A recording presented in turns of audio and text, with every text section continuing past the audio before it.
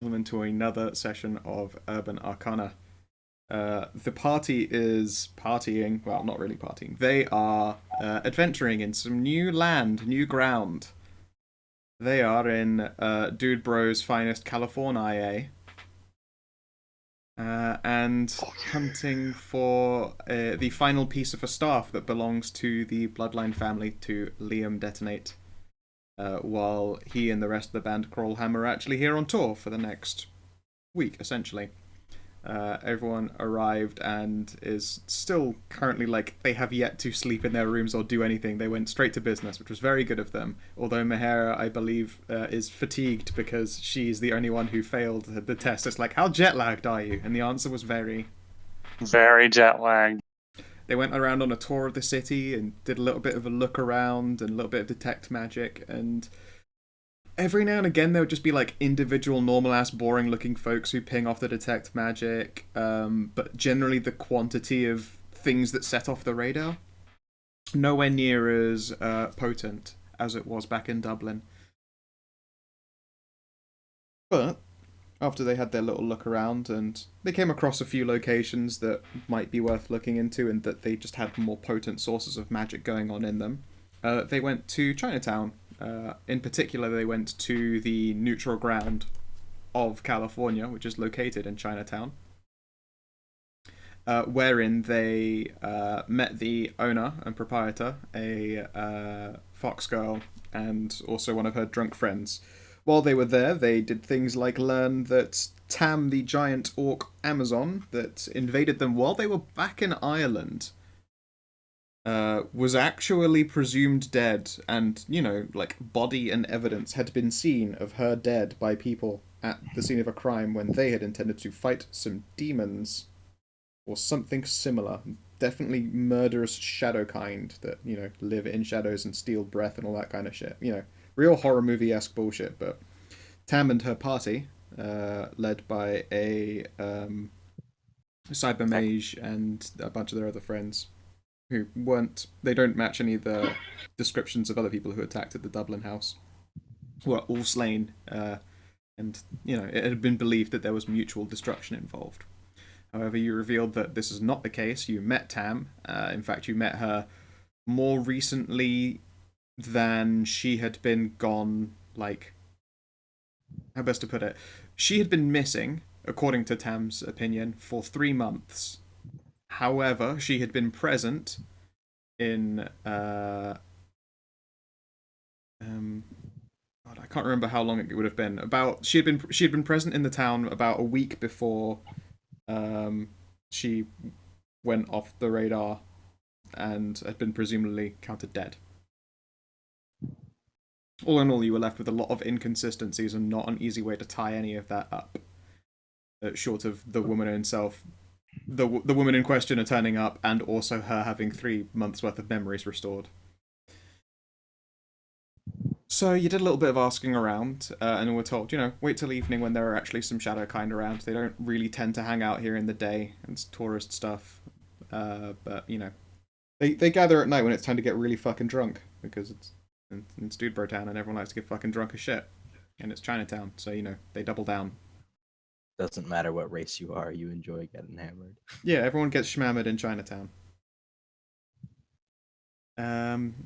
And while Dr. Hunter had an extended talk trying to figure out leads or anyone who might be weird and trying to get the neutral ground to give them a little bit of extra advice, the rest of the party, they went to go and see Bindlesticks. Oh, gee. Bindlesticks, the gnomish yes, wizard, and his Bindlesticks. arcane emporium. How did I forget about that? Fucking Bindlesticks was a true I don't know hero. how you forgot that accent. Oh, yes. That fucking thing haunted my nightmares. I don't know if I had the energy to bring Bindlesticks' voice back, but we'll see how it happens. Is there anything that you guys do before, letting evening come by? Did we actually learn anything from?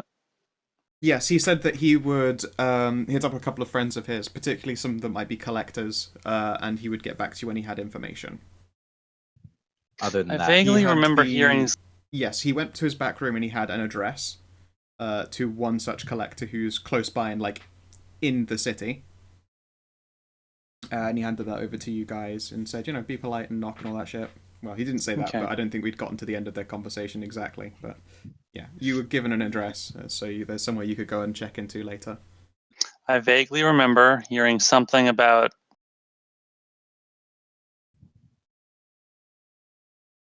About what? Will we ever know? I don't remember what it was called. Awesome. It was something to do. It was something like a glamour. The Yes, glamour market.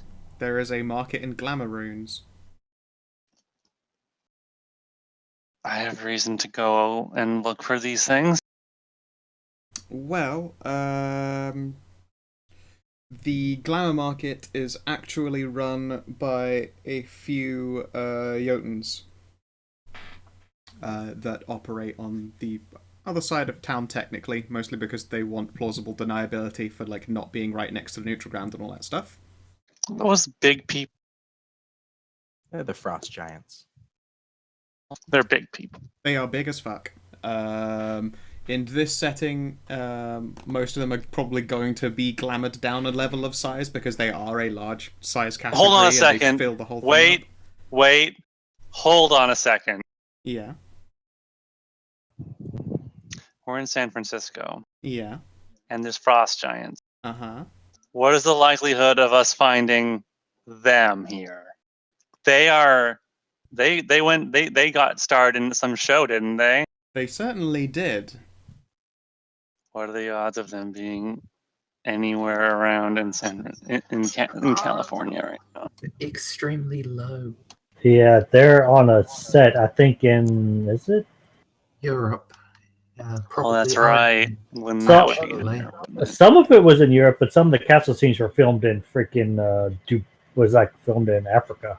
Okay, never mind. Yeah, no. Sadly, the chances of them But- being Oh, here are well. not Given- exceptionally high. But given they're Oh, well. playing like the Lannister twins, King's Landing was mostly Malta, I believe. By the way, I know we did some window shopping at Bindle Sticks, but did anyone actually buy anything? Yes, Simon bought a book on how to do magic, essentially. Ah, all right.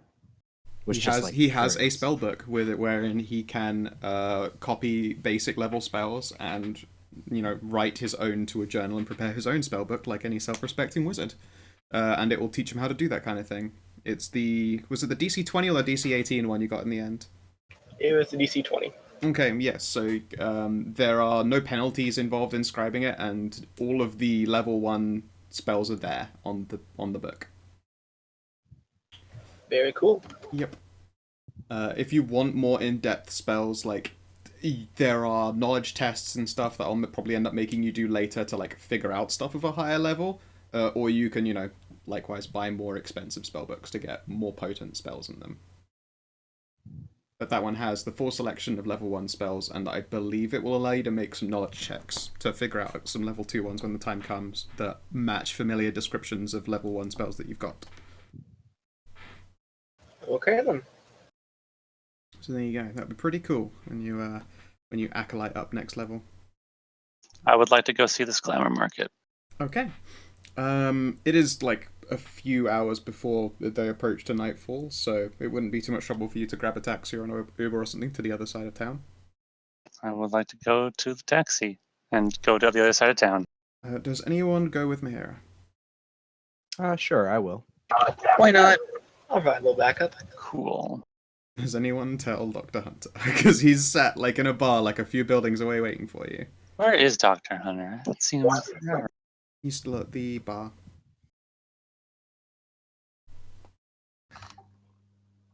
We didn't leave him behind in No, Europe. he chose to hang out behind while you guys went there. And he I'm continues just in trying to. quiet I'm pretending Well- to be a very tired, very sleepy fairy. I, I'm not quite aware of all of her surroundings at the moment. given that it was actually John that was told about the glamour market, not the rest of the party, I assume that we have to group up Shit, again that's right. first. Yeah. I guess we're gonna go back to the bar then. Sure. Pay no attention to the increasing number of tokens I've put in there. They're for later. There is much more. Yep. And so it's not packed like the broken table ever gets, but that's vaguely how it will look later that evening. Do Also, I see fan art of Marcy and Princess Bubblegum? I don't know. All right, never mind. Also, I love this picture. It's nice. He's smoking. She Oh, sorry. gender shaming that elf. How dare you? Just because I sort of look like that too doesn't mean we all do. Yeah. Yep. I'm still upset I don't have a very fitting token. Yeah. One day. I have a bunch of that elf. It's a fun token. There you go. There's her in an obvious, like, the ribbed turtleneck sweater. Hmm. The hair down properly. And another very obviously female one.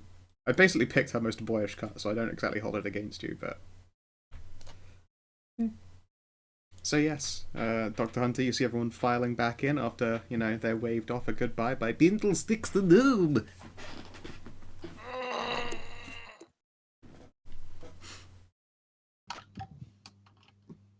Welcome back, everyone. Any luck?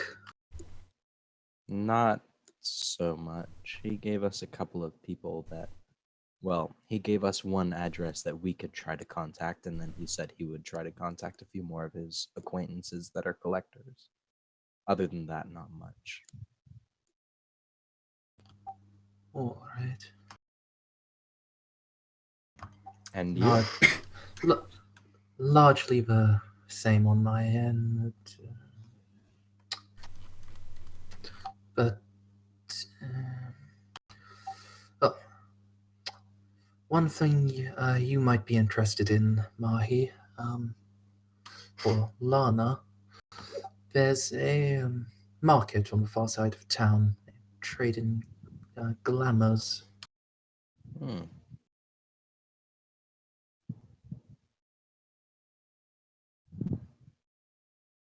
Do you actually want to go there right What? now, Mahira? What? Sorry, I think I nodded off there for a second. What? I really need to go to bed. Poor The Mahi good does look doc- very, very sleepy. The good doctor was telling us about how there's a glamour market apparently on the other side of town. It seemed like something you'd be interested in, but if you're too tired, we could go another time. Oh, wait. Glamour. No, that sounds really great. Hey, Vax, did you know that it might just be me being really tired, but your voice sounds a lot different. You You're sound probably just tired. It You should be back sound to more normal in the handsome next for 2 some weeks. reason. I don't know why. It's true. Wow. Okay. Every single member of the party has an existential crisis as the walls start to crush in on them as the fourth wall cracks and trembles. That hurts. I gotta see if I can adjust the mic quality on my other good headset if it's that different, because that one has such better sound quality. So whenever I'm listening to music or something, it's just Apparently, this other orgasms. microphone I have also has better sound quality, but it hurts my head to wear it, so I don't. So I let it collect dust in the corner Ah, on the floor because I don't like it. Boo hiss boo. This other one I have, the one the one I'm using right now, the wireless one, is perfectly shaped for my head. The other one is kind of shaped for some kind of mutant man with a box for a head. Yeah. those are horrible. Mine is just right. Regardless, back in character. Yep. I suppose sleeping could wait a bit longer. I would like to see this place. Maybe I could go. Maybe I could get a souvenir for Lana that doesn't make me have to sell my soul again. Well, maybe not that much. Maybe not. Not selling your soul would most likely be a good idea. Yep, the Kitsune barmaid is just sort of watching and listening with interest, and then you just see her like reach under the counter and she pulls out, which to Mahe is probably a relatively large sized energy drink, but it's like one of those mini like we mix this in a shot glass for you kind of energy drinks, and she'll slide it over the counter to you. Thank you. And she'll smile and then twitch her tails. I hate being jet lagged. I'll be much better tomorrow when I'm not tired. You're not the sleepiest widow, Fairway. And if I didn't have to go out, if I didn't have to wear this glamour all the time, I would be asking for so many piggyback rides. I mean, you're still quite a lot smaller than a number of the members of the party. Yeah, but not when I'm going outside. Walking around in front of people. It's true, they might judge you with their judgy eyes. Okay, alright then. And yeah, calling over a taxi isn't an issue. And it'll arrive and a couple of you can pile in. Or as many of you want to as want to. It just conveniently shifts into a van when it sees we're Shadowkind and there are lots of us. Well, I mean, it's being called from this bar. She probably has, like, 2 different cards, like, call this one if you're after people who might need carrying home and then too drunk to disguise themselves as not a centaur. As not a centaur. They'll get charged a lot of money later, but at least it works for now. Fair enough. I think I'll go. Okay. Okay, does anyone else want to go window shopping and or shopping? I can stand some window shopping. Alright, cool. Well, just tell me if you did or didn't, regardless, whenever you travel on. I'm not moving anyone off this map anyway. I don't have an extra one for the Jotun. Okay. So we'll say a minivan turns up for you, and you're all able to pile in. It's an inconsequential amount of money to at least one of you in the party, so there's no purchase DC cost. I'm pretty sure at least one of you is still stinking rich, so it doesn't take them anything. It ain't me. I think it might still be Simon. I think he's still rich as fuck. I'm just down to moderate 14. Yeah, I think you're probably able to pay for most like random bills without taking an impact on your income. Yeah, same with Dirk. I got like a 15, I think. Alright, I've got a 14. I thought that was pretty No, low that's compared good to the party. money. I forgot about the castle draining everyone dry. Yeah. Regardless, okay, so we're in a minivan. Yep. Castle when we were excessively wealthy. Yeah, the castle was a good way for me to fucking shave off some of that wealth, and now next I'm hoping your next purchase is going to be like an Abrams, so that I can take away more of your purchase DC. I mean, sure, I, as a DM, would be aware that I'm giving you a tank, but, you know, we're going to make sacrifices somehow. Oh, it's not like we're gonna use it on anything at all. Well, I mean, We're high enough level now that we don't even statue. need a tank. We have a tank. We have Sandra. There's only a limit to how many people can climb inside of her. I mean, it works if they're all dwarves. I don't know about that. She was with a bugbear. That's true. I guess, yeah. That's true. In fact, I believe that she's got what we like to call now disabled access. You can get a wheelchair and a ramp in there. Fucking ramp. Alright. Oh shit. Oh goodness. So yes, when it arrives, you're taken across town to something a little more dockside looking. And there is a, how best to put it? It looks like a tanning salon actually. At least on the outside. It's one of those ones where they've got an adjacent door that someone scribbled graffiti onto, and it looks like, oh, maybe whoever owns this place lives upstairs and there. But you were told that that's actually the entrance to the place that you want to go. And you guys yourselves, you're awakened and you can see that there is 100% like weird magical glowy stuff on the inside of the door. Basically like a, hey, over here, dumbass sign. that you would only really see if you were able to pay attention to magic happening. Oh. And, knocking on the door and pushing on it will allow you inside. Once you get inside, the building is way, way, way larger. The actual tanning salon itself must not really take up much building, because it opens into a narrow corridor that is a bit of a squeeze for Dirk at the very least, because he's a big boy. But once you've pushed your way through, there's a wide opening. There are a number of lockers placed up against one wall, with some changing benches and stuff like that. There is a desk with one exceptionally tall, lanky person with a bald head and a shortly shaved beard, covered in tattoos. He's just sat right there behind this desk. There are a number of... They look like, IKEA made up cupboards just around him and dotted in random places that he's just sort of scrapped together and then plonked there, and fuck knows what's actually inside them, because there doesn't seem to be any rhyme or reason to how they're laid out. If you would like to, everyone is welcome to make perception checks. Let's do it. It would be spot as opposed to listen in this case. Dirk can do spot. I will take a voluntary penalty on my spot check. Sure thing. It doesn't fucking matter. Fucking sucks. You're into your second wind after that energy drink, I guess. I guess so. She gave you red centaur. Gives you hooves. Wow, I didn't know Sandra's spot was just completely neutral. It's a wisdom skill. Yeah.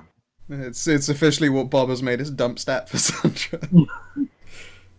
It's the dumpiest of dump stats. Okay. Alright.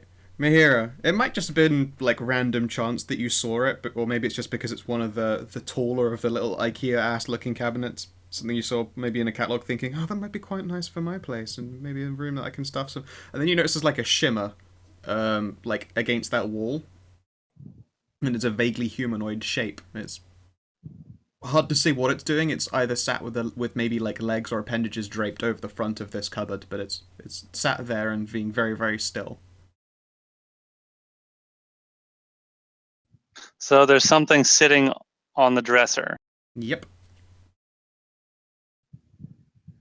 Do any of the rest of us spot it with our No, checks? it was actually a pretty high DC right there. All right. How big is it?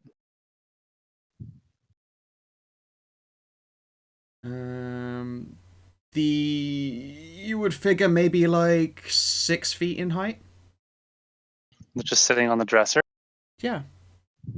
Just sat there. How nice is this dresser? It's as I say, it's the most standout. It's the largest of these little IKEA dressers that you've seen. I like this dresser. And the man behind the counter chuckles and goes, "How do you, little fairy?"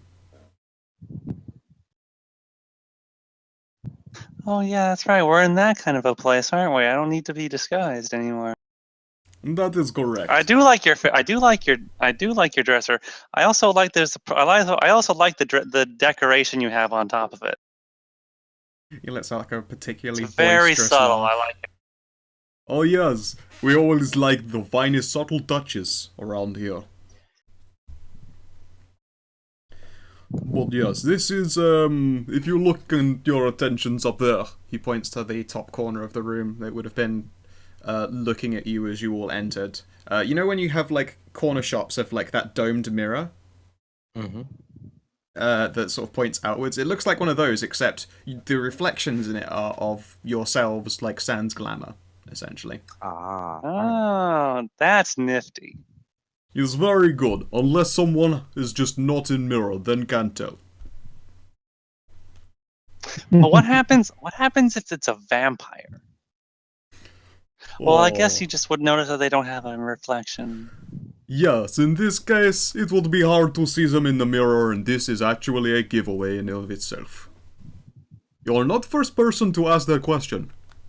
Also, there have been vampires here before, so it's proven fact. I always thought that was just an old wives' tale. No, they are impossible to see in a mirror. Very distracting. In fact, last time vampire came in here, they needed a way to make a reflection so they not freak out their friends when walking at night. Sandra just looks like Sandra in the mirror. You find out you are not a dwarf in glamour who's been a dwarf the whole time. Damn. The whole time you've actually, it's been like some kind of Fight Club situation where you were a dwarf back in the day and you had yourself changed over. It's a secret identity that only shows itself when it's shit fucking hammered, which is technically most of the time. Sandra the dwarf. Secret dwarf. Secret dwarf. So sneaky. So secret. So sneaker. Keep it secret, keep it safe. Well, yours. Can I? Oh, okay. So can I look in the mirror and see what's sitting on top of the table? Yeah, you have to turn to like angle yourself a bunch to actually make them out. And what you're looking at is, let's see here if I can grab a token from them. I'll just pull it into this into the bar so you can see them. I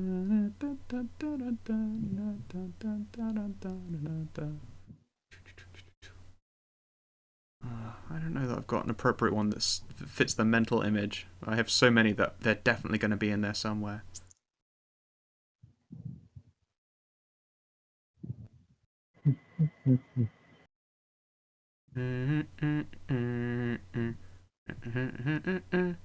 Beep, beep, beep, beep, beep. Oh my god, there are so many fucking tokens, Jesus Christ.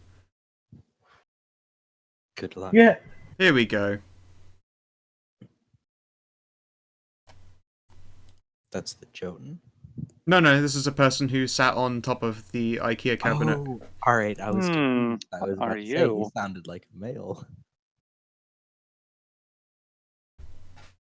Well, yes, it appears to be a pale-skinned woman with sort of a vaguely villained-looking face, with brown dreads for hair, and some punky-looking goggles are sat up on her head. She's dressed in essentially just a tank top and pants, although you can see that there is, like... How to describe them? In fact, you nailed that perception check before. So you turn those same curious fairy eyes onto her reflection, and you recognize what she's got are, like, throwaway tase cartridges. Like, just in a little bandolier around her leg. They probably are throwaway ones because they've just been overcharged or something. Like, you know how it is. You can burn out the battery if you really want to do someone fucking with those things. So she just keeps extras.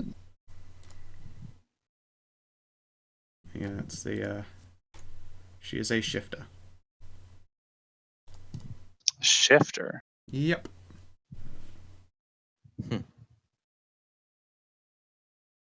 In her case, And a she- long tooth.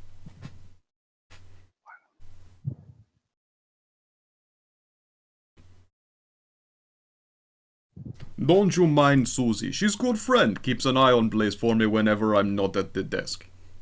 Oh, I see.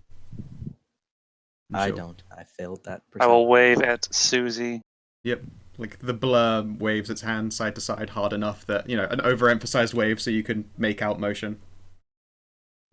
Like, it's literally as if someone had the chameleon spell on, and they're just sort of sat there against the wall. I was wondering what you two were talking, or rather, who you two were talking about. Yes, don't you worry there. So, I take it you are new in city. How can I help you? Yeah, we're visiting for a little bit. I heard something that you were selling. That I heard that someone around here, people around here, were selling something called a glamour rune. No, why yes. Although I see you already have very potent glamour on yourself. Is it for friend over there? And he points towards your demonic drow companion who just sort of wriggles about in a hoodie for a moment. Yeah, it is for someone I know. I don't. Although I'd like to get one without having to make a deal to a fairy. Oh, I see. Yours is proper fake glamour, huh? Hmm. Well, I must confess, mine are not quite as versatile as theirs, but also I would argue my deals are a lot fairer in that I trade for money or goods, as opposed to, nebulous promises to the greater darkness. Yeah, I have no idea what they're gonna ask me to do, but I kind of needed it. I didn't want to. I mean, I could just go around pretending to be a child all day, but I mean, Well, I then can't how get would into you bars drink? like that. Exactly. Then you can't drink at the bars. That's terrible. I can't even buy, most video games like that. I wouldn't actually buy any video games like that. That would make things horrible. Yes, quite terrible. I understand, and it is popular problem. Although there are not many fairies here in San Fran, but they are reasonable enough numbers of smaller folks who do not want to look like smaller folks. So, as I say, mine is not as, it does not adjust itself to wearer in same way. It has to be designed from outset, and it is very static appearance. Is his only downside. So please, describe person who will be wearing this thing. Now, what do you mean by a static appearance? Let us put it this way. If you were to remove your glamour and put it on someone else, it would make them look different to you, yes? I did attach my glamour to the person in question, and it had a little trouble at first, but then it seemed like try again after it failed the first time, and then she changed. Yes, and I take it she didn't change to look like you yourself. No. Yes, you see, my products will only do the one appearance, so if it go on you, it look one way. If it go on someone else, it still look one way. Although there is accompaniment that must be done. It sounds like your friend is hard to accommodate for. Are they very, very tall? No, it's just they have a very unique appearance. They're not the kind of shadow kind that would be able to blend in at all. Ah, I am of understanding your meaning. Have you got anything like pictures? I see what I can do. And the hare will pull out her cell phone and will flip through it for a second and will show a picture. Oh my Lana. goodness, she's such a little cutie. I know, she's adorable, but Right. she just stands out so much. Yes, I can see how this would be problem, even with people being blind and ignorant as they are. That is complicated. Oh goodness. She's the kind of shadow kind that people won't ignore. Yes, this is correct. Although I have an idea, but I do have an idea for sometimes. Never mind. Oh, yes, No. sure. One moment then, please. And he pulls out a little notepad. Anyone who observes sees that he's doing like a little bit of maths, just like literal basic maths of volume by the looks of it. He's looking over that picture again.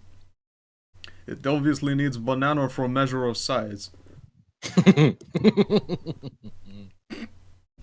Sorry, couldn't help but meme a little bit. But here we go. Okay. It looks like as far as her person volume, it is equivalent to actually little bigger than normal human person. So let's see here. She is quite young, however, and she will likely grow. I will try and get one then that has a little leeway with volume conversion. Okay. And then he pulls out another piece of paper and just starts drawing on it in actual runes. It's probably a language you haven't read before. You're welcome to make a knowledge shadowkind. Indeed, anyone can do so if they would like. Alright, I'm gonna take a roll. Oh, I don't have. I'm pretty sure that knowledge pop culture anime wouldn't help. No, it wouldn't. Shit. One day. One day. So, pop culture anime. A 3 is gonna Do we have to be trained in knowledge shadowkind, or can we just make a flat d20 plus a modifier if we don't really know it? It's a skill you have to acquire through having done some research and stuff, but you guys have been around them long enough that you can technically make them as base tricks. If you're a shadowkind, you already have it trained as well. Look at me rolling a 19. Dirk's a fucking Fucking Dirk, you've seen this before. God damn it, Dirk. He's so Have good. I seen this before? I did get a 3. I've always seen them before. Remember when I nat 20'd the Displacer Beasts? It's true. It's true. I Okay. just can't recognize Draconic. It's very true. Alright, so you've seen these kinds of runes before, because someone you used to run with had them on him as tattoos. What they said they had written on them was a serial number.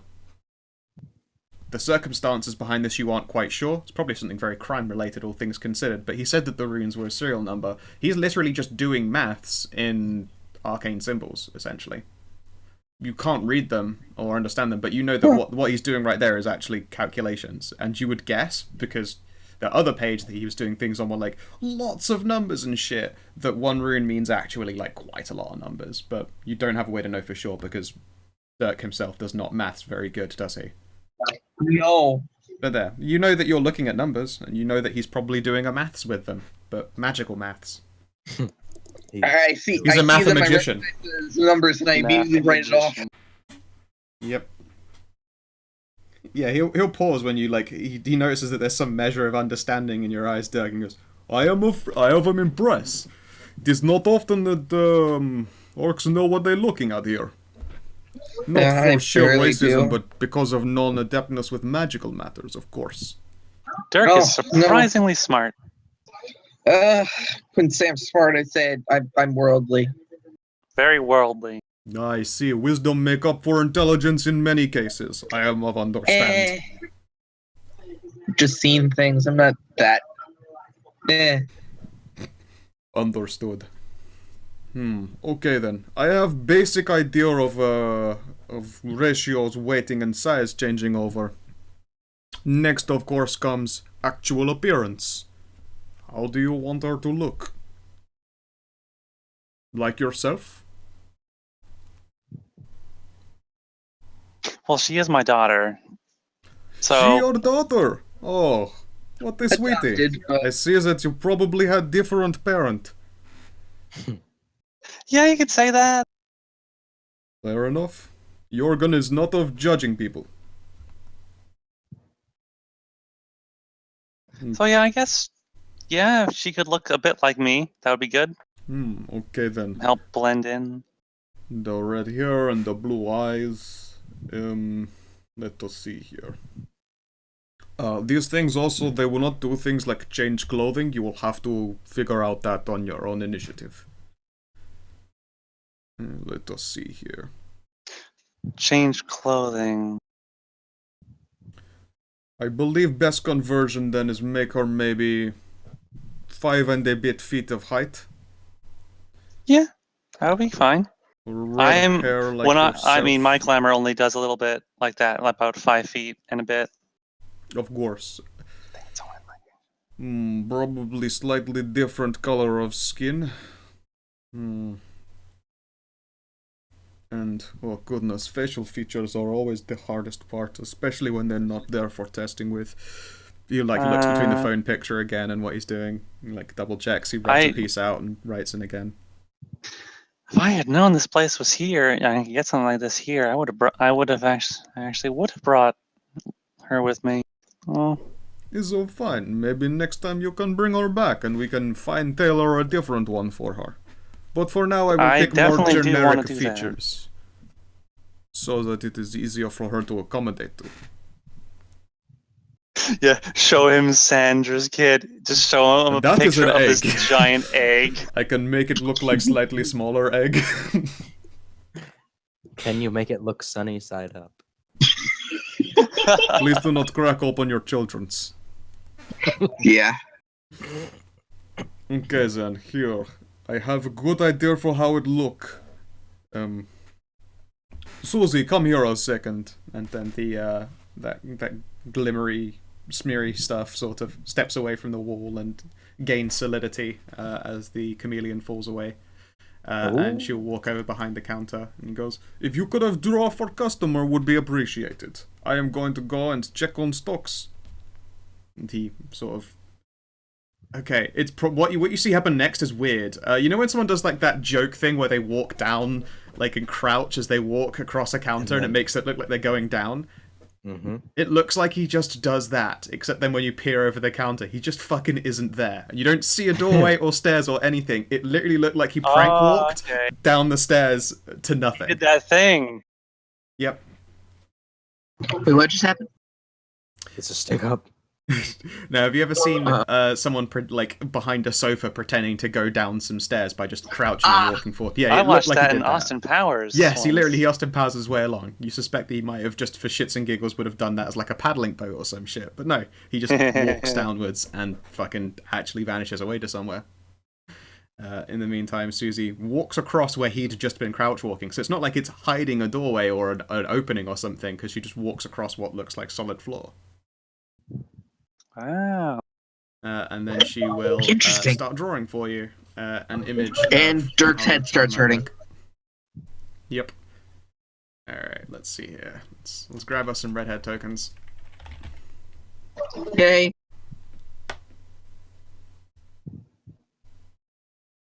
All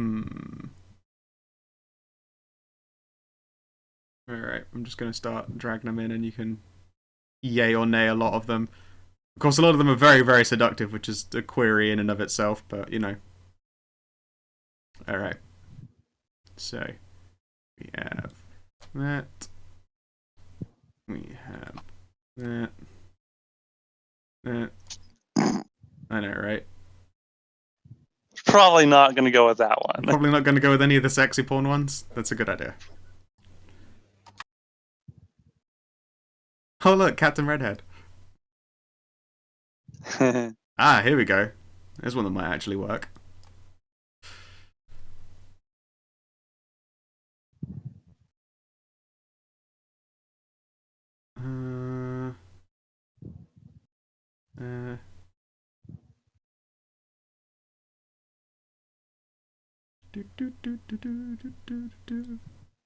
Bit of Wind Ranger. Right, there's a cheerier one.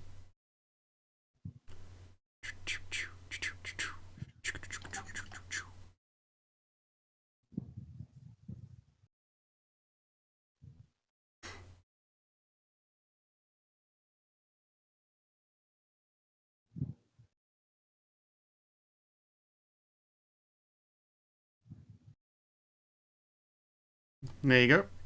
A vast collection of redheads. Does any of them strike your fancy for Alana?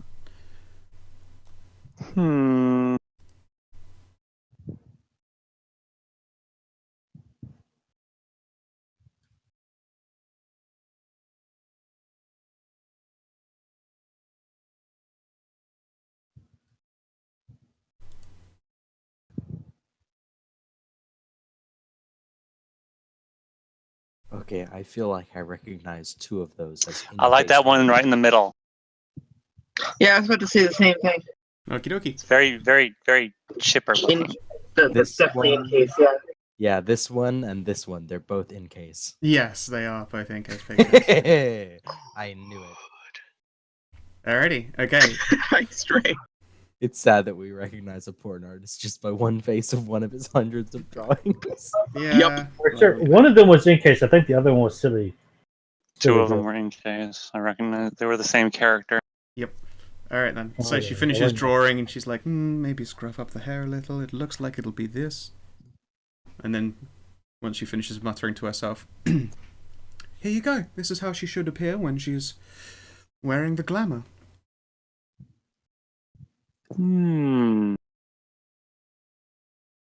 That might work. That would work. So can you tell me some things about this glamour stuff? I'm not an expert, but yes. So, like, I mean, Mahara will reach over and we'll just pick something up. So, like, my fairy one has a kind of like weird physical state to it, right? So, and I can like my glamour self pick stuff up when my physical self couldn't possibly reach that far. Does these ones work the same way, or is it just it's not just an illusion, right? It's not completely an illusion, no. That would be too inconvenient. It's probably a lot more limited in capabilities to that one.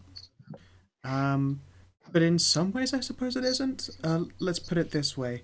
I don't know how your glamour works, but how much impact can it resist? I could get punched in the face by someone not Dirk, I think. Before it And it might not. It might not pop. Might not pop. All right. In this case, sufficient physical trauma will just penetrate the illusion, but it doesn't technically break it. Tell you what, one moment. And she will reach into her pocket and pull out what looks like a little rune stone, and it's on a silvery cord of metal. She just pulls it on over her head, and then rubs the front of it, and her appearance shifts to an entirely human one. It's essentially the same appearance, like, the brown dreads, the brown eyes, but all of there's nothing feminine about her at all. She just looks like a human with hippie dreads. And she'll hold out her arm and go, "Please, press your hands down."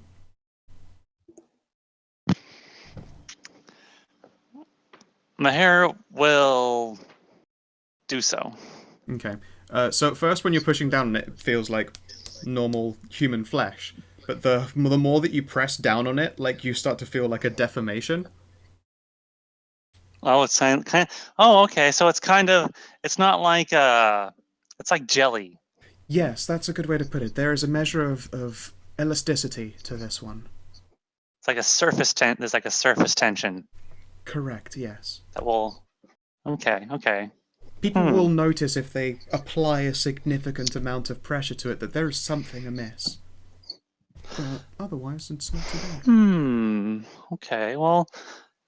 No significant booping of snoots, then.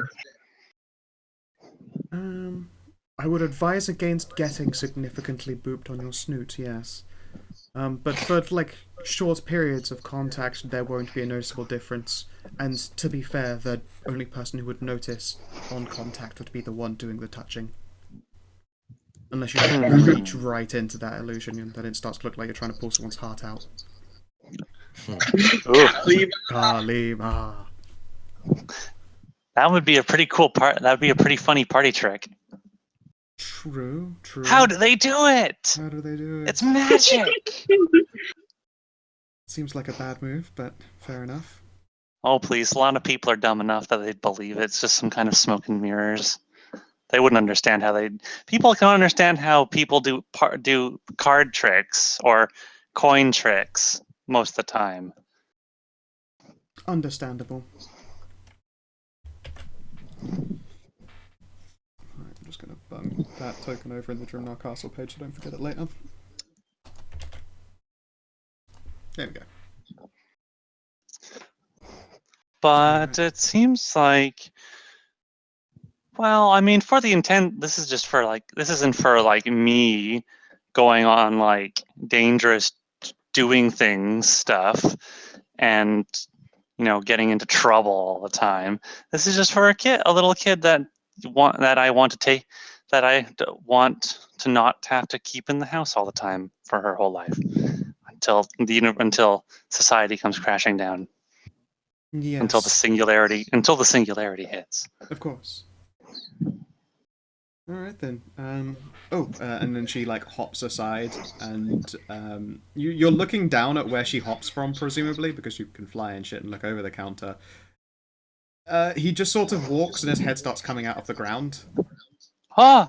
And Jorgen will just walk upwards. To everyone who's not looking directly behind the counter, it just looks like he's doing a reverse version of the walk up the counter trick. It literally looks like two different events based on whether you can see where he's coming from or not. And she was standing there just a second ago? Oh, she hops backwards when he started walking over there. How do you do that? That's really cool. It's very complicated. It's actually more than one illusion happening at twice. She was standing there just a second ago, and now you're walking through it. Yes, this is true. It is much too complicated to explain, but it is simply put series of illusions happening at once. More than one enchantment woven here. There is one on floor, there is one on disc, there is one that is not technically illusion, but basically is illusion. As I say, complicated to explain. It's wizard shit. It is some super wizard shit. I'm very good at what I do. That's good. That's good. Speaking of, and he'll peer at the picture and goes, yes, this looks exactly like what I was expect. Okay then. And he like drops what looks like if you ever had like a little toolkit just full of paints and shit for doing your Warhammer or whatever. Like he just looks like he pulls that out and just dumps it onto the top of the counter. This will take me a little while to make. You're happy to wait for like hour or so? There is a bar nearby if you want to go over there. Let's face it, this is San Francisco, there's bar everywhere. I could wait, yes. So before I'm gonna ask another two more questions. One, you said something about clothing being an issue. What do you mean by it being an issue? Because your friend here explained how explained the more like the jelly-like quality of the glamour. That if enough pressure is applied, stuff starts to go through it. Of course. But picking very, very heavy clothing is not of great suggestion. Okay. For instance, if you were to wear like really big backpack, then bindings would be seen going through shoulder, at least a little bit. To most casual observers is totally inconsequential. They will just assume it is digging into flesh or something. But this Lanor is quite a small person, so doing so would be a much more obvious deformation.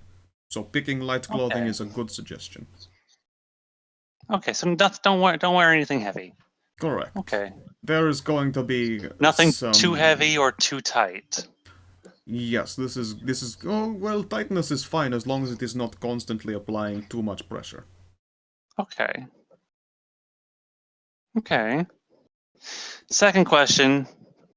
I don't have to make any kind of amorphous, vague deal with you for this. How much do you sell these for? It's 14 purchase DC. Oh. I could handle that. Meets beats. Yes, okay. It's simple purchase. I find that most are willing to spend this amount on it. It used to be more expensive, but a lot of people who come here for glamours need them in order to get work in first place. And they usually make for good repeat customers, so I charge a little less these days. Okay. That's not so bad. All right. I will... All right. Yeah, sure. Sweet. I'm fine with waiting. Okay then. As he says, it will take him an hour. Do you just hang around in the shop and wait? Also, he does have other stuff for sale apart from just his glamour runes. What do we got? Tell you what. Can you roll me a D100 and I'll see if there's anything remotely relevant to your interests. You're hoping for higher numbers. Higher numbers is my middle name. No, that looks like middle numbers to me. Yeah, but you know what I mean. Let's see here. He has some magical leather boots. And I mean leather in like not fantasy leather, but more like a pair of Doc Martens or something. Proper punky leather boots with steel toe caps and shit like that. So like combat boots. Does his role apply to all of us? This is just for each of you. It'll be whether there's something that is of use to your character. Because he's got like lots of miscellaneous bullshit, but I decided, you know what, let's just let fate decide on an individual basis if you find anything worthwhile. These are boots called like... It's hard to tell if they're called the boots of the Long March or the Hall March. And essentially, whilst wearing these boots, anything that you lift counts as being a size category smaller, and you are able to go twice the amounts of duration without having to make rolls for being tired or fatigued. Become even more pack mule orc. Yeah, no, it would essentially allow you to like say you would lift like a 2-person high sofa. It would become to Dirk like lifting a 1-person chair. Like anything that you try and carry while you're wearing these boots feels like it is essentially a size category down. Half isn't quite exact because there's differences between large and small, etc.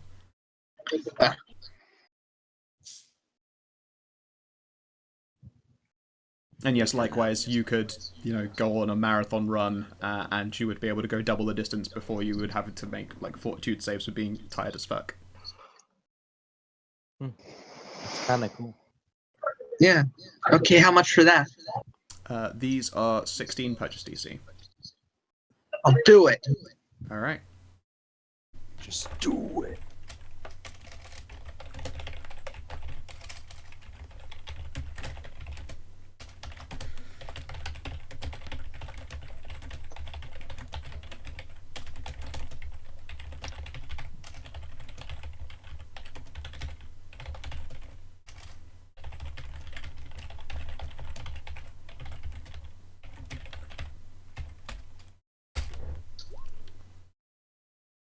Yep.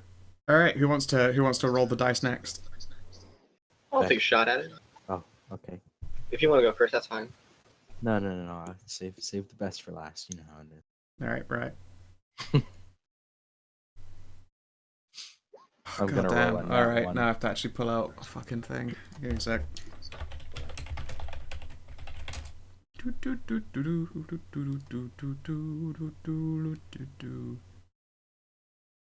Well, can you roll me a 1d6? Hmm. Fuck. Okay then.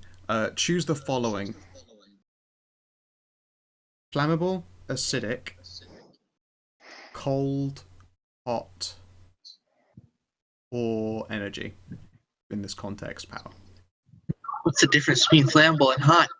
As in temperature hot or on fire. Let's go energy.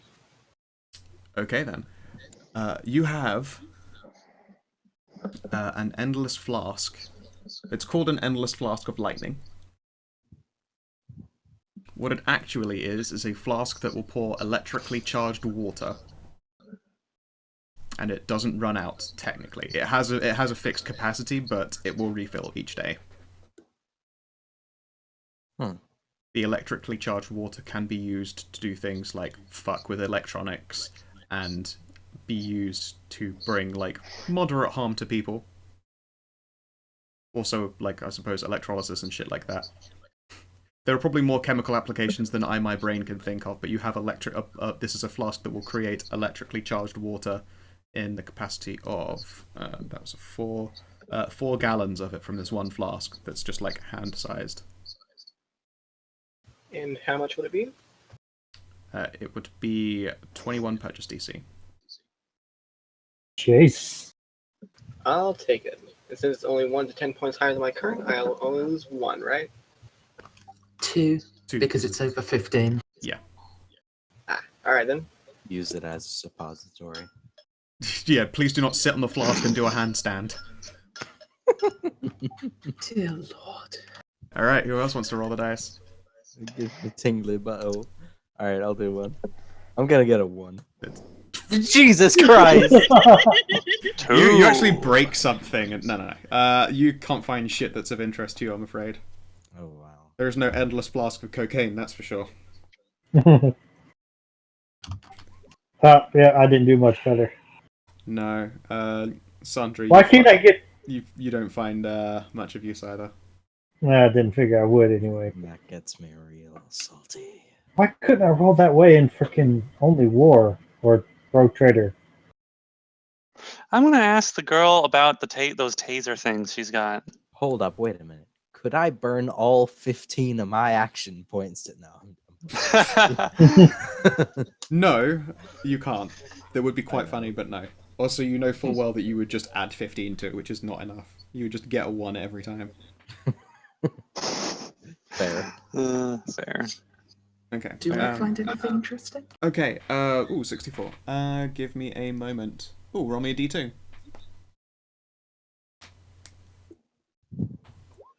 Okay. Flip that coin. It is something usable as opposed to something wearable. D6.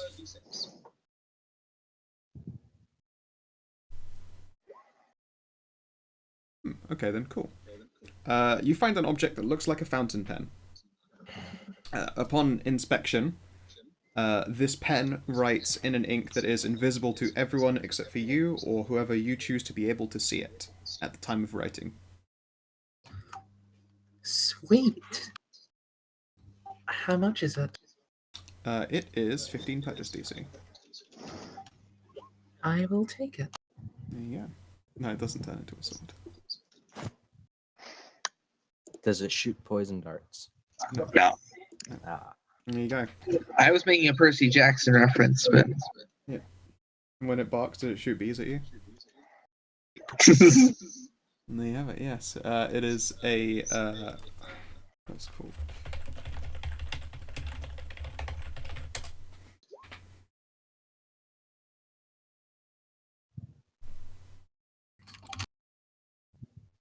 Quite literally, whenever you write it, it's a softly glowing ink that you can always read, and then whoever you're thinking of at the time, and that could be multiple subjects, are also able to read whatever you write. I do like that I keep getting the magic items that are basically just be a spy. You generally you've started to tilt further and further into super spy. You'd be set if it weren't for the fact that Mahira is wearing the James Bond watch. Yeah. It even has a little laser beam in it. I love that watch. I think it's cool as fuck. It's pretty cool. Okay, and then eventually at an hour it is done. You see that throughout the process he's been like gently chiseling away at a stone chip and then just painting on it with what looked like regular ass paints. And then he flips it over, and by the time he flips it back over again, it's dried and he can do another face. And it just looks like he's done a very small number of those runes that he'd been doing before, but once held close together, it all just looks like one solid rune. Like pictures in picture, essentially. And then when it's done, he will slide it over the counter for you. There we go, it is complete. Should work just fine. Amongst your friends, maybe someone could try it out. They are of similar weight to the conversion. You there, and he'll point at Dr. Hunter. You are roughly tall enough. John's 6'1". And he said it would be above average human height as far as volume conversion is concerned, so... Yeah. Alright, do you put it on? So, like, what do they do? Do they have to, like, hold it or put it in their pocket, or...? While you're wearing it, with your thumb open like this, and he just basically does a thumbs up, with the side of your thumb pointing inwards, so, you know, we want to make sure this is not an action you can do by mistake on purpose or something stupid like that. With the inside of your thumb facing downwards, you just stroke inward and follow the line of the rune.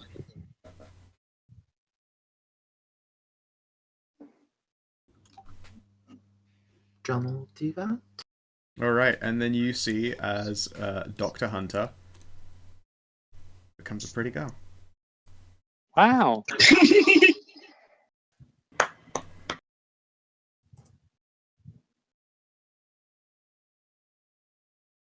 Looking down at yourself, you appear to have roughly C-cup breasts and moderate body size. Everyone seems a little bit taller than they did a few moments ago, that's for sure. You've lost like a foot of height. I think it worked. Looks like it worked. The voice that comes out of you it's still unmistakably Dr. Hunter's voice, but it is slightly more feminized. It is not a massive change as you would expect, but it's altered at least somewhat, so it doesn't sound alien coming from his mouth. Is it really bad? It's so bad. Ugh. It's Four Loko Blaze. Oh, so does it just actually just taste like bong water? It actually just tastes like it's trying to set my taste buds on fire. Nix, why? I'm dying right now. What happened? Tried a new Four Loko. I'm drinking Pabst and he's drinking worse than me. Yeah, you both should be ashamed. That said, I've still yet to ever try Four Loko, and I want to say that I did. You're Only missing beer out left on the in house. majority of the experience, to be completely honest, because it doesn't have the energy drink in it anymore. And that was what gave it a real kick. Oh yeah, yeah. I really wanted to try it back when it was like, this'll fucking give you a stroke. I'm like, yeah, like set me up. your heart was either beating so quickly that you couldn't feel it anymore, or it stopped altogether. There was no in between. Still tasted like shit though. It was still horrible, but even with how bad Four Loko usually is, like it usually mixes pretty well with just a 40. But this. Bad. Oh well. It's actually managed to ruin the entire 40, and I have to drink it because I threw away money on this shit. Well, plug your nose and hop to bed. Pardon my gagging noises throughout the rest of the set. Of course, of course. I recommend just using a really cold straw so that you can't taste it on the way down. I don't have a straw. Oh, that's unfortunate. A straw will save you from drinking most things that are foul that you need to get in you because it's got alcohol in it. Alright, so yes, Dr. Jonathan Hunter looks like a cute 5 and a bit foot red-headed woman with facial features not entirely dissimilar to Lana's own. Only adulted and human-ended. Nice. That looks like it will work. I cannot wait to bring this back to Lana. There you go, and Dr. Hunter, you feel pretty.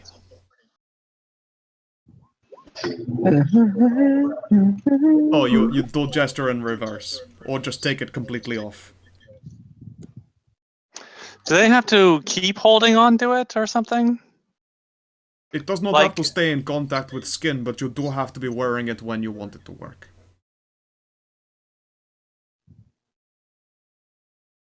A glamour is not good unless it is on your person.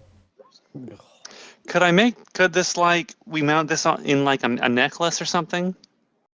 Well, yes, I mean, this is essentially already a necklace, and it is, it's like a cord of silver and metal that's punched through a hole that's in the top of like a smooth stone that's got a rune carved in, well, a series of runes carved into it, into the pattern of a singular rune. How big is it? It is the size of, I'm trying to think of your American currencies. What's the largest coin currency you've got? It's about that big. $2. Oh. Yeah, probably a toonie. Yeah. Okay. I could probably have to make it a little less conspicuous, I could probably have a jeweler make a locket out of a locket housing and then just keep it inside. As long as they are able to touch rune with their finger and, well, with their thumb in order to to directly activate it, then yes, it's not a problem. Yeah, or, yeah, that would work. Okay. This is good. This is good. I am happy. Glad to hear you like it. And yes, Dr. Hunter then looks like Dr. Hunter again.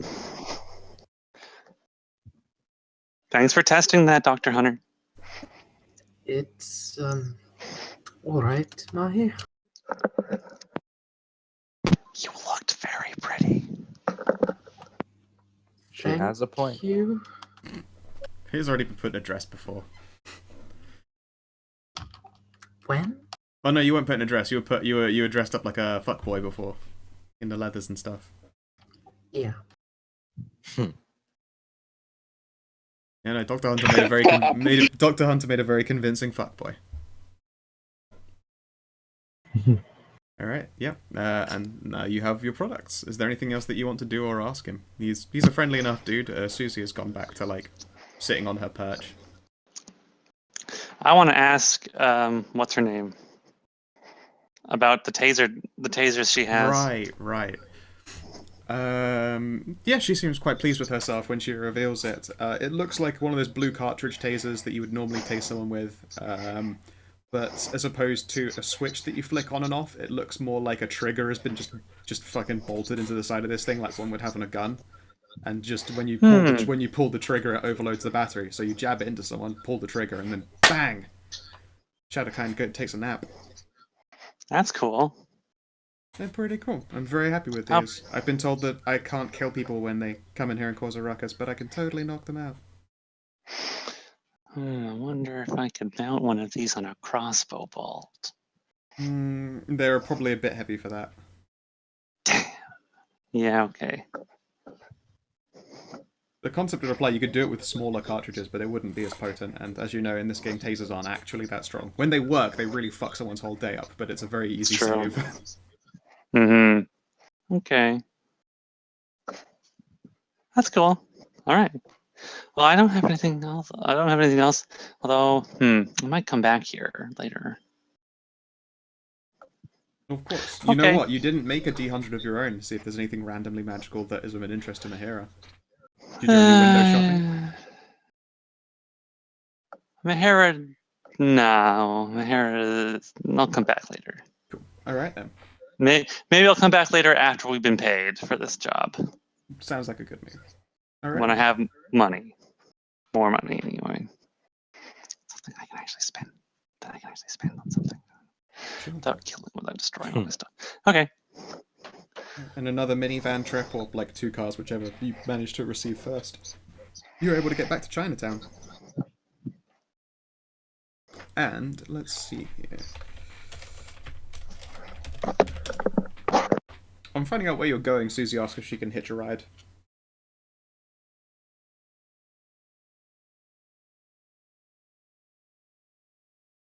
Yay? Nay? All right. Yeah. Cool. And she will just hop into the car with you guys. She said it's been a while since she's gone and taken a break, and she promises that she'll bring back something for Jorgen. I like the goggles. Ah, thank you. They're vaguely magical. Only vaguely? It's not a strong enchantment. I'm not that good at it yet. Oh. And she lifts them down and says that she gets it's like a targeting reticule, not a very good one or a very sturdy one, but it's sort of like assist. It's sort of like life aim assist is how she describes it. But it doesn't assist very far. It is quote unquote +1 to attack rolls. But you know, she's happy with them. Oh, I could go with something like that. It's a HUD. Yeah. Yeah, it's like all those gamer mangas where it's like, you have the ability to see an RPG HUD, which makes you a fucking god in this world. No. Yeah, it's essentially aim assist goggles. Cool beans. Yeah, and then when you arrive, people. People. Oh no, not people. People. They're everywhere. Oh boy, people. So yes, the Kitsune is there at the bar, although she doesn't seem to be doing actually any fucking work anymore. She's just sat on a stool drinking. The best kind of work. Exactly. There is instead a elven woman who is not smoking a cigarette so much as she's just chewing a cigarette. And she is serving drinks. Oh, I've just pulled out that money token again. Oops. The same guy as before is there, although he looks halfway to dozed off town while an interested Tanuki woman is talking to him. You can see off to the side here is a curious human, you think, girl, although she's quite small, looks a bit too young to be here, honestly, speaking to 2 tieflings. Ooh, tieflings. There's a big floppy-eared kitsune woman walking back and forth, and a cat, and a dog. I don't see the Kitsune woman. Or is she under Hunter? She's right here next to him. Not seeing her. I see her. Really? Yeah, I see her too. Huh. She's Yeah, I see her as literally well. right next to him. Yeah, it's visible on my screen. Oh yeah. Alright, I'll plug it to this Yeah, one and pull her back out no, again. there's Anything? there's it's just a blank empty spot there next to Hunter. Very strange. But yeah. Well, she's got blue hair and cat ears. And then the bar is a lot more packed out. It sounds more like an actual bar where people go out and drinking. Like there is random background noise and all that kind of shit going on. Everyone has to talk a little bit louder to be heard, and drinks are being had. By the looks of some tables, like you couldn't have been gone for more than a few hours, and like there's a table that is already like just all empty shot glasses. Oh yeah, there's also a very fine-featured elven woman who is sat at the bar. There you go. In the Discord chat there.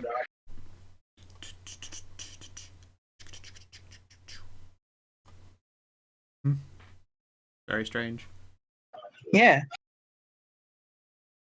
Well, everyone else should be there is there at the least.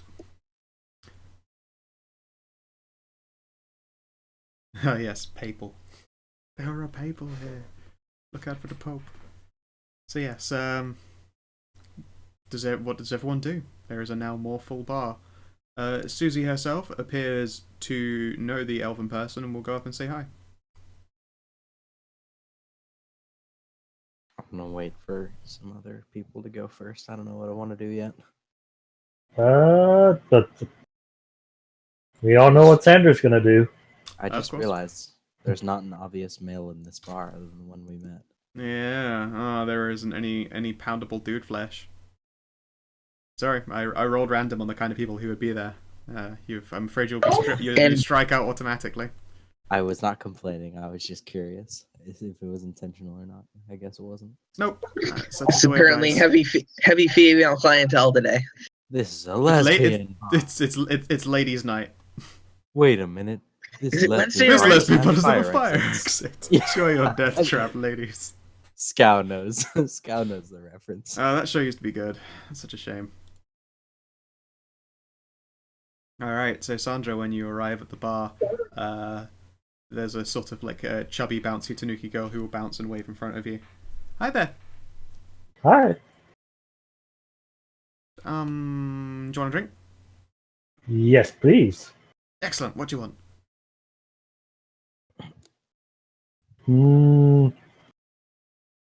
I haven't decided. Should I just go straight for the hard stuff, or should I just see what all you have to offer first? That's whatever floats your boat, dude. Chinese Mai Tai. Well, I'll see what Kitsune whispers it in your ear as she walks past.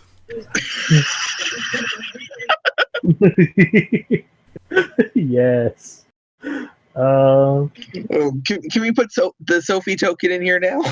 I don't know that I can't remember which one is the Sophie token. I have so many fucking Stray. I have so many Kitsune. What? I don't remember which one is meant to be Sophie. Sophie token. You have a Sophie token, don't you? Of which art? Which art? The Cheshire The one that I use. Yes. Okay, the Cheshire one. Savin made into a token. I didn't. It should be in the one that he. It probably is. I can't be asked that hard. If you find it, Okay, then great. Actually, I think I just find it. But I think Sandra will just go for the strongest they got. The Chinese Mai Tai is incredibly strong. There it is. Oh, neat. There you go. Found it. I was like, I didn't actually remember which one it was, but when you said it was a Cheshire art, I was like, oh, okay, I do know, because there were very few ones that are Cheshire Kitsune in there.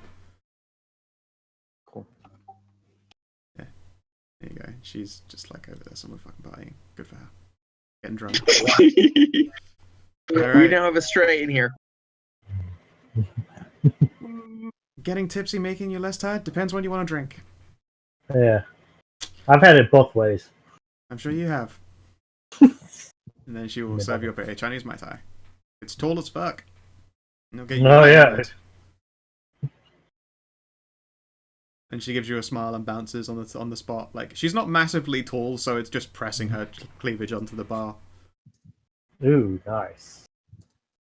Whereas on the other side, you've got like the tall, lanky, like very tomboyish girl, and she's serving up drinks. No.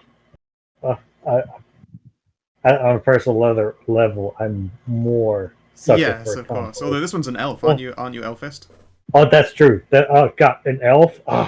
Ruined. There you go. There you have it. Elf master race. Yep. Get the hell out of here with your goddamn hairy dwarves. Mahara, the elven bartender, will offer to make you a few shots of Jägerbomb or something. He'll have both. That'll work.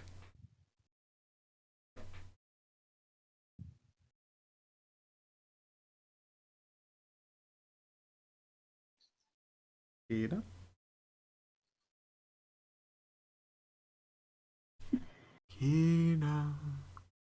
Oh well. Actually, that sounds like a good idea. Although, how many energy drinks can someone drink in a day before they get heart palpitations? That. I haven't seen it happen yet. I've had 3, but I'm not a fairy. I mean, I am, but I'm not like an actual fairy. I can put away quite a lot of energy drink myself. I imagine you'll be fine. You're an adventurer with an adventurer's metabolism. Yeah. Like, I had 3 during a work shift, and I was kind of like sweaty and twitchy, but Sweaty and twitchy. That's the default uniform for energy drinks. Mahara's drank a monster. She's had one of whatever the hell that bartender gave her a couple hours ago. Oh, I mean, yeah, you've got hour-long breaks between. Yeah, no, you'll be fine. You can totally. In fact, indeed, you're probably crashing right now. You might need an extra to keep you going. Before I go, I need something to keep me awake before I go get back to the hotel. They have really good Irish coffees. Oh, regardless, she'll offer like Jaeger bombs or Irish coffee. I suppose. She also drank an entire pot of coffee. Did. Oh, she'll go with. Mahara actually probably really has to go to the bathroom. Yeah, sure. Yeah, there are quite a few around. Not a problem. And sure, I'll get a Jaeger bomb. Sweet. And then Yeah. it's not the great. Yeah, it's not very good. Yeah, I just don't Needs like an to energy take drink. black licorice. But Vex is just gonna make his way to the bar and order something strong while lamenting the lack of bachelors and or Liam. The lack of slammable boy pussy. Or the other way around, you know. Yeah, that's a fair point. Yeah, of course you can hit on the Tanuki. There's nothing stopping you from doing so at all. yeah. Do I need to make a fort save for getting a strong drink? If you want to get fucking shit hammered, then yes. Yes, you can. God damn right I do. Alrighty. Oh, well. Oh, wow. Well, I wasted that roll, okay. Yeah. You're probably Where was going to that need for that my 20 later, magical I'm loot? sure. Where was my magical loot roll? God damn it. Oh, well, that's a shame. But yeah, it's not as strong as you were expecting, but then again, you've been drinking in Ireland. Maybe they've just fucking you've acclimated to getting boozed the fuck up. And you've been hanging with Sandra. It's so. watered down horse piss over here in America as well. That drink looks really good. I don't know what it is. That's a Chinese Mai Tai. That's Is what it? Sandra's saying. Yep. That looks tasty. I don't drink, but that looks tasty. Yep. It's got pineapple juice in it. Oh wait, the one at the bottom? That one's an alien. Pineapple juice is the only thing that's non-alcoholic in that drink. Yep. I do quite like all of those things. Actually, you know what? I'm not really a big person on Malibu, but I think that the rest of the beverages in there would rescue it for me. I'm not a coconut rum drinker. White rum, though. Dark rum. Fuck yeah. Hook me up. I still remember last time I had a crack, and do you need to make rolls? If you start trying to get fucking hammered, then yes. I assumed that you took that first one like a champ with no issues, but if you really want to fucking go at it, then, you know, you can stack up drinks. I'll see how hitting on the bartender works, and then we'll... Alright, I'll tell you what, make me a charisma check, and because you're drinking, give you +4. Alright. As it is, Sandra is only effective when she's drunk. I think this has been a proven fact, actually. You should just actually go into all of your gunfights like a little bit tanked. Just the right amount of slightly pissed. Slightly drunk. It's actually an old Mitchell and Webb sketch. The secret Illuminati, the solution to solving all the world's problems is to make sure that everyone is 1.5 pints of drunk every day. It's true. Just a little bit pissed. Because nobody wants to go to war when they've had, like, 2 afternoon sherries. I believe it. I believe it 100%. My goodness, you're a genius. Yes, the secret was ensuring that everyone got a little bit of alcohol in the drinking water. There you have it. Alright, so yes, she is very amenable to your flirting, and at some point there's probably some form of blurting out that, hey, by the way, I've got a horse penis. Mm-hmm. I mean, she's interested in this revelation. I'd forgotten about that. Yep. At one point, she will confess, me too. Oh, nice. She is basically just Kira. She's Except a little chubbier. a chubby, squat, like basically short stack Kira right there. Oh no, wow. short stack Callie. Ah. And yeah, she makes for decent company. Mhm. Is there anything that anyone would like to accomplish here in the bar this evening? Otherwise, we'll start fast forwarding through this so we can move on to other bits and bobs. Yeah. The game has changed.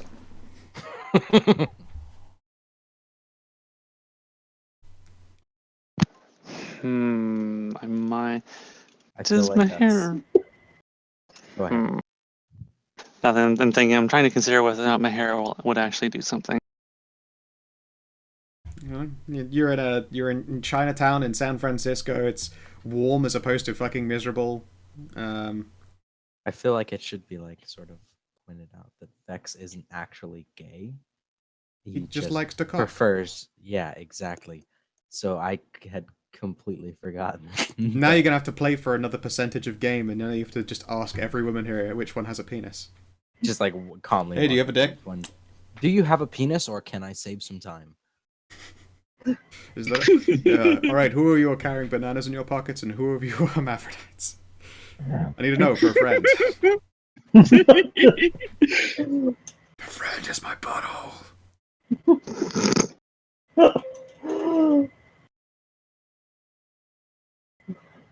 Yeah, I don't know. Mahara, you're in a holidaying environment with cheerful, drinky people. Even Shade is moderately lightened up when she is served enough alcohol.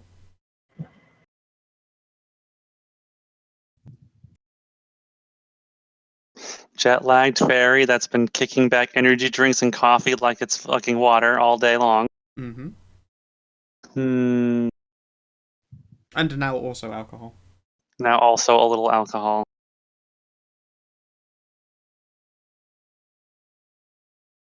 I've got nothing else to do at the bar, though. Okay. You know what? Fuck it. Mahara will get Shade a drink. I see. Okay, sure. It seems that she is quite taken with something like dark and rummy. Suggest a drink for me. I don't know what drinks are. I know Essentially, she just asks for dark rum. Dark and Stormy is a good cocktail with dark rum. Yeah, sure, I'll go with that. This is Stray is the voice of alcohol. Don't worry, Kina. Whenever you ask a question out loud, the voice of alcohol will be there to help you out. Stray, I need a drink with dark rum in it. You said a dark and stormy. I will get her a drunk, a dark A and stormy. A drunk. I will get her a drunken stormy. A drunken stormy. A drunken stormy. Yeah. Is that with a couple of extra shots in it? Maybe just an extra shot of rum in it. Yes. Yeah. Yeah, you can have a double in your dark and stormy. And yes, she greatly appreciates it. Do you have them blended or do you have them halved when you have it Stray? So you can see them half and half. Blended. Blended is the way to go. Although it does look really pretty as a half and half. Yeah, not really worth it though. No. That is one helpful kitsune. Yeah, I'd part of me imagine it's just the same kitsune goes from person to person going, you totally want to buy this one, and then inserts a drink name every time. Just the right one. Perfectly matched to what they want. It's the alcohol kitsune. Yeah, it is. She's an oracle, but the only thing that she knows is called the curse of grain, and it's all she knows how to do is boozomancy. Which is useful in itself. The reason it's a curse though is because she herself can't get drunk. Oh. Oh no! Yeah. Now it's tragic. She spends her whole life getting other people drunk on the perfect drink for that moment, but she herself can never experience true nirvana. Oh. Yep. Shade will happily accept the drink.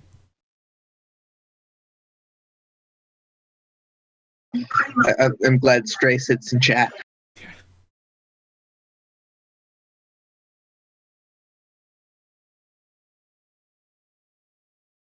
Well, I could quite go for a dark and stormy myself. As I say, the last time I had dark rum was when I was just drinking straight Kraken. It was really nice. I like Kraken, but I think I do prefer Captain Morgan a little bit more. Mainly because I can get the 100 proof for really cheap nearby. Fair enough. Alright, anyone else with things to do in the bar? It looks like Sandra is doing some chatting up with the squishy short stack Tanuki. Yeah. And Mahara is playing that cool game with Shade. Ah, here we go. Dr. Hunter starts looking for an information broker. Trust Mersey, Wow. who actually does the work. I did drop Unless they're more than fucking enough hints. I around. didn't just mean who of you wants to try and get laid tonight. The reason you waited for Right? this in the first place was so that you could acquire information on where to go next. Oh yeah. To be fair, Vex is still sober enough after that nat 20 to help out. It's true. This is also true. Would you like to what information would you like to? What skill would you like to use to ask around and look for people? And Vex can do the same check to aid you. Yeah, I'll follow your lead here. I think it's technically supposed to be gather information. Yeah. All right then. Go for it. But I have It's- nothing in that. I don't want it to be gather information. I have +2. But Tell you what, I then, can't if you're think of willing to anything spend a purchase DC in just liquidating and lubricating the entire people of the bar, I'll let you just make it on whichever social based check you prefer. Oh baby, good doctor, you can lubricate me anytime you want. Also, So much with more gather- different with deeper voice necks.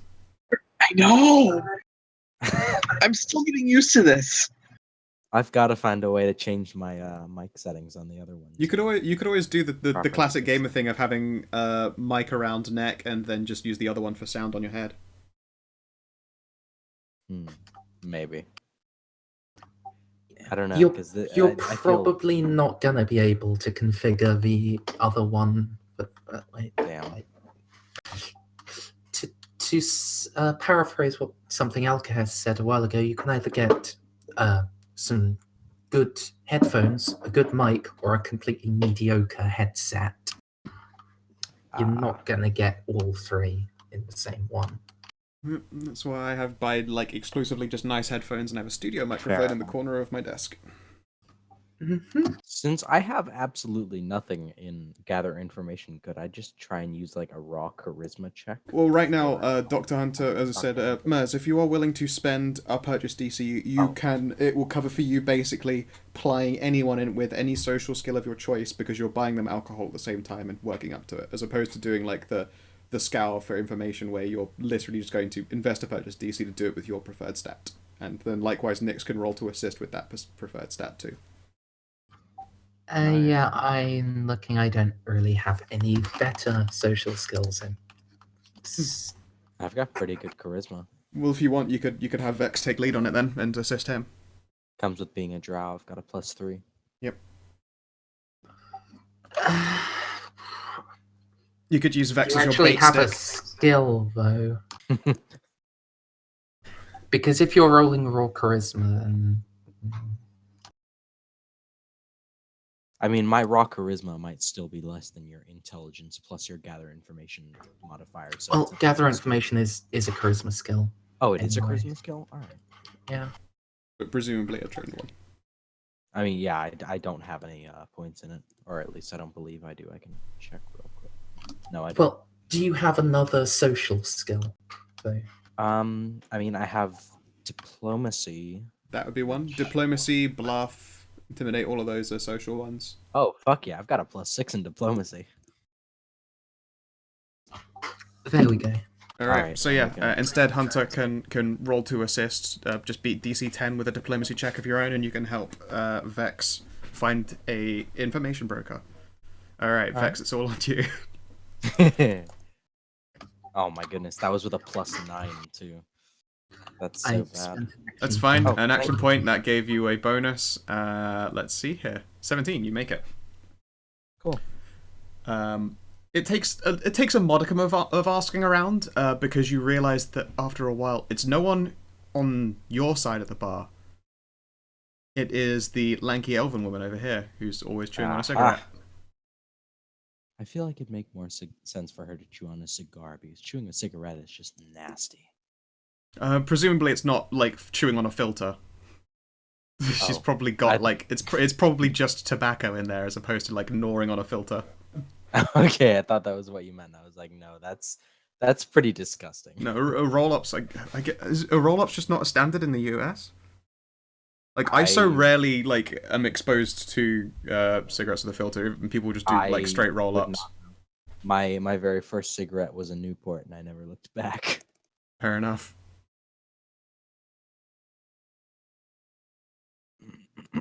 Yeah, Bob's still the real winner here. He ended up with short stack horsecock. So, I mean, we might complete the mission for us, but he's the real winner. He's the real hero.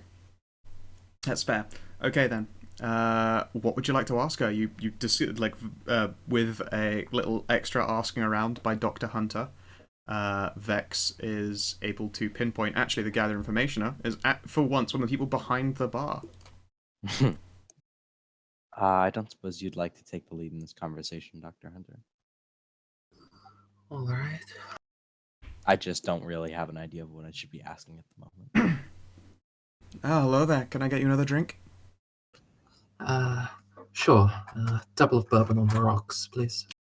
Absolutely. How many rocks you going? 3. All right. And she will plunk out 3. They aren't cubes, but they're more like spheres. But you know, same dealy. And 3 spheres of ice and a double. Could I get a galaxy cocktail, please? Yeah, sure. Give me a moment. And then she will start gathering additional bottles. She'll slide over the hunter's drink while she begins the process of mixing and spinning them over. Can't help but notice that you've been sort of flitting from person to person back there. You trying to strike out? Not quite. We're looking for something. She gives you a grin that goes like it's a very toothy Cheshire cat grin for a moment, and then she'll smile normally and nod, beginning to pour up Vex's drink. I see. Then you're looking for someone a little bit more in the know. What is it you'd like to know about? Might say I hear a damn sight few things. Odd things and odd people. Ones that stand out from the normal shadow kind. So you're looking for the stranger kinds. Are you looking for actually strange races, or are you looking for weird events? We got plenty of both, if you know where to look. We're looking for the weird events and the people that are causing them.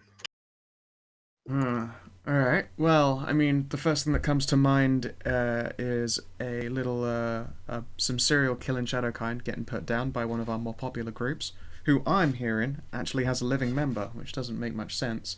But I take it you've already heard plenty about that one, right? Oh, yes. Okay, then. Well, there was one individual who we're used to seeing around here an awful lot more, and he's been gone for about 3 days and no messages are getting through to him. Which is unusual for him because he was one of our, El Primo enchanter folk. So, we've had people asking for him, but no one's able to get a hold.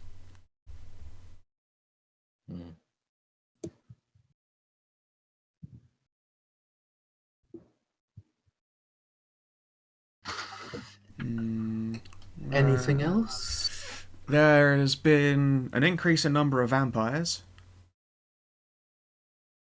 Well, not masses of them, admittedly. That's still an increasing number. More than 2 is always a bit of an increasing number around here. Most of them don't like the sun. Admittedly, we're in the spring, so most of them are pretty cool when it gets a bit cloudy and rainy. But And let's see here. I mean, there are a few buildings, it would have been a couple of weeks back, that got blown up. And we suspected it was some of our own folks, but no leads or ties led up to it. But at the same time, because nothing's shown up, we're pretty sure it's something of the Awaken's fault. Because, the Boys in Blue aren't the absolute worst at their job. They tend to find actual modern-day explosives. You know how it goes? Right.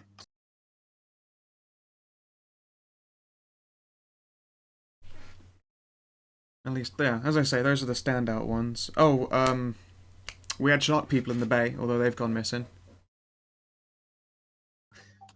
Really? Yep. Why is this well, you mentioned your enchant of going missing. Do people go missing around here a lot? Well, it's a big city and plenty do, but not many Shadowkind go missing. We're not a large number of people around here, so we tend to be as closely knit as we can get. At the very least, we all keep in contact from time to time, just to make sure everyone's still on the radar. There was a thing that happened, would have been like 4 years back now, where there was a really big poaching incident, and since then we tend to be pretty careful about ourselves. Oh, poaching incident? I'm not familiar with the term. Oh, you know when some people are all a bit holier than thou, and they think that Shadowkind are like the devil?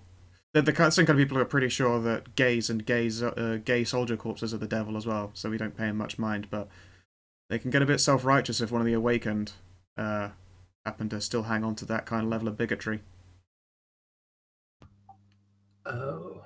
By this point, it's a settled matter. That fella is right fucking strung up.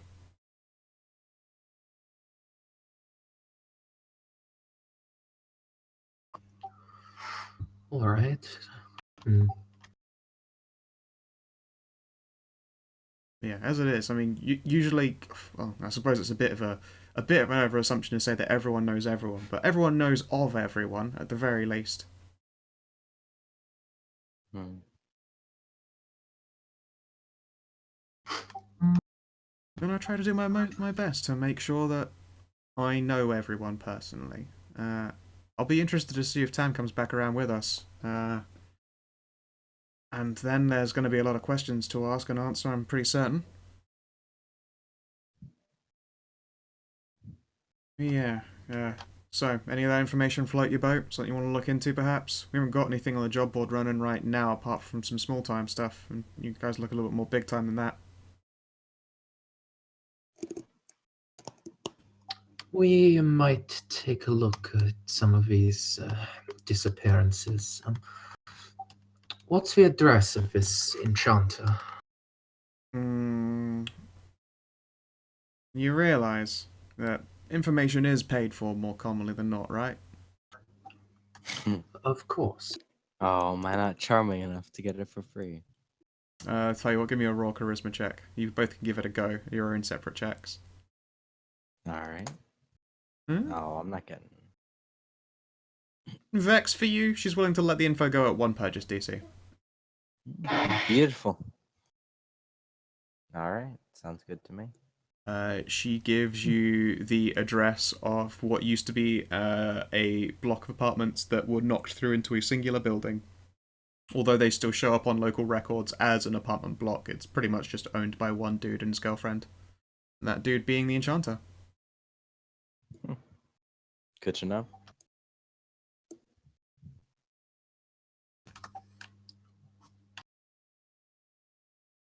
All right. She'll pause and go, just a side note as well, his girlfriend is a vampire. But, you know, if you could, like, not bring it up, she's kind of sensitive about it. They're just as much people as anyone else. Yeah, exactly, but, you know, some people are, self-hating ain't the right term, but, you know, they get a little bit stuck in their own darkness. Oh, okay. Yeah, so, you know, best to just tiptoe around it. Thank you for the information. Yes, No problem. thank you. And look, if you could keep an ear out for anything to do with demons for us. She quirks a brow at you and then twitches a particularly long elfin ear. We'll be happy to pay for anything you send our way. Demons. I heard some mention of demons before, huh? It's not something we really get around here, must be said, but yeah, if anything does come up, and I take it you don't mean tieflings, then sure, I'll keep you on the call note. Thanks.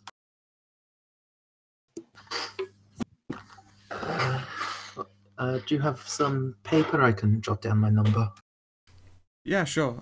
Just tell it to me. I'll never forget it. Test you is have cock.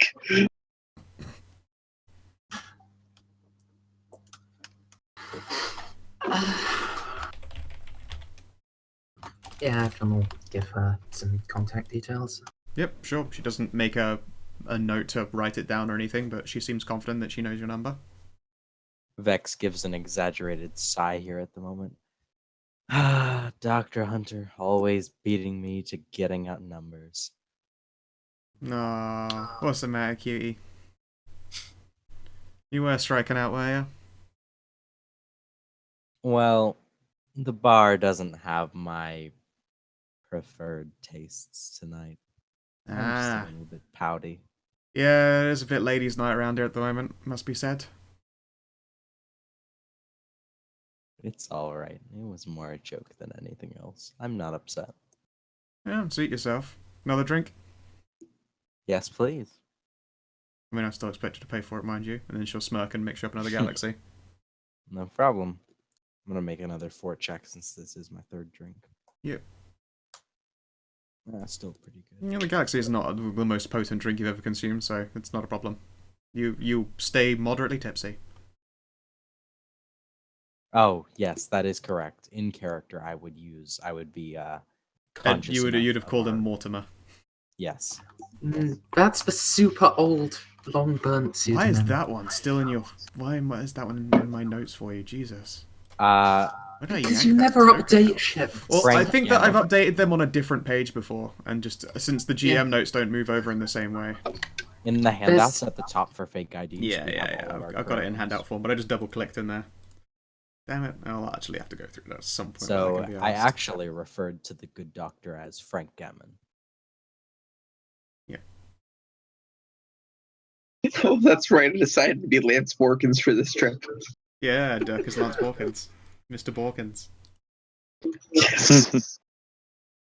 So, Lance, are you flirting with the ladies over there? Yes, I am. Why not? Alright. The very small, like, bubblegum-haired girl will, seem quite happy to meet you and make with the chitter-chatter. The 2 tieflings are actually pretty much in their own conversation, but if you ask them questions and stuff, they'll respond. Yeah, Dirk probably wouldn't. Fair enough. You can make a charisma check and see how you do with her.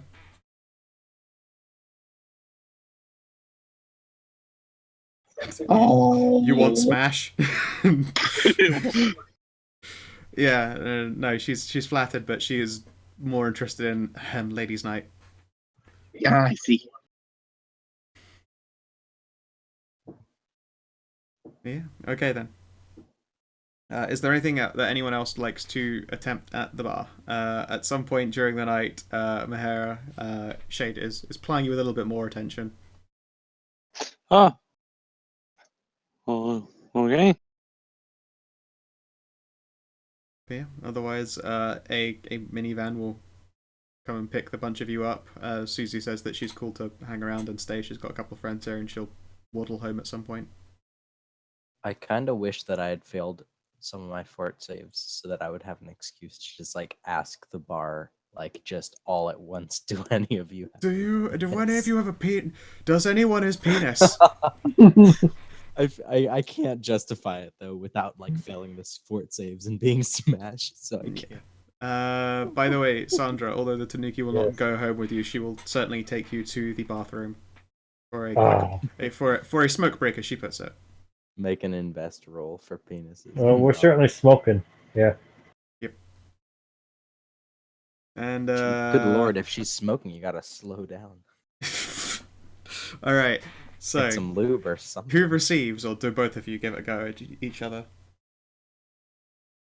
Let's both of us give it a go. Alrighty. Can you roll me a D100 for no reason? Oh no, I know. Okay. All right. It's cool. This will be like an absurd number for that to actually happen. I figured. kind of like rolling a nat 1 or 2 on your Yeah, like a really Fine, magical item. absurdly low or high roll. Does go by rule of aces for this, for me also deciding gender.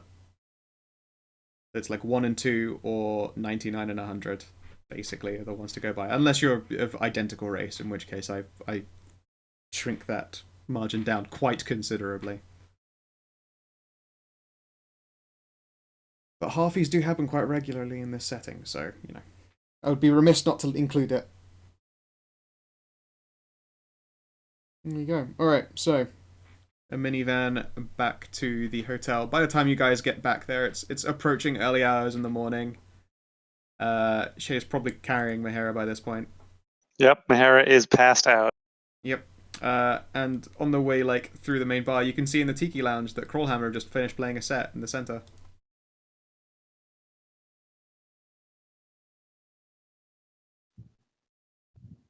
I haven't bothered putting, like, a shit ton of tokens in, but there were shit tons of people around there.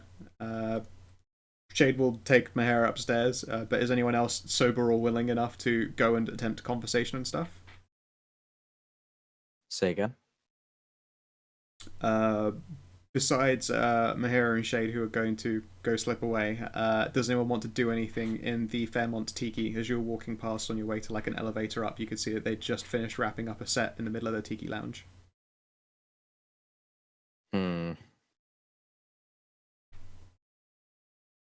Not in public, no. No. That's honestly a safe move. They would have rebuffed you if you'd actually approached them in any way at all. They would have been like, "Nah, sorry, we're kind of busy right now," etc. Yeah, etc. I kind of figured asking Liam if he wanted to go smash, would probably not. You wouldn't be the only person asking that night. He's turned down everyone so far, so probably for the best you don't try as well. Kind of figured, but that's all right. Yeah, it's pretty occupied there. It's really cool whenever a band actually plays in the middle of the bar. And it's bumping and heaving quite a bit, although you're approaching the early hours of the morning, and, you know, it's settling down a bit, especially since the weather is taking a turn for the worse outside, so that's starting to show on the inside. And then a night will pass. Dunk, dunk, dunk, dunk, dunk. If you'll give me a second, I need a drink to refresh my parched throat. Okay. I am, of course, absolutely coming down with a cold again, which is hilarious in that it isn't. And I need a drink to replace this god-awful vile concoction. Yep. Except not really, because I've already spent my money for the night. Oh. No. Alright, yes, be right back. Stream, you can also listen to some music. Let's see here. What to give you guys? What do we want to give you? Let's give you some more Ninja Sex Party.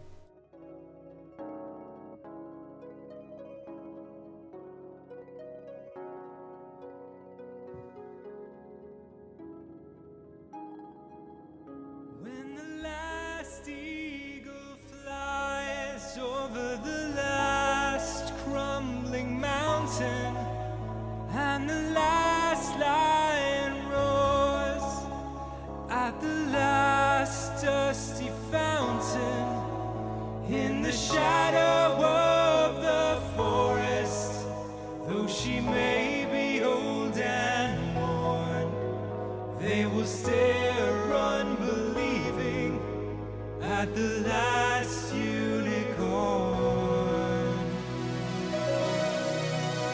When the first breath of winter through the flowers is icing, and you look to the north, where the pale moon is rising, and it seems like all is dying, and would leave the world to mourn. In the distance, hear the laughter of the last unicorn. I'm alive. I'm alive.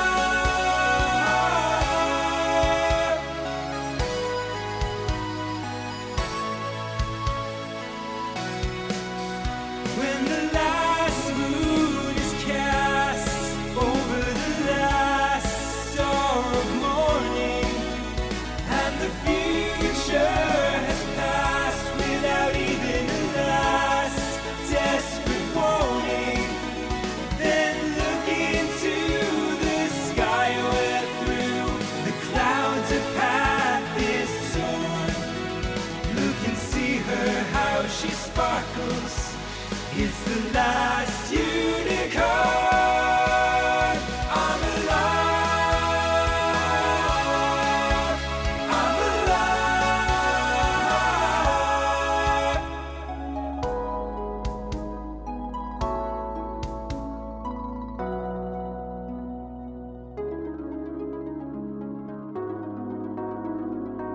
My return, yay.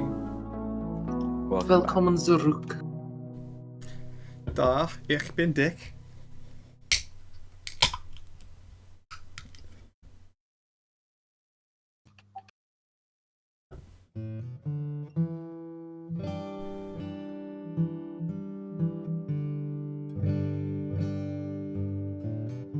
One, 4, 3, goodness me.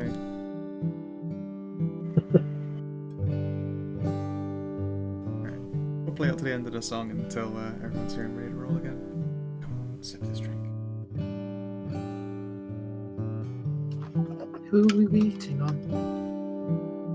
I just didn't hear that everyone was back. Is everyone? I'm here. I'm still here. I'm here. Are we still waiting on Nix to No, get back? I can see Nix's thing just moved. Just I never left. No. yeah. I joked about it. I was always here. Whippersnappers, I've been waiting here since before you all joined this game. I was here. I was here memeing when you were but a twinkle in your father's balls.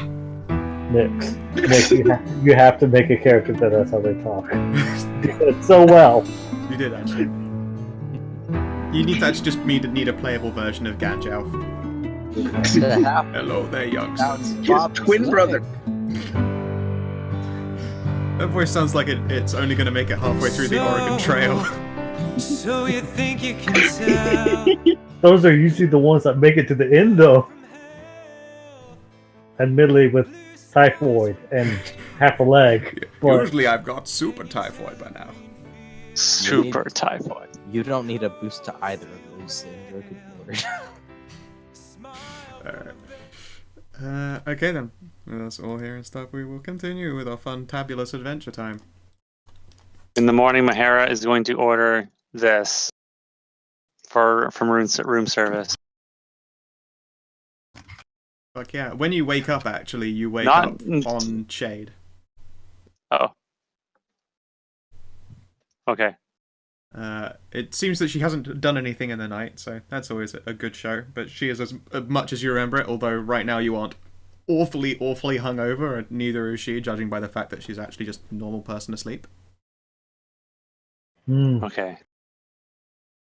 I mean, Mahara didn't get soup. It wasn't like that one time. Mahara didn't get super drunk. She just to deliver room service. It doesn't just smell like a hangover in there. Mahara is going to try very hard to eat as much as she can. Yeah, Shade will like sneak bacon off of your plate occasionally. Bacon tea. Yeah, not my bacon treats. Shh, sleep now.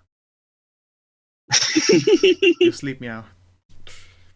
I mean, there's no way Mahara is going to get through all of that. Yeah, so no, exactly. So she'll give Shade food too. Yep, excellent. All right. And the morning passes without terrible, awful incident. Is there anything that anyone would like to try and accomplish before heading off to the replaced apartment block? I'll spend an hour or so reading the magical journal I bought. Sweet. Okay. Can you give me a? Did I give you a skill directly related to this knowledge arcana? Have you got that yet? I have knowledge arcane lore. That's the one. Do that, please.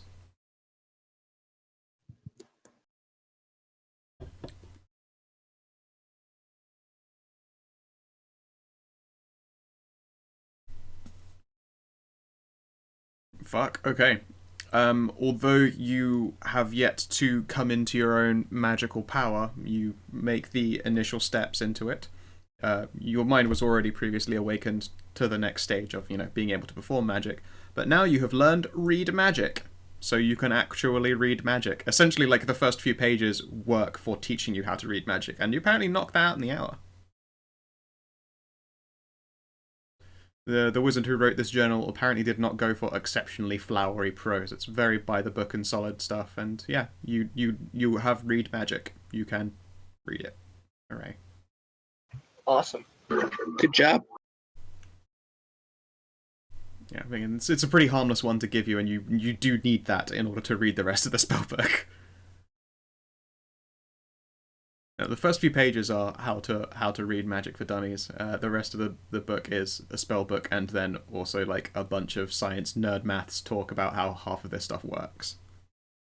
Oh god, not the science nerd math stuff. Yep, at the far back few pages look like the initial workings on some scientific. Like now that you have read magic, you can sort of like breeze through it. The back few pages look like the initial work on more in-depth research, and then you can see that someone has written an appendices that shows the date at which this book was copied from its original, and that there are further advancements on this book, although it belongs to the one whose title you do recognize as being one of those 32 DC books.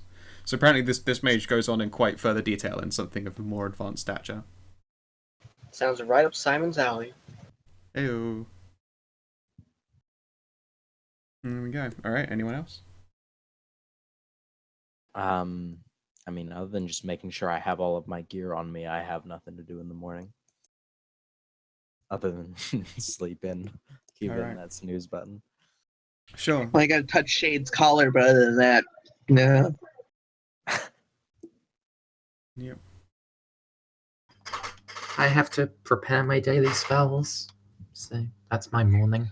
Cool. What happened? Whatever happened to your daily paranoia checks? He found God now. Basically, I don't want to bother with them because they'll just drag the session out. He went from regular fearing to God fearing.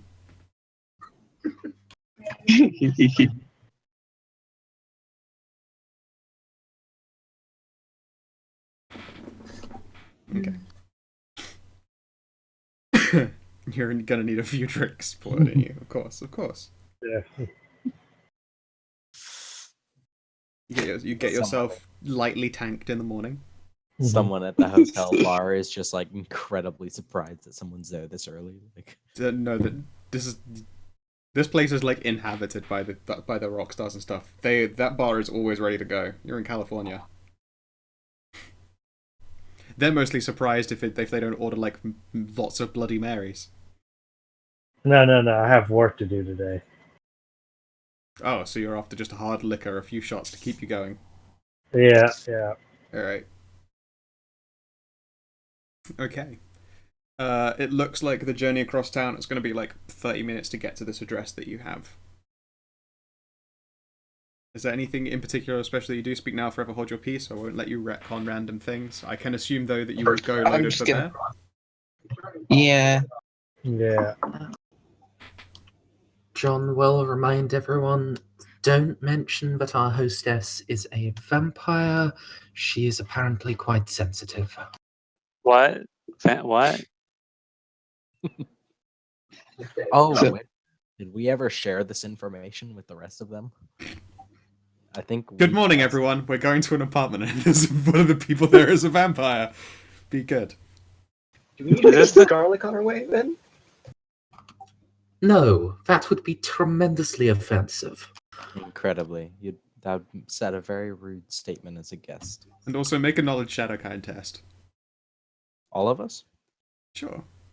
Are vampires actually vulnerable to garlic? Oh my god. Okay, Dirk and Vex are actually convinced it's a real ass goddamn thing. 100%. They think. Well, I mean, garlic does stop vampires, it's true. No. God damn. Sandra likewise is, after she knocks back her second shot of morning whiskey, is like, yep, sounds 100% to me. The only person who is convinced that this is not the fucking case is Dr. Hunter, and Simon is pretty sure that it's not the case.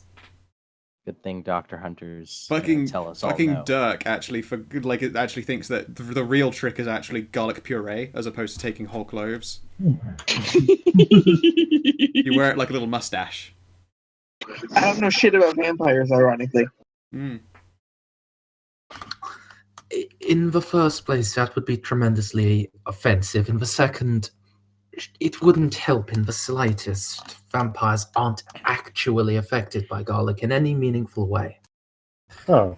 At least not any more than ordinary people are repulsed by garlic breath. What if you get it in their eyes?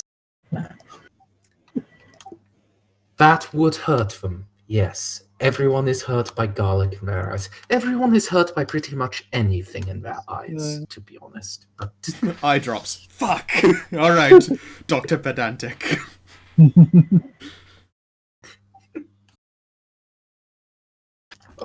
Just be nice, be polite. Don't make any sucking jokes, please.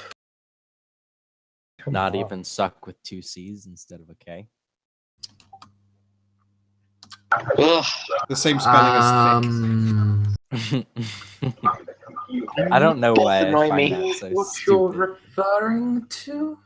Oh yeah, that's not a meme at this point. anymore. Oh yeah. Guys, remember, that was- all of your meme knowledge is in the future. You're all out of date. Oh my god. There So are many no terrible memes. memes haven't happened yet. You could be on the ground floor of that boy. Oh shit!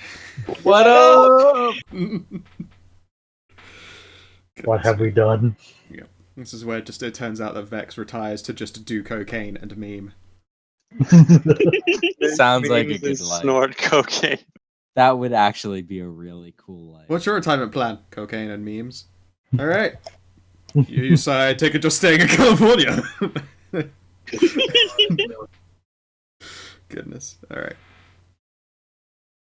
Yeah, it's about a half hour's journey to get to this apartment block. I haven't got a picture. Is this for the you guys. collector we're going to go see? Yes. No, an enchanter who's gone missing. Oh, I thought we were looking for. I thought we were looking for a staff. Yes. And This is sort of a lead in that. Yes. Is it? He is a very magical man. Oh, Magical man. Yep. He's a magic man. If Salt measurement. if someone's looking to unlock the secrets of their staff piece, this is the type of man they would be looking for.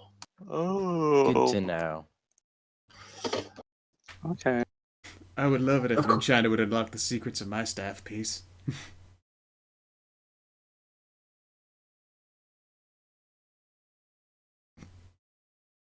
Saul Magicman. Oh, what with the enchanting and such? No, good. No, that's we're already approaching Bindlesticks again. Okay, so let me get this. Let me get this straight. We're going to find a guy, but he disappeared. So we're going to go find a vampire. The vampire is his girlfriend? Is she the bloodsucky type vampire? On the gold digger type. I didn't ask. I didn't think it was important. She's whatever her diet is, she's just a person. Cumpire. Damn it. I should have made it a cumpire. They were like, why didn't you ask? There's semen everywhere. Help.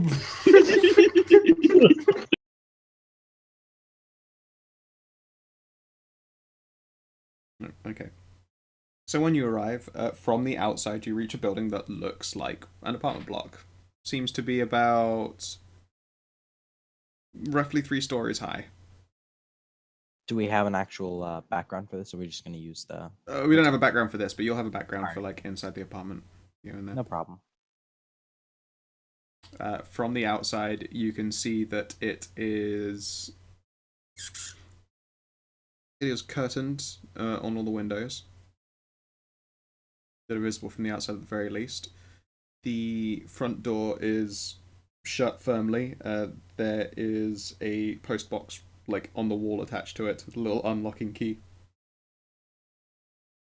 And although there is one of those walls for like buzz here at this door to get their permission to enter, 2 of the buzzers have been scratched out.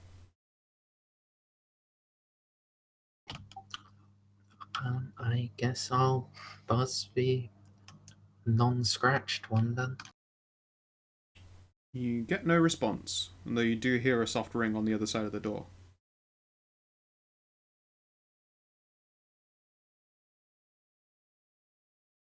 I will try to open the door. It would appear to be. But you know what? Give me a spot check. Alright. Just Hero. Because she was trying to open the door.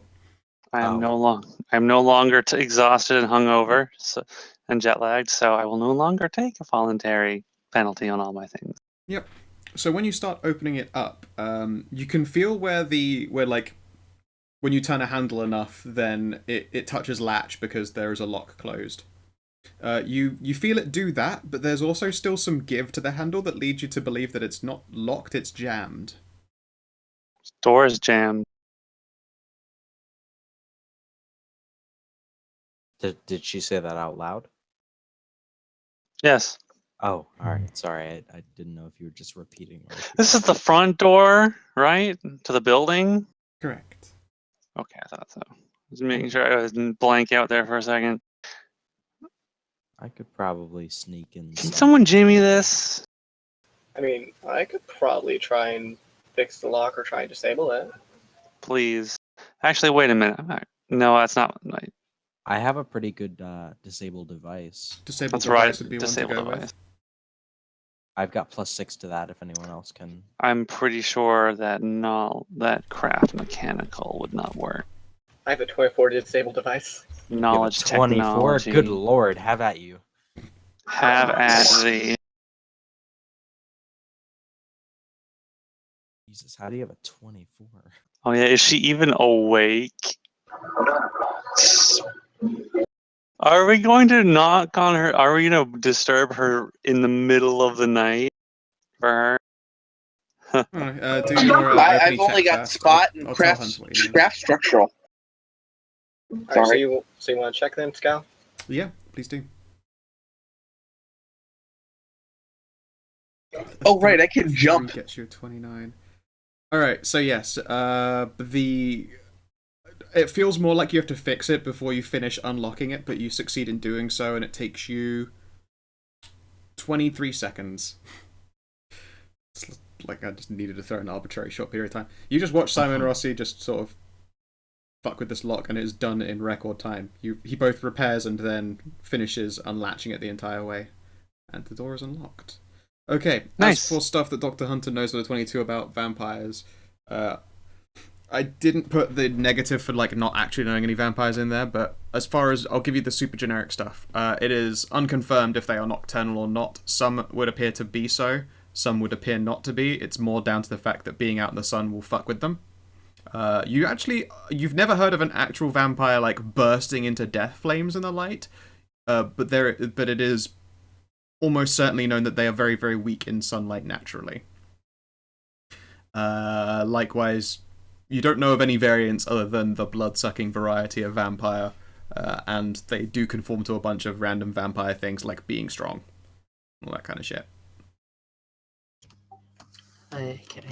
But you don't know any specialist knowledge. You just know that they are presumably weak in sunlight, and you don't know if they are nocturnal by breed or by habit.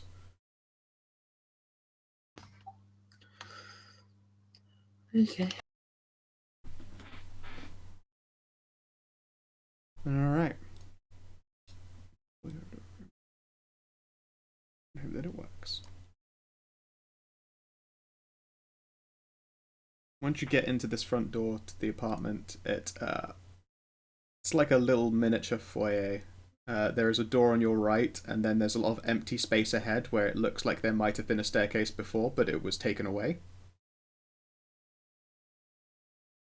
So instead, there is a doorway here that goes right through. Like it looks like old work. Like there's been repainting since. Like there's the edges of some framework where stairs might have been, and like the ceiling is boarded over.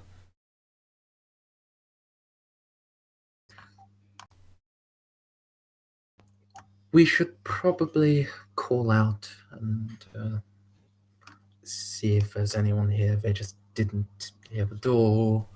Or we're expecting Smith of some sort. It's also possible that they're dead and this is a trap, and in that case, calling out would be incredibly ill-advised.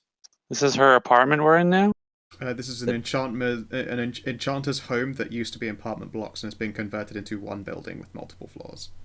The door. Oh, it's an entire house. This is essentially an entire house. It's just disguised as an apartment block now.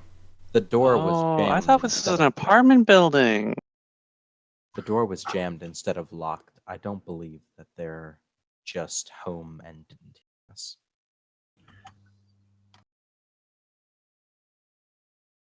Anyways, possibly, but do we want to, well, given that we literally rang the doorbell, anyone is going to be already on the listen, and well, do we want to risk an angry vampiress? Then how about a few of us hide, and then whoever is left calls out. If the hosts come to the door, then we can just reveal ourselves. If there are enemies, they think there are less of us than there really are. A fine idea.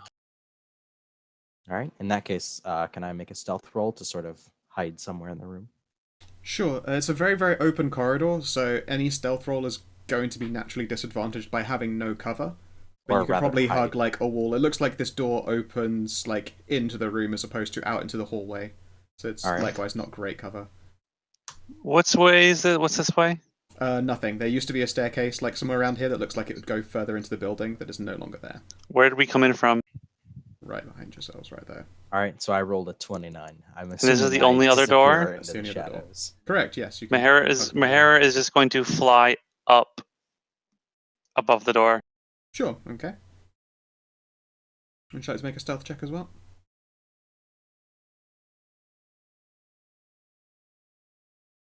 That's a hide check. Hide, Yeah, yes. it's hide in this game. My bad. I said yeah, no. Fuck yeah. rolling- Alright, you become one with the Mahara ceiling. rolling fire. Yep, alright. You're able to, like, wedge yourself right into the corner of the ceiling above the door jamb. And I'm the door opens towards us. Yes. No, When you it mean right- opens into the room, I'm afraid. Shit. Well, in that case, I mean, I'm still just hidden Yeah. around the side of the door. Shade will play along as well.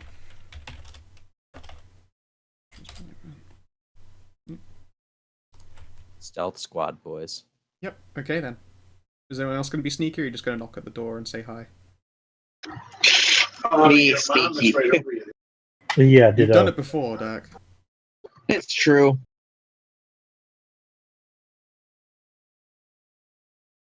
Oh, wait.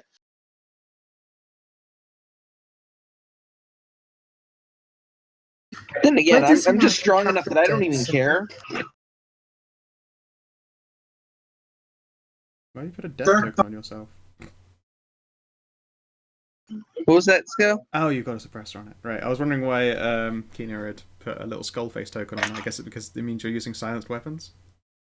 Oh, I forgot to even take that off. I can't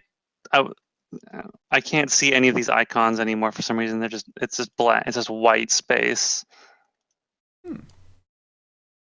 There we go. I'm being sneaky. Ninja mask. Okay, cool. Alrighty. Go ahead. Oh, wait a minute. How do I get myself a little ninja mask? Hold up. Wait a minute. Click your token and then I there's found a it. little... Yep. Suppose I'll I'm also give one sneaky to beaky Shade. like, boys. Fucking cheeky breakies. Ninja. Cheeky breakies. Okay.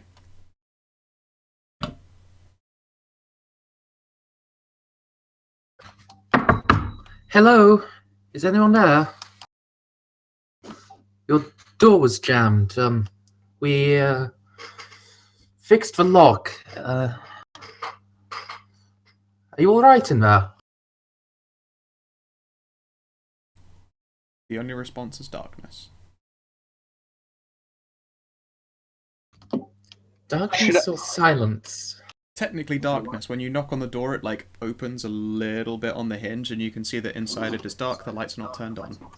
Yeah, Oh, I that's have not dark creepy. vision. Ah, well, I mean, you know that it is dark, but yes, it's there are no lights on This is- inside there. this is totally not an ambush.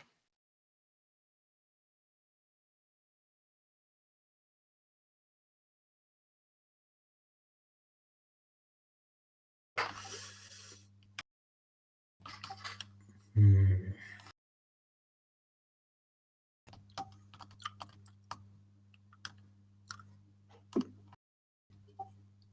I'm going to come in now.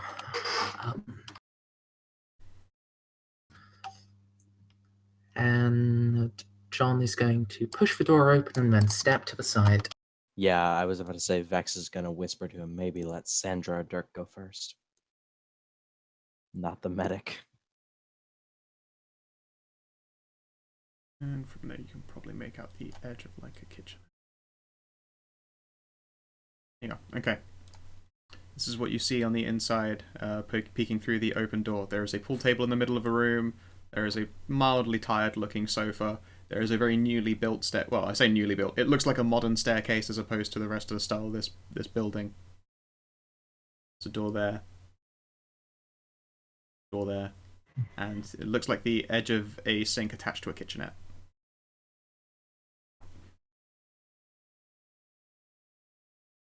But otherwise, there is nothing that you can see. Would you like to make spot checks?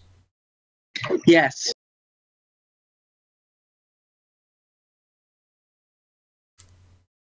Welp. I have a feat that at the beginning of combat I get a +6, or hold up, let me check. It Dirk. is. Jeez, Dirk. I have a Delightful. I have +4 to spot in at the beginning of combat, so I'm gonna roll real quick. Oh well, that's shit anyways. So Yeah. Okay. Nobody sees anything out of the ordinary besides what has been described to you. Wow. Not even Dirk. Nah. Can I roll a fate? You can.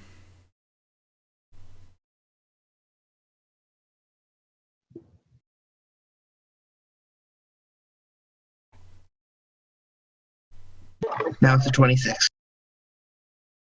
There is a pool table in the middle of the room. There is a tired sofa.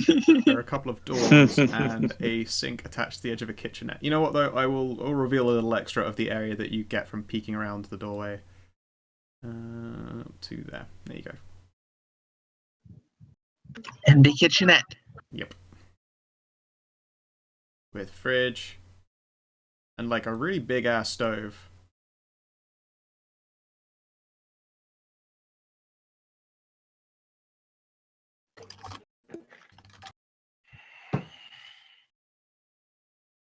Mahara is going. Well, do you have any? What is it? What? Wow. What do you say?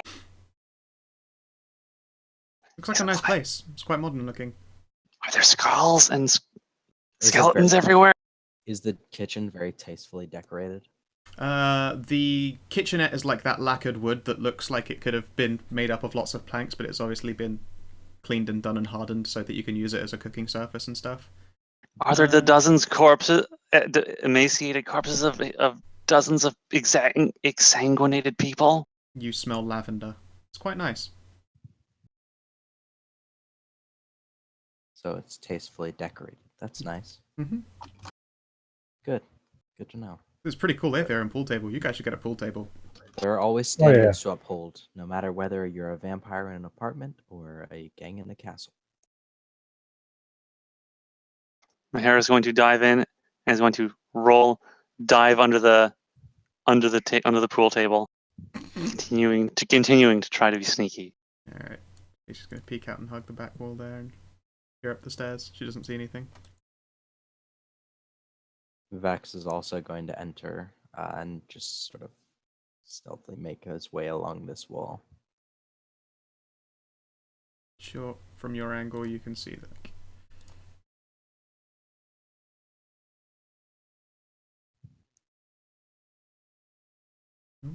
Come on, polygon reveal. Play nice. There you go.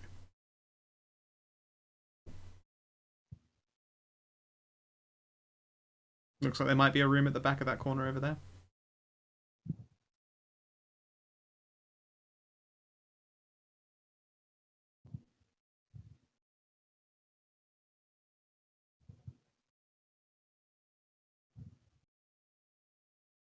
All right, let's take positions, and then we'll cover. And then after we get all our the rear covered, we'll go room Right. by room. There's another room there. All right, Mahira, are you okay watching this corner where I am? Mahira, Shade. Yes, what? Yeah. Watching here. Okay, Watch your corner. awesome. My hair is standing on the pool table. It's underneath. I'm under the table. Under the table. And then I guess we'll open this door. The one Simon is at. Okay then.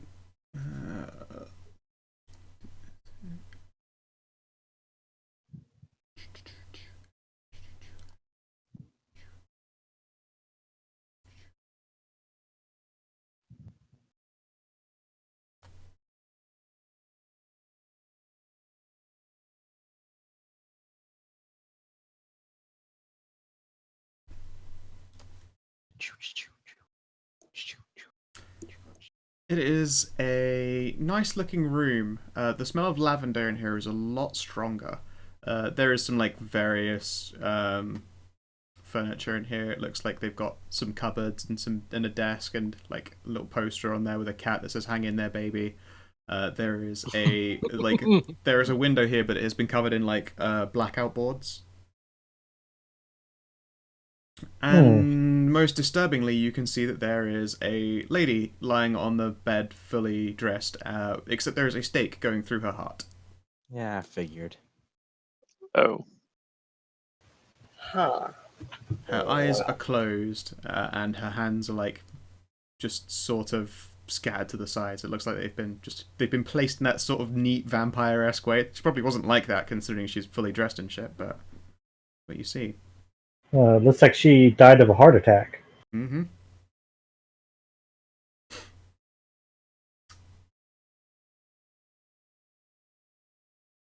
So what is it? Hey, doctor. Yes? Well, can you identify if this is the woman we were, the mistress of the house, or the... I didn't get much of a description beyond she's a vampire, but... Well, she ain't no more. You got even a larger turkey. Oh. She's a cutie. Oh, pretty. Yeah. Well, I mean... I thought they turned into dust or something. There are a lot of stories. If we're very lucky, one I'm thinking of is correct. And you see, to properly kill a vampire, at least according to Bram Stoker, one stake? That's not good enough. You see, her head's still attached. To properly kill one, you have to take the head off and bury it under a crossroads. That bit's probably an exaggeration, but, well, here goes nothing. And John will pull out his medical kit and start extracting the steak. This isn't really medical kit extraction. It looks more like a grab, hold, and haul. It's just a large wooden stake, probably like 7 inches long, about 2 thick. Dirk, would you mind helping? Yes. Yeah.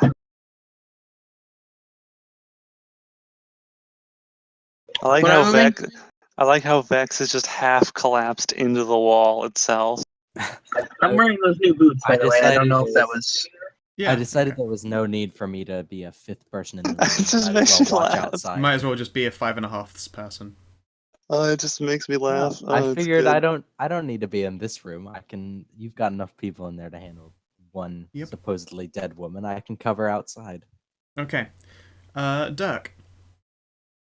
It is not that hard to pull out. No? It comes out with a like, it's not that it's dry or anything, it's just like no moisture is clinging to it. You just pull out this wooden stake and you can see that there is a hole in this woman's chest.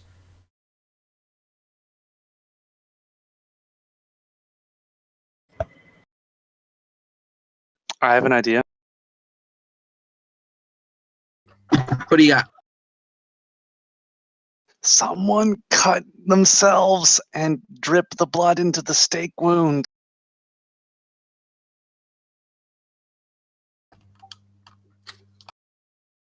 Are we trying to wake her up or something? Yeah. Yes. My idea. Oh, that'll probably do it. I mean, if you're right and she's not actually dead, that'll probably wake her up. I'm going to activate Doctor Vision. Okay. Doctor Vision. Is that like like Detective Vision? Do your eyes go all white? It's like CSI zoom get ins. perfect feedback on a person's status. So, like, rough hit points, whether they're alive or dead, whether they're intoxicated, and so on.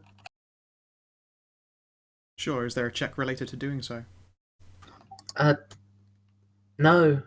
I just, for up to 8 rounds a day, I can look at a person and get this information. Okay. You are effectively looking at a character with 0 hit points. She would appear to be of the undead subtype. So, cure light wounds would probably not be a good idea. That would be recommended in a no. Definitely a no right there. Do you have the other one? You have inflict. Unfortunately, my alignment is good. I cannot use inflict light wounds. Nope. You cannot imbue them with necrotic energies. Yes, she is at 0 hit points, and is technically dead. Because undead.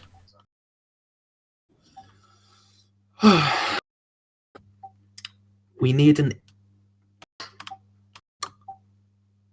a priest of an evil god. What, like Satan? Yes. Just comes right out and says it, but yeah. Does anyone have Anton Sanzor de la Vey on speed dial? From the other room, you just hear Vex like, I worship Slanesh. Does this count? If you legitimately worship Slanesh the Chaos God, I mean, you could in this setting. No, Mahara's actually gonna try her idea. Sure. You just sort of flutter over her and bleed into her? Yeah, we'll take out a pocket knife. Sure. And we'll bleed on her into her wound. Alright, roll 1d2.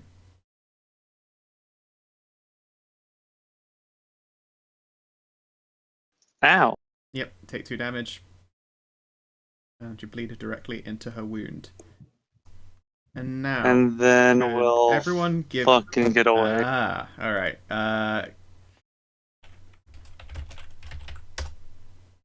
Alright. Oh, okay, 2 people. Alright, stop, no more moving. Sandra, Dr. Hunter, reflex save, please. Oh boy. Oh god. You'll be just fine. 1 hit won't kill you, and we'll save you afterwards if it does. I don't trust a 19 at this level. Okay.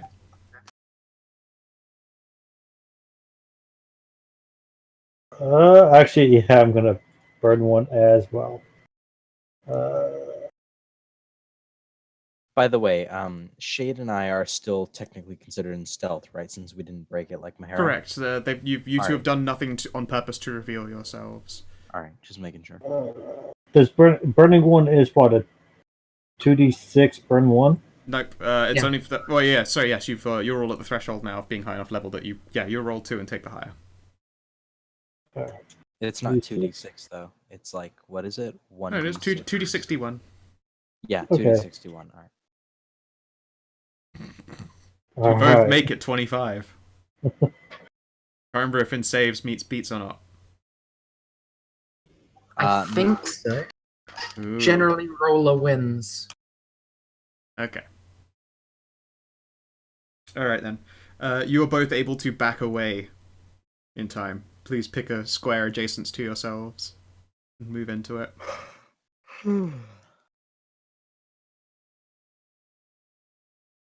Okay.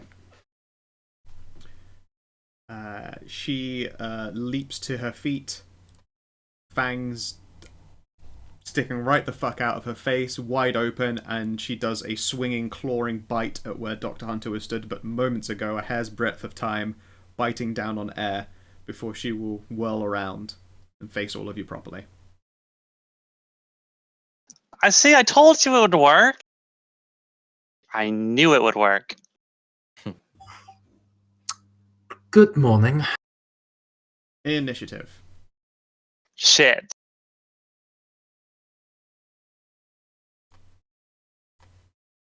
Found my token.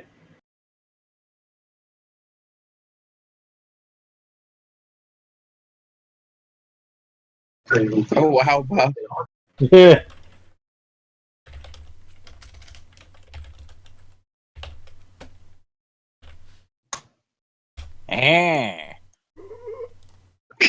Oh. Oh. 2d20 d1, huh? That's for her, yes. She indeed rolls twice and takes the higher result. Lightning reflexes. And I mean, not that it matters. The first dice was a crit.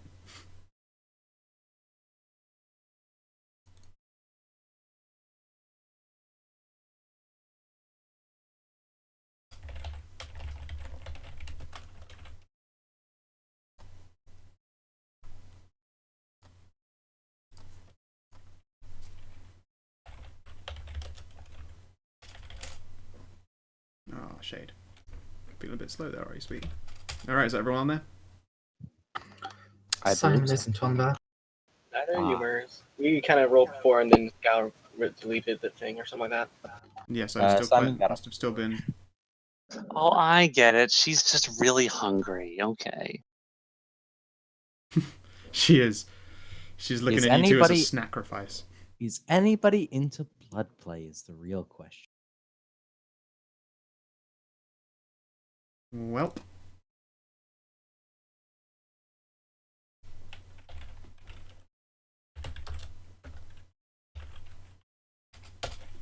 Does a 32 hit you, Dr. Hunter? Good lord. Just about, yes. Okay. Just about.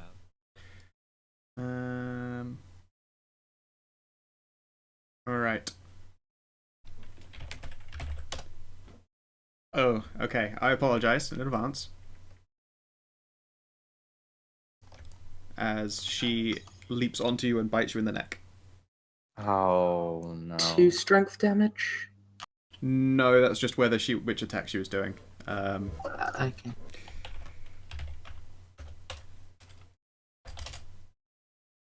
I mean, you take 4 damage, but she bites into you and starts to drink.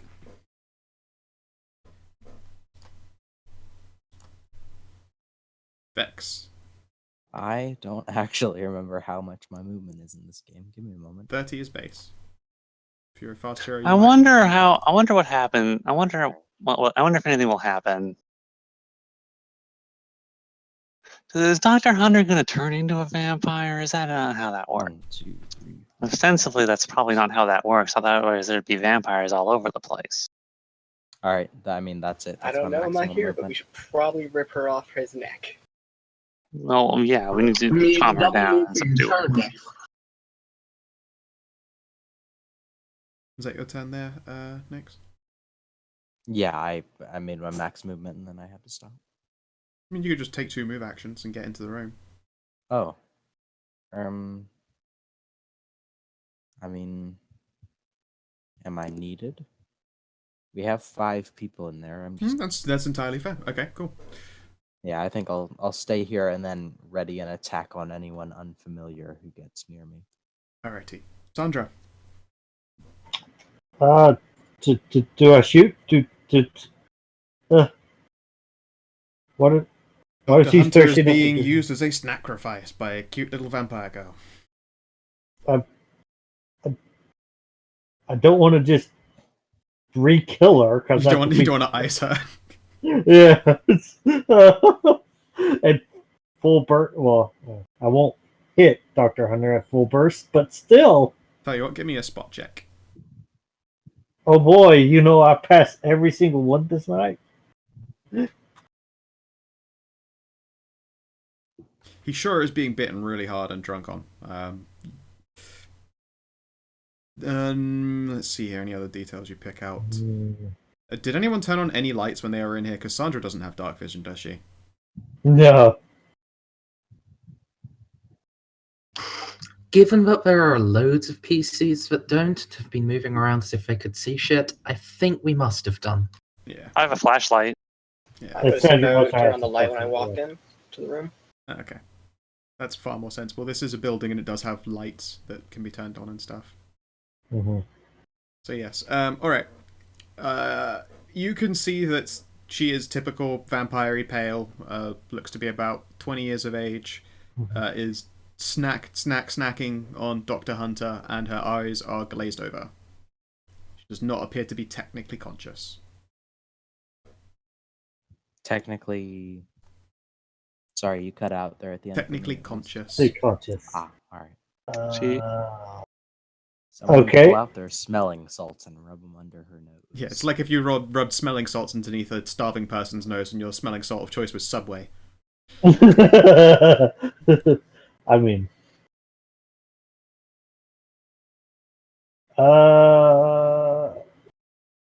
Dirk, help me pull her off. Alright, make a melee attack. Oh god, I have not. That's... This is Dirk's area of expertise, not Sandra's. Yeah, that's the reason I sort of yelled for Dirk. It's not bad. I got a +6. Yeah. That's nothing like my plus 15. 15. That's nothing like my plus 15, though. Yeah, that's base BAB. And I will also spend a fate point. Okay. If I can, so that's...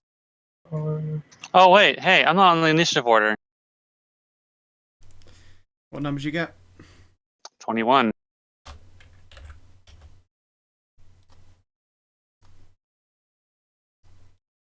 Yep. Okay. We'll be turn after this. Okay, 20. I'm afraid you do not hit. Wow. Maybe it's just because Dr. Hunter's like fucking wiggling around because he's being nom-nom-nomacomed on. But you do not hit. Wait. Mahara. Hey, Dirk, can you, restrain the girl? Mahara's gonna look at the dead. Is there a bed? There's a bedside table. Yes, there there is a bedside glass table. on it? There is no glass on the bedside table. There is a lamp with those really dark black lampshades that block most of the light, but not all of it.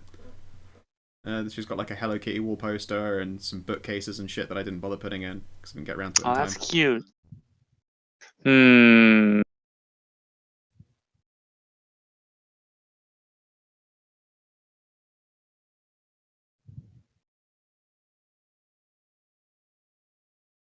I need something to put something in.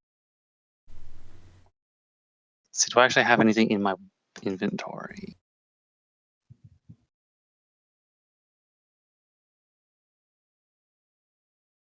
I have a bottle. Okay. Mahara will upend a bottle of water. Just a plastic water bottle. Okay, it's going to take time for the bottle to upend itself because it's a full container. Shit. I mean, it'll be your turn. Just fucking opening it up and dumping it out. Hey Simon, can you bleed for me? Why? Because the ladies, look. I might not know vampires, but I can figure what's going on. She woke up when I bled on her, so she's freaking out. I think she's just really, really hungry. Someone brought her So 4 dinners at the hotel. That's what's just happened. If we right can now. feed her enough blood without her biting us and killing us, then we can wake her up out of her whatever the hell this is.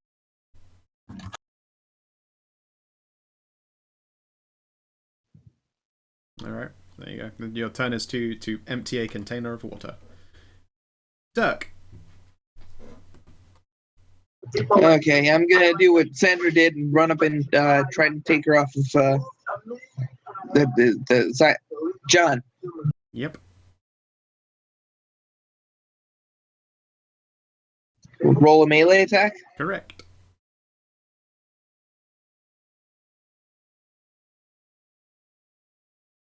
I wonder if it. I wonder if is it just humans that can turn into vampires, or can fairies become vampires? I wonder. I'm gonna put a. All right, 2d61.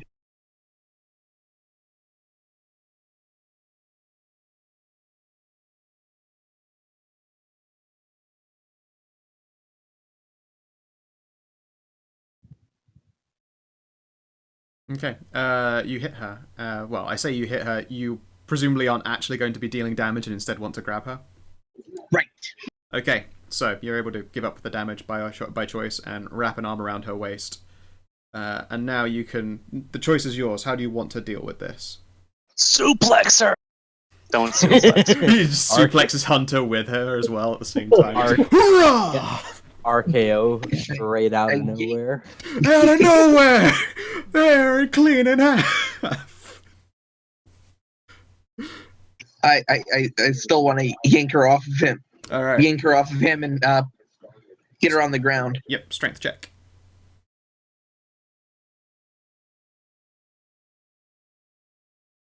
Okay.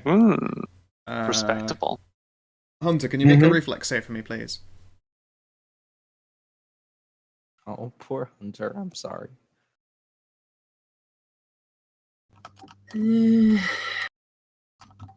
Have an 18. Okay. You are not going to take full damage as her teeth are ripped out of you. I have evasion. Oh, then you don't take any. Alright, let me show you what that roll might have been. So great. Somehow you managed to actually just... maybe you do that thing where you have like a Chinese finger trap and you push forward before you pull back so it doesn't snatch you down. But like, you know, somehow you manage to lean in and then pull yourself away so when she's yanked off of you, her teeth don't tear open your shoulder blade. And Dirk, you now have control of her. You were not going to be able to pin her down this turn, but you have unlatched her from Dr. Hunter. Okay. On Shade's turn, she is going to continue to watch this corner. She has a hand crossbow at the ready. Dr. Hunter. Can you make me a fortitude save, please? Oh. Don't crit fail, don't crit fail, don't crit fail. Mercy's just getting no breaks at all. 19's pretty good. 24. God, you're just going nuts. Okay. Better than dying. The wound feels like it should still be like just fucking bleeding and gushing, but it seals closed. John will 5 foot step away and cure light wounds. Okay. Wait, was Shade skipped? No, she spent her turn waiting and she's got a weapon at the ready. Doing what you're doing. I was gonna ask her to see if she could like check that kitchen there for any pre-stored blood, but I guess that's not. That's actually a really good idea. Yeah. I mean, it's a free action to talk. You can totally suggest that. I was gonna do it like really before her turn, but yeah, I am gonna sort of like. I'm still gonna whisper so I don't like break stealth, obviously. Alright. Loudly whisper over to her. I don't really like turns being retconned, but no, that suggestion did not come to you until after her turn of waiting had gone by, I'm afraid. I wasn't asking to retcon. It was my bad for missing her turn going by. That's okay. Alright, I'm disappointed I didn't think of that. Shit. You've been asked to bleed. Alright, Mahira. Give me the knife. Where do I need to bleed? Preferably inside of this water bottle, please. Because once I get enough blood in it, I'm gonna just stuff it in her mouth. Or I'll probably get Dirk to do it because he's the big strong man. No, it's fine. I'll do it. All right. He'll just cut across his palm and start bleeding into it. Okay, so this isn't going to be like a small drop amount, presumably, if you're looking to fill this bottle. How hard are you willing to harm yourself with this thing? You can. It's not just Simon. You're gonna make a blood cocktail. Yeah. Well, okay, still fair enough. How much are you willing to deal to yourself? I'll give you the D's.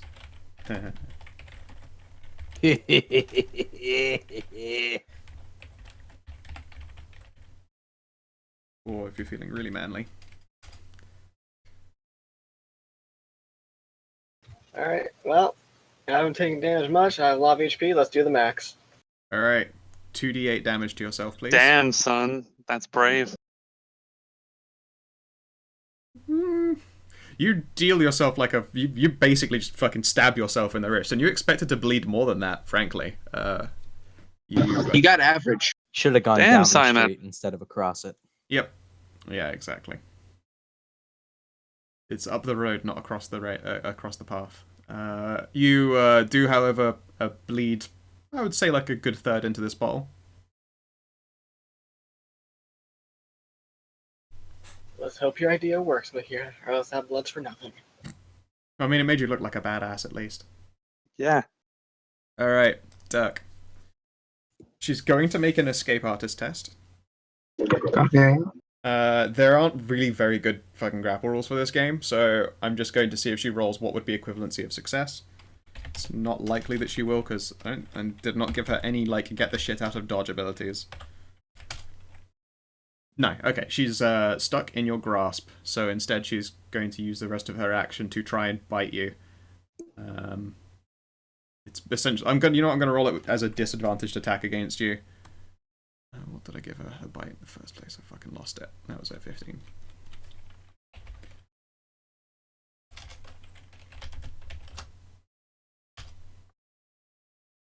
Does a 26 hit you? That in fact meets. Alright, meets beats in the case of an attack.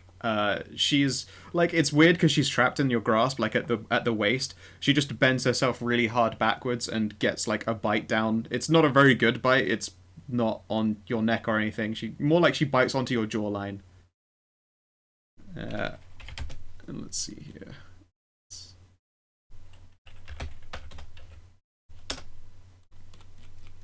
You take 6 damage. Oh man, this is token's way out of date. I couldn't understand a single word of that. The token's out of date. Oh, okay. Right. Vex, it is your go. It is indeed. I'm going to sort of, I mean, stage whisper isn't quite the right word, but I am going to take the moment to whisper over to... Sure, she's in 30 feet. You can essentially quietly tell her to do a thing. I'm going to ask Shade to check around the kitchen for any pre-prepared blood.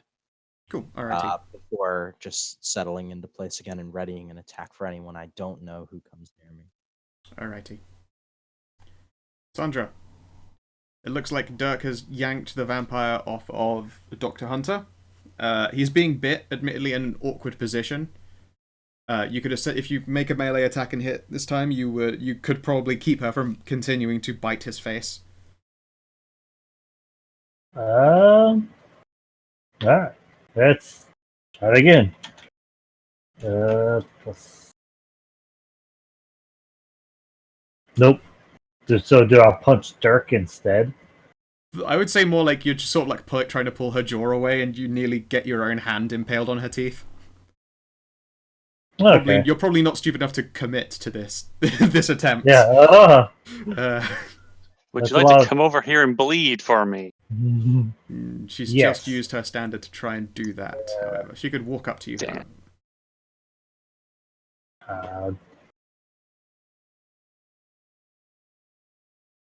Come over here so I can make you bleed on me. Mahara, it's your go. Mahara will use her turn to make Sandra bleed. Alright, Sandra, you Right, generally Sandra. get the choice of... In fact, no, I'm not going to say Sandra gets the choice. Mahara, which damage dice are you going to pick against her? D3, D6, 2D6, D8, D12, or 2D8?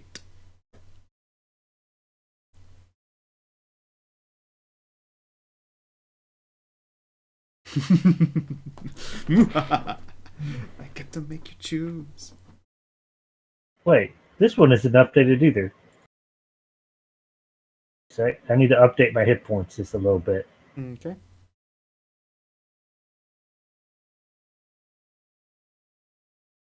This seems more. This number seems I mean, the outcome number seems appropriate for Mahara. Yeah, you're Only like, 4. you're not She's reluctant trying to go hard, yeah, but you're not reluctant to savage her quite like Simon did to himself, and you stab at her, but you kind of got these noodly fairy arms. You dig into her. You probably add like the bottle is almost halfway full. Watch the damage. Just to look at my hit points. Watch them drop. Oh god, you have over 100 health. Yes. And DR. Yeah, and your DR. Oh shit! Wait, how high is your DR? It's 2. Okay, the bottle is not even halfway full. When you stab her, she's resilient as goddamn shit. You are struggling to fill a water bottle with these two's blood. I should have made myself bleed. Yeah, you are a lot easier to make bleed than Sandra. Like, she is... You've probably never seen a human so hard to make bleed in your life. She is so secret dwarf, it's unreal. It's amazing. Dirk. She's biting your face. I'm gonna pin her. Alright, you have control, so just make a strength test, please. She's gonna oppose. She's probably not gonna succeed. She was definitely all in for Dex. Yes, okay, you are able to, unlatch her from your face and pin her to the ground. Cool. On Shade's turn, she goes to the fridge and has a quick rummage. Who wants to roll? In fact, Vex, it was your idea. D4 of fate, please. Oh goodness, I'm gonna bungle it up. There is a blood bag. It's only halfway full, though. It looks like it's been tapped before. That's still some blood. The blood, however, is quite cold and coagulated. We'll need warming. I don't know. She's next to a stove. Not a good idea. What she does do is probably just turns the sink on to hot as hot the water will go and just drops the bag into it. So she'll bring it over as quickly as it's ready. Dr. Hunter. Okay, Mahi's filling a bottle with blood, so I'll 5-foot step. Can I roll treat injury to take blood more effectively? Yes, you can literally... You have a doctor's kit. You can literally tap your own blood. Yeah. Oh yeah, you'd probably be way better at this than me. You watch, like, Mahara is just jabbing her You're like friends. a doctor and stuff. Mahara is jabbing her friends in the wrist and, like, getting fucking awkward amounts of blood and, like, it's slopping over the bottle. You are able to, essentially grab a syringe, break off the top, so you just draw and keep drawing. Okay, so how does that affect, like, the... Alright, in order to fill this bottle to the top, you will have to take a certain amount of damages worth of... Wait, no, this because you're not taking it out roughly. I was just using damage as a scale for how much blood came out. You can deal 2 temporary constitution damage to the player of your choice to fill this bottle up.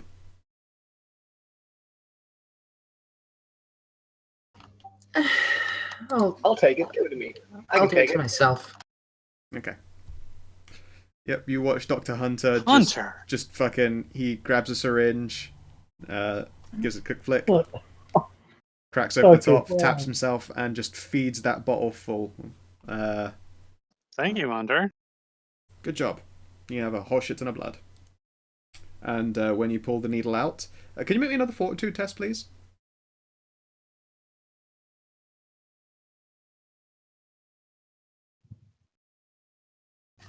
$15?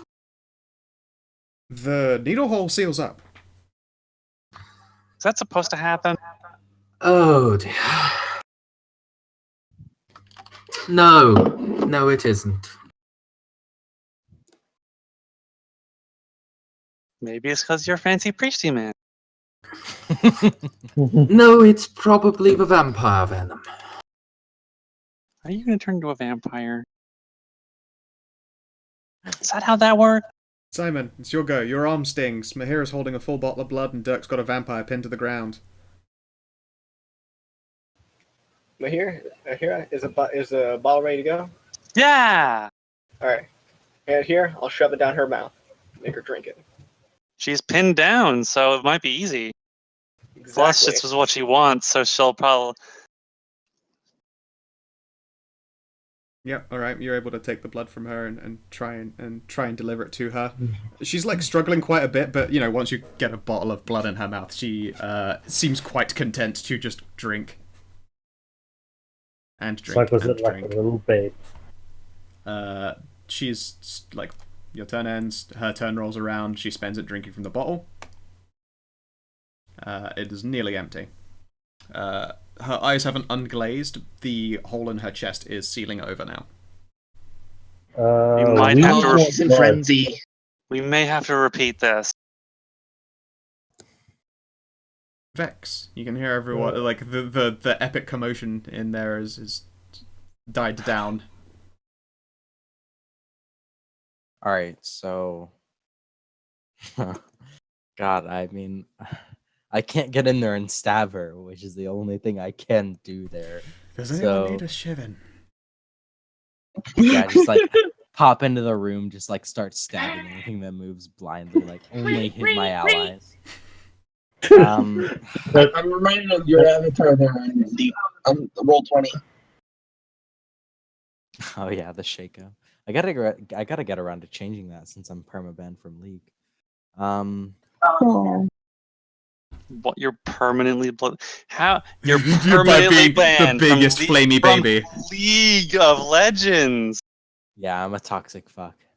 I can't even imagine someone how toxic and how mean and how upset. He was full tier outrageous from stinky League baby. of Legends. All of that and more. I am the most, when it comes to video games and playing against actual like other living people, I am the most like incredibly toxic, childish loser that you will ever meet. It is a terrible character flaw of mine, but I cannot play video games against other people and lose. I cannot handle it. And regardless, I'm just gonna sit down and you can sit in the corner and be happy. All right. I'm just glad you and I play Yu-Gi-Oh together, okay? Yeah, like Yu-Gi-Oh is one of the few things because like I like you all enough to like to behave. To behave. Like I still get just as angry when I lose, but I like you all enough to not actually like. I don't want you to see that darkness inside. Visibly upset. No, like it's a horrible idea. If I ever challenge you to like an actually competitive game, always refuse because there's no winning against me. If you lose, I have no grace as a winner, and if you beat me, well, heaven fucking save your soul. Thanks for the warning.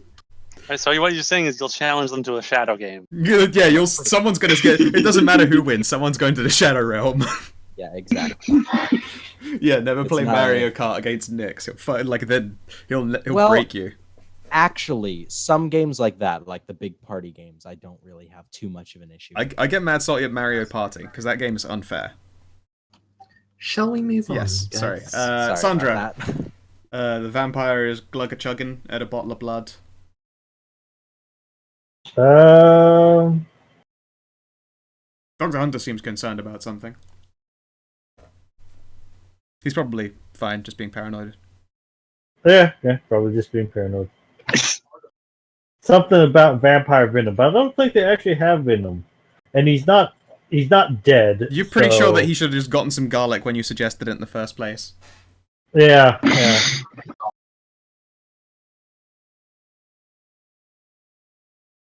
I'm gonna go check the fridge for blood. Sure. I'm just gonna. I mean, I don't. It's either that or savage myself. So We might need more savaging. I can savage myself. Let him go get. But I only had the one water bottle. I'm not filling my liquor bottle with blood. So what's one movement? A base movement is 30. She drinks some of Sandra's blood and just gets fucking shit hammered. Shit-faced. Yeah. No, it wouldn't be weird if Sandra's wounds randomly sealed themselves up either. She's like, just everything self-seals on her. It's real weird. Me, you bleed? Think again. Alright, when you go out there, you see that Shade is already... There was only a bag, one bag of blood in the fridge, and it was half full. She's currently got it heating underneath a hot tap. You suspect that by the time it rolls around to her, it'll be warmed up again. Okay. Mahira. Yes. Sandra's pieced Oh, out. it's my turn. Yep.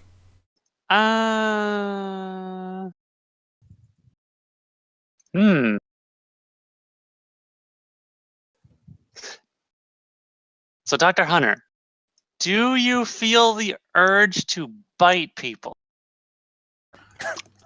No more than normal. So is that a lot or a little? Only a little bit. No, it's not at all. It's a figure of speech. Oh. No, let's face it, you've always been a little bit into it. You're a doctor. I like to make him bleed.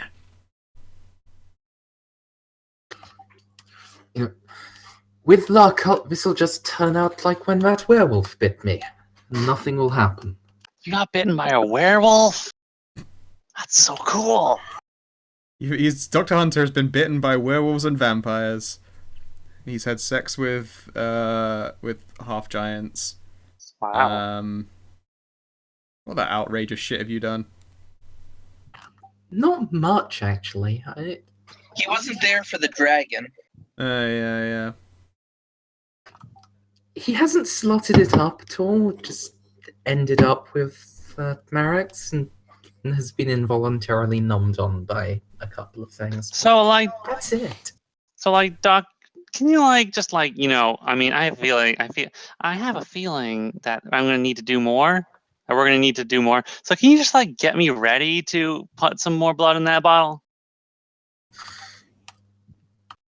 I suspect that'll have to wait until my turn. Well, yeah, okay.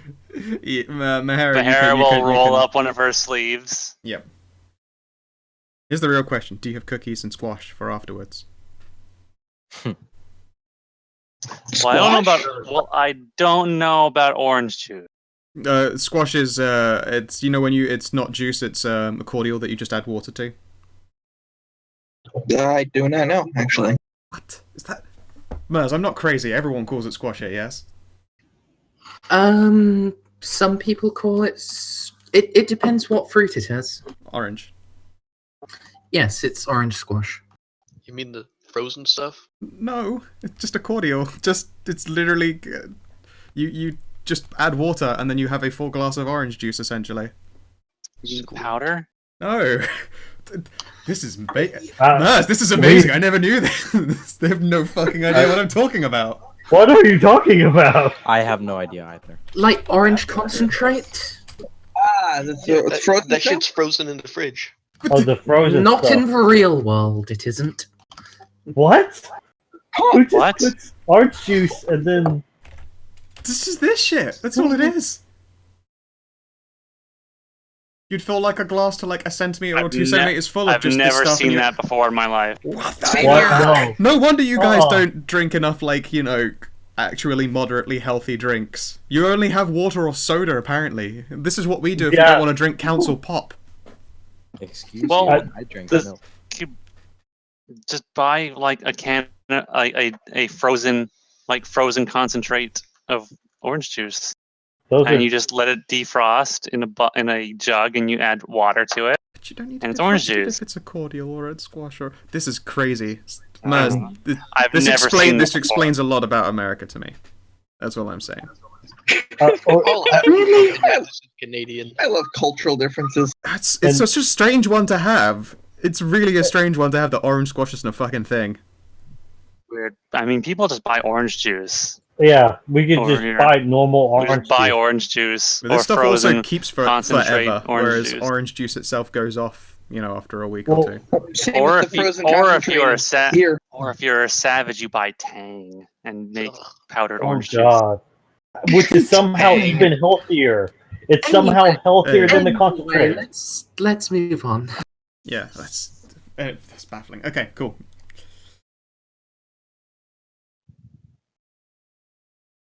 All right, Dirk.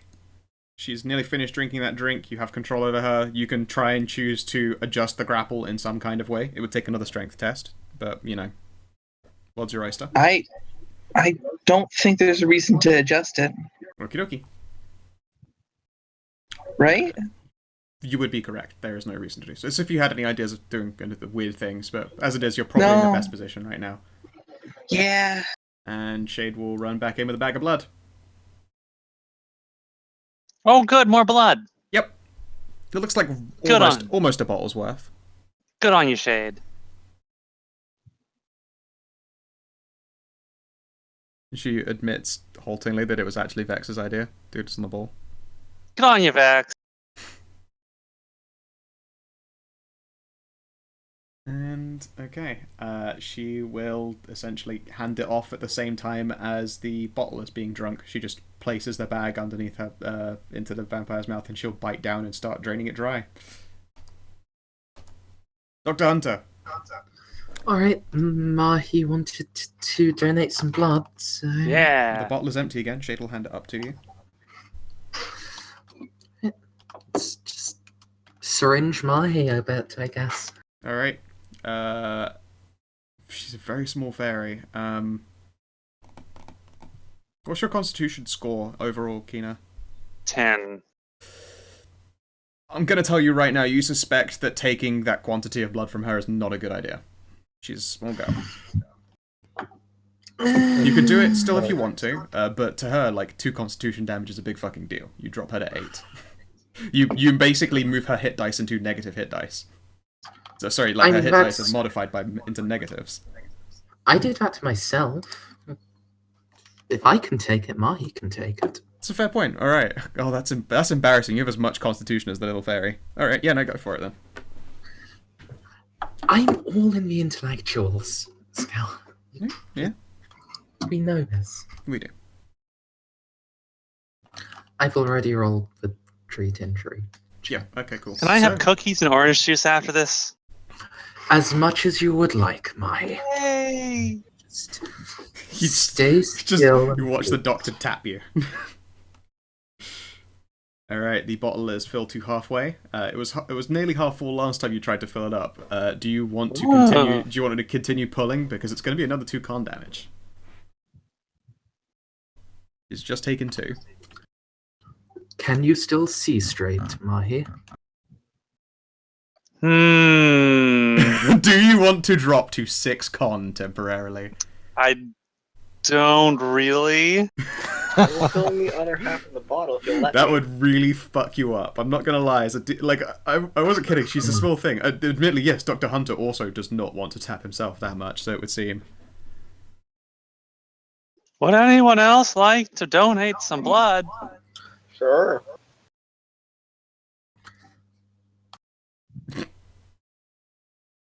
I mean, you could just go with half a bottle. I'm busy pinning her down, but... You could just see if she'll take the other half a bottle. I suppose is also an option that might come to Hunter.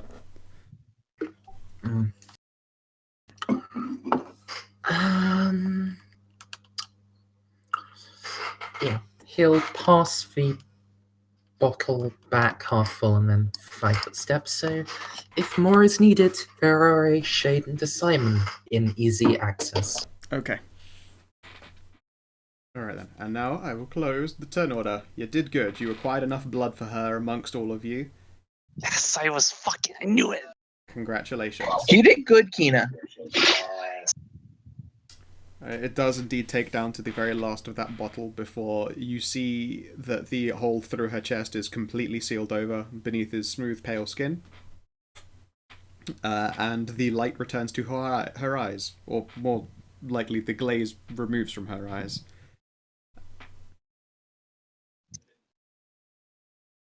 And let's see here.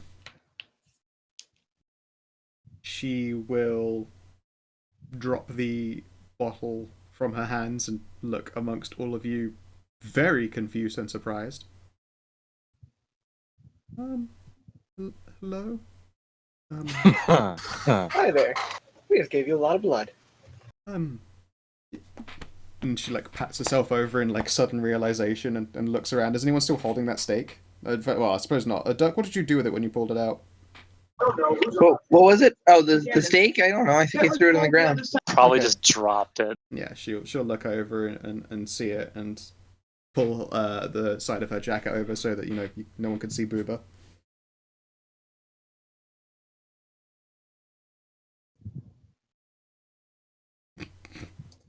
Yeah. It's fine. The initiative's already closed and stuff. Oh, all right. So I'm not going to be forced to like try. You're and not going kill to be her. forced to shiv her if she walks out Okay. the door. No, you're okay. Because we had that happen like one time. Either it happened to us or you like warned us about another session. I really didn't want her to like walk out the door. I immediately like, well, you prepped an action against anyone you didn't know, and then I stab her and reset. Yes, no. That was a situation where you were still in initiative, and then it applied for you to be like, I open fire. No, in this case, you'd like, we're out of initiative. I'm not going to be enforcing. You're probably not also going to just stand there against the wall for another straight. Like, it's no longer a round at a time now. Like, more than 6 seconds are passing. Let's put it that way.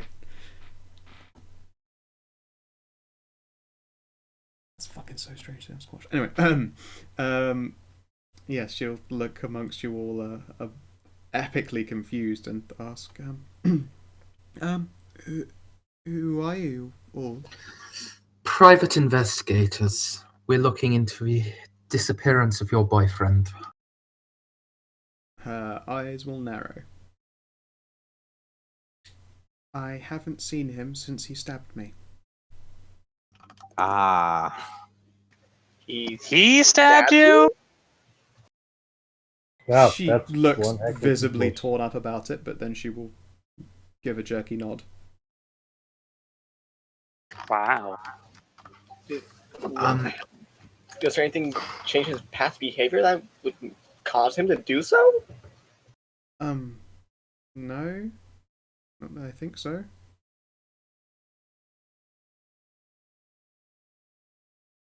Just doing work as normal. I mean, I was out of town for a couple of days at one point, but I mean, it seemed okay when I got back, and then he stabbed me.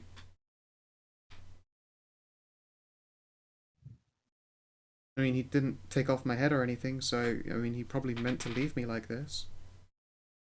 Why, I don't know.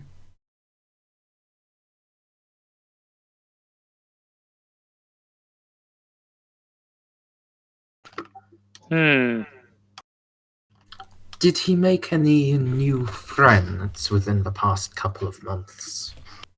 Months? Gosh, I don't know. It's a large space of time. Yeah, he makes lots of new friends. And he was a very friendly guy. Was a very friendly guy. Did he recently come into some kind of magical artifact that he kept around? I mean, it's literally his job. Nothing stood out, I guess. I don't suppose. Was he wearing anything that wasn't something that he usually has? No, his wardrobe has remained the same. Okay. He never used to dress particularly wizardy, if that's the kind of thing you're talking about. Like, just jeans and a shirt and a jacket. Okay.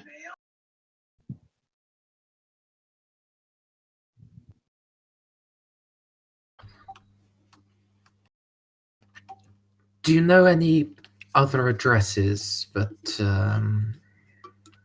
he might be contacted at? She shakes her head in a no. No? I mean, I guess I take it he's not here.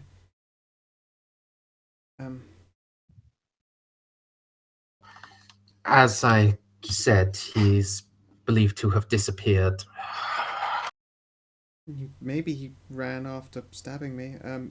Have you checked the rest of the place? No. Is it alright if I come with you when you do? Of course.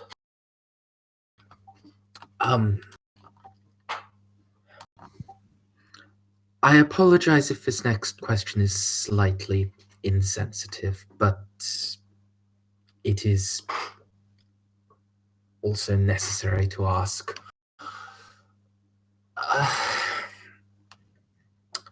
Is your condition particularly contagious? Well, I mean, not unless I buy. Oh yeah, you totally bit Miss Dr. Hunter. And Dirk. Well, Dick was bit on the face. She'll pause and go, I don't think it works on orcs, although you have very strong blood. Yay. Are you completely human? To the best of my knowledge, yes. Ooh. Oh, right. Oh boy. She literally, like, her only answer is an oh. Isn't your sister something weird though, or something? Does he know that yet, though? Yeah. To the best of my knowledge, she is my half-sister. Oh. Oh, that's right. Everyone's like, oh, right, yeah, we just brought up an incredibly sensitive family thing just then. I was trying to speak out of character. That's fair. No. I'm really sorry. Oh boy.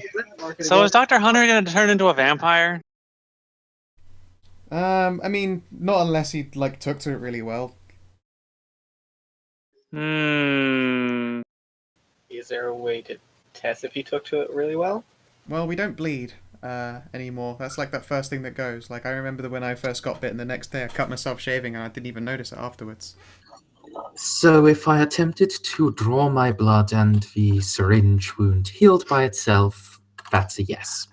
It's a pretty high yes, yeah. Oh dear. All right. Well, Gonna make you less of a person in our eyes, Doc. You're still you. thank you. If you excuse me, may I use your sofa? Everyone else, carry on. Oh, I should probably have the talk with you then. She looks apologetically at the rest of the party. She goes, shall I go to him right now, or? I mean, You're he not has to you know. when you're hungry. Let him be a little bit angsty. Okay. He'll probably get it out of his system. Hopefully, maybe. All right. Maybe you could try praying really hard. I mean, you're... That sounds like such a dick. Have you tried prayer? I don't know. What? I don't know magic shit, Can't just man. pray away With that- vampirism. It's like saying pray away the gay. Yeah, I was about to say you could pray the gay away though. I don't know. Isn't that magic though? He is a magic cleric though. Oh, I mean, I don't think cleric magic is a super good idea on us. Oh. I mean, not that we need it anyway. Well, I guess I might have needed healing. But you know, then thank you very much. By the way, I'm feeling very full of totally different blood. You're welcome. Yeah, don't worry about it. Does one of you be positive? I miss be positive. I might.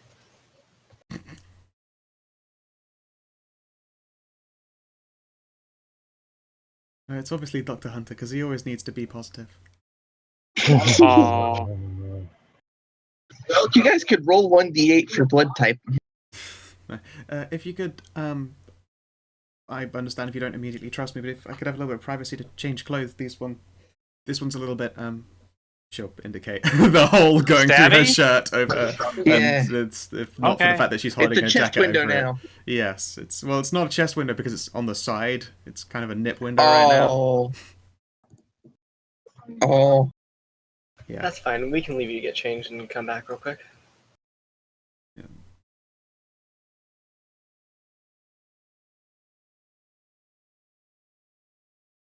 Vex as well, or do you intend to like? No, it's cool. I can stay here. I'm a homosexual. You see. My bad. Thank you. Like, it doesn't count. I don't get bonus from it. Like, that's not the same. All right, and she does indeed just grab a change of clothes before you hear her go into the bathroom. It's like running water for a moment, and then she'll walk out. There's no longer any blood on her face, and she's wearing clean clothes that aren't soaked in murder blood or, full of staking holes. What does Dr. Hunter do?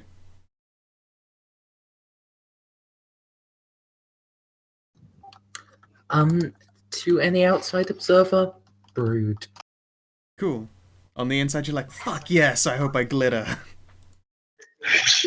I'm gonna Probably be fucking not. fabulous.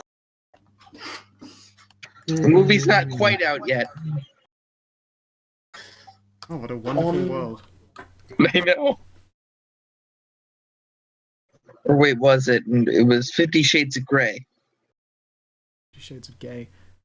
Exactly. No, the glittering came from, the thing that was based off of. I know. I'm Evening, trying whatever to it was remember called. Noon? I think it was called Noon. Sure. Dusk? Oh, right, yes, Dusk. Yeah, the first film was out in 2008. Yeah. Yes. Alright. It was too long ago. The vampire will walk up in front of you and then look very, very bashful and apologize profusely a few moments later, bowing her head deeply. It's alright. It's alright. It's totally not alright. It wasn't your fault. Well, I mean, I did bite you, but I suppose it's definitely my asshole boyfriend's fault. Ex-boyfriend, if he's still here or alive. Well, we suspect he was kidnapped or coerced somehow by an evil demon worshipper to do some dreadful ritual that's going to threaten the city and possibly the entire world if they could gank Liam and get the rest of the staff. She'll shake her head and be like, that sounds like crazy talk. It should. These have been a rough few months. This has been a particularly rough day. I can see why this would be rather trying. She'll look around at everyone who has, looking a little bit low on blood, and she will quickly scamper off into the kitchen. You see her rummage around in some cupboards before she comes back out with, it looks like a pill pot, and she places it on the side. These are iron tablets. You'll probably all want some. I'll gladly take one. I will as well. Yep. Oh, wait a minute. I wasn't even... You didn't even You didn't bleed. get You don't need it. It's just good for you, though, She also recommends that you have some as well, Dr. Hunter. Will they make any difference? I mean, they're not going to fix you. I'm sorry, but it will at least help. You've still got blood inside of you, and iron is good for you. Right. Fine. Staying on top of, diet and nutrients and stuff that we get out of blood will, make it so that we last longer without needing another fix.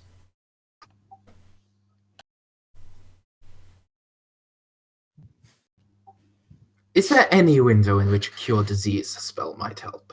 Disease? That's... okay. No, Racist? No, she was about to be indignant, but all things considered, she bites down on that indignancy. I don't think so, no. I've never known anyone to unvampirize or stop vamping.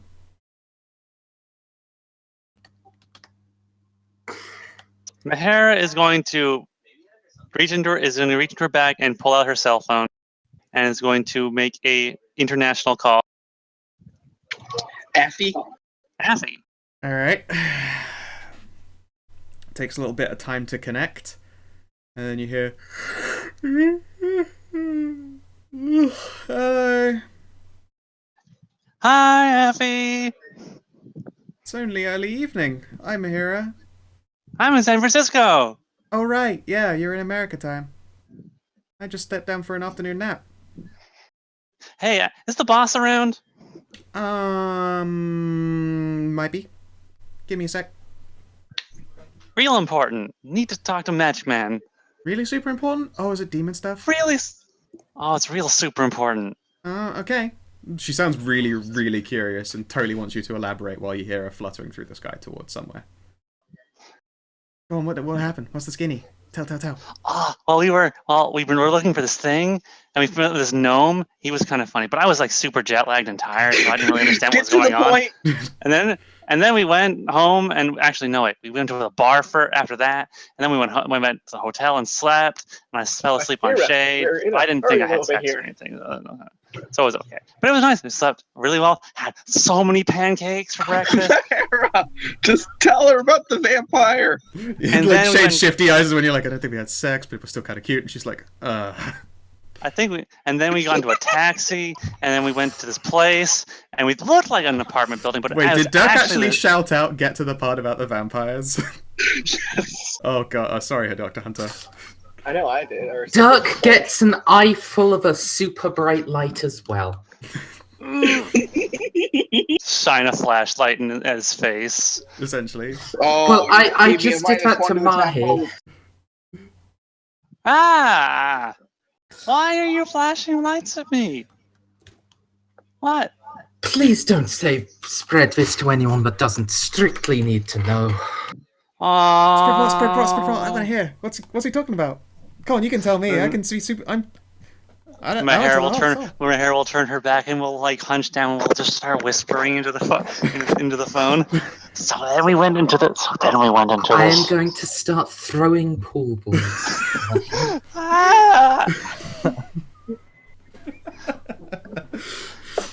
So there was this like apartment building, but it was actually just one big house. And then we went inside, but we couldn't find anybody. But then we found this like vampire in the bed with a stake in her heart. Oh no! I know, she was really cute. Did you try and give her blood? I did. That's what I thought would happen. And I woke her up immediately. Then she got really mad. But I figured she just needed to drink a lot more. He's trying so hard. What is your AC before another one gets paired? Oh, Hera's AC is really good. It's like 27. All right, good luck hitting her with a pool ball while she flutters through the skies, whispering into her phone.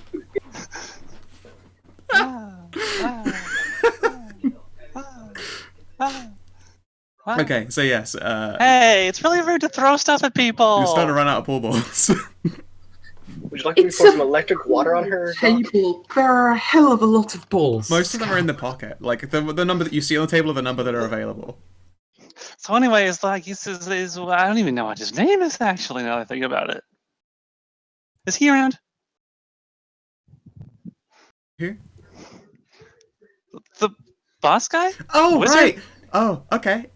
Yeah, he is. Cool. Sorry, I wanted to hear the rest of that. I'll pass you over. Then you hear the phone move over, and like just a fucking deep sigh. Yes. Hi, it's Mahara. You know this little fairy that brought who I gave you that, like, you know what the collar thing. Yeah. Yes, I remember. Why are you? So like, hey, do you know anything about vampires? Vampires? Yeah. Like, do you know do you know how to like? Is there a way to stop vampirism? Stop vampirism? Yeah, is there like a way to stop it? I have a bit of a problem right now. Can you roll me a 1D handy?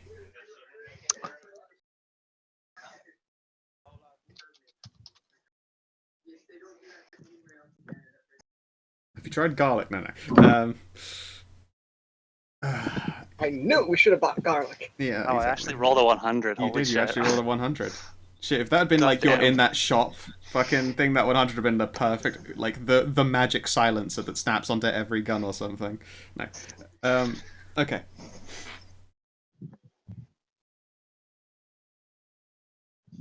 Okay. Let's see here. Okay then. I've only really heard rumors. It's the kind of thing that you have to do quite a lot of ritualing to prevent and avoid. You are all currently in America, yes? Yeah. Okay. That makes things moderately more complicated. Yeah. If you If the individual has been afflicted with vampirism, I will require you to get them back here within the week. I will see if something can be done. Okay. I can't make 100% promise, but there is something that can be tried.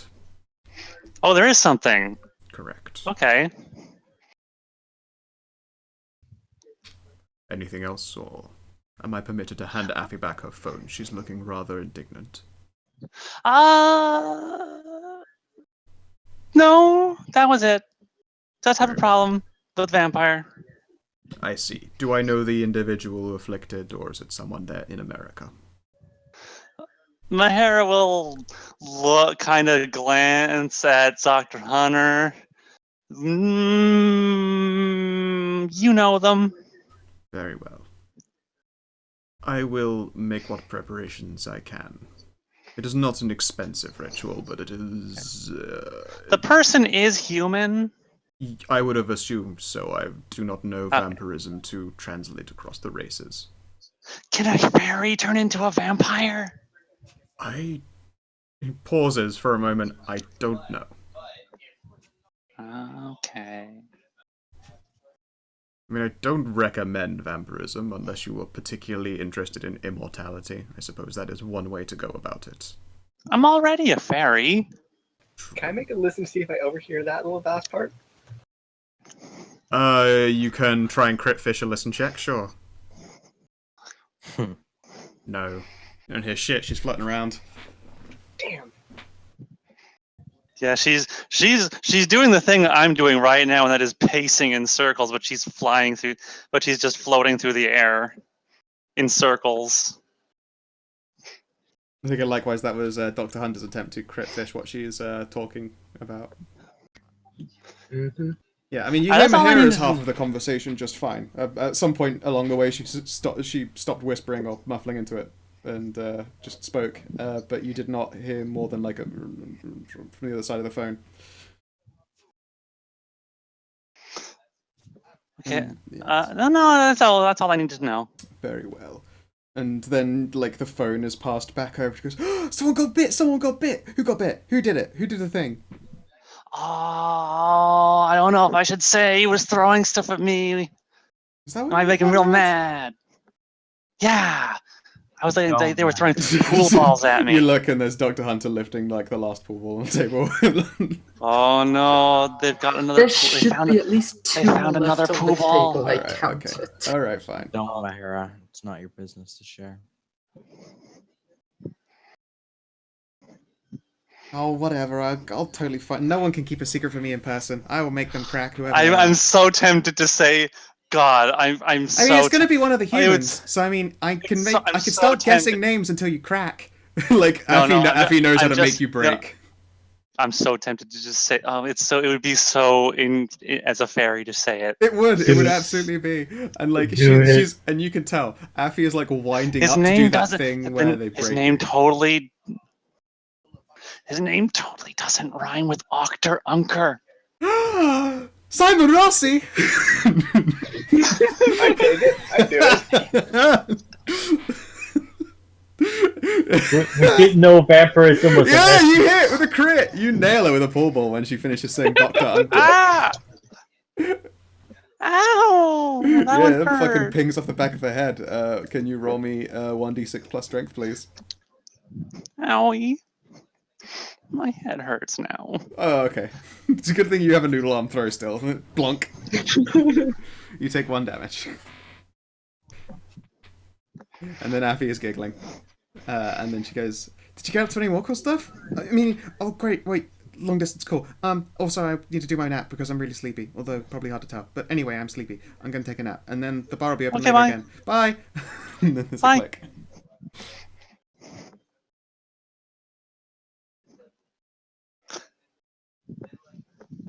And Mahara will put her phone away. Ah. It's very pissed off. Good news! Good news, Good everyone! news, everyone! I don't know what his name is. I never got why don't I know his name? Anyway, the guy, he's got a big beard and he's like a wizard. Gandalf? No, the other one. Gandalf knows the cure to vampirism is to get mega baked. I mean, he might be right. We don't know. The table's owner. That guy. He says there's something. He says there is something that we can do. Not here though. You have to go back home to Scotland. No, that he said that within a week. Within a week. We have a week. We have to be back in Scotland at the Broken Table in a week. And he says there is something that can be done. So either I leave a lot of you here for 2 or 3 days without me, or like in 2 or 3 days. I deal with this. Fuck the job. It's an eternity as a vampire. Fuck. Become immortal. I mean, then you won't have to worry about being a demon. It's up to you, Doctor, but I'd say fuck the job and do it if you're really opposed to being a vampire. There are multiple ways you can make money in this world. There are no ways you can come back from being a vampire once it's certain. If you live forever, imagine the interest. Money, Vex. Imagine the Then interest absolutely go on back. a bank account 1,000 years from now. Look, Doctor, I behind you, think that episode came out already. but I saw that I episode. don't want really don't like to the vampire leave a thing, lot though. of you here without when I might be useful. We can handle ourselves. Hey, you guys have been We throwing don't stuff like- around. Can everyone please just make me a listen check, by the way?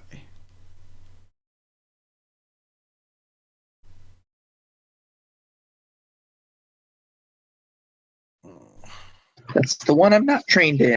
Well, I'm gonna spend an action point. Dirk! God fucking damn it! You don't even worry about spending that action point, dude. Okay. Okay. So, Dirk, you were, like, struggling to follow what it was that Mahara was talking about, but you distinctly heard something when Dr. Hunter had been throwing pool balls at Mahara. Wait, when it bounced off of, like, the ceiling in the corner over here. There was definitely a thump back from something above. And now that, like, the noise has stopped, like, you're pretty sure you heard a scratching just now, but when you try and listen again, there's no more sound. Huh.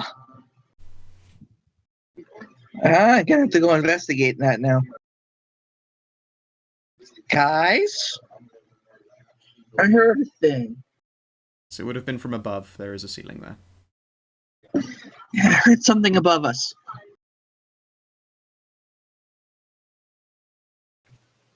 Guess we need to go upstairs and see what it might have been. Yeah, is there an upstairs? Yeah, she'll point at the stairs over here. Oh, that's stairs. Sorry, that's the international D&D symbol for stairs. If the line is at the top, that means that you're going up. Or we could stare at the vampire and ask her what that was. She looks just as confused as you do. Oh, you don't know what that was? She shakes I'm her assuming you head. don't have a cat. Mahara. No, I mean, he was always against pets and stuff. I didn't hear anything. Mahara will reach inside did. into her jacket and just pull a gun out. Her Simultaneously grab eyes guns widen out. in fear, and she takes a step back as though you're about to shoot her. No, we're not gonna shoot you. Are we gonna go hunting? Gotta go check what's upstairs. Oh wait! Oh! She like panics wait, more wait, when you wait, start wait, like wait, waving a gun around in excitement. Mahara, stop scaring her. Stop waving your gun. Mahara will put the gun back and we'll reach into her bag and we'll pull out her new crossbow. I get to use my crossbow finally! Like, runs. She takes cover around the corner. You pull out literally the vampire killer. Crossbow. Simon will just post gun away and try and go up here and say like, "Don't worry about that. She's eccentric. She's not actually gonna do anything to you." Excitable. That too. I get to actually test out my new crossbow. Oh, yeah. She'll peek. But yes, no, there shouldn't. I mean, they're The quite... LSD one? Yeah. And she pauses and just peers around Simon, just confused. Don't ask. Okay. Simon has flashbacks. He has flashbacks to his Yeah. fucking spiritual awakening. I woke him to magic during that. So, before you yeah, try he actually going has that. upstairs, there are 2 unchecked rooms. Badoo? This one, and what she would tell you, since you're on this level, is the bathroom. She has a little ensuite in her own room, but that one's bigger and nicer. I'll reveal that area might as fucking well. There you go.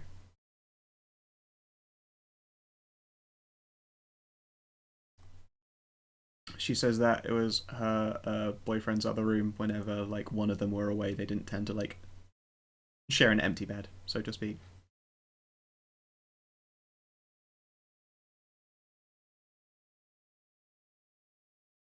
Alright, then. Well, we're gonna go check those, and hopefully it wasn't anything too crazy. I'll keep an eye on the stairs. You drink some orange juice. Yeah, I mean, as of right now, Dr. Hunter, you have no strange impulses or, like, you feel like yourself. I mean, you feel like a very paranoid, nervous wreck of... Wait, never mind. You feel like yourself. You feel... I was going to say, how is this different from regular Hunter? You know, in the past couple of months, he's actually started to relax and be slightly normal. No, this is true. I'm mostly just poking fun, yeah. As for your body state, no, like, mental state aside, because you're probably a little bit unhinged, yeah. You're in perfect condition. Well, sans the blood you were missing. Although now you've taken those iron tablets, and everyone who had one as well, by the way, in 15 minutes, the temporary damage will be gone to your constitutions.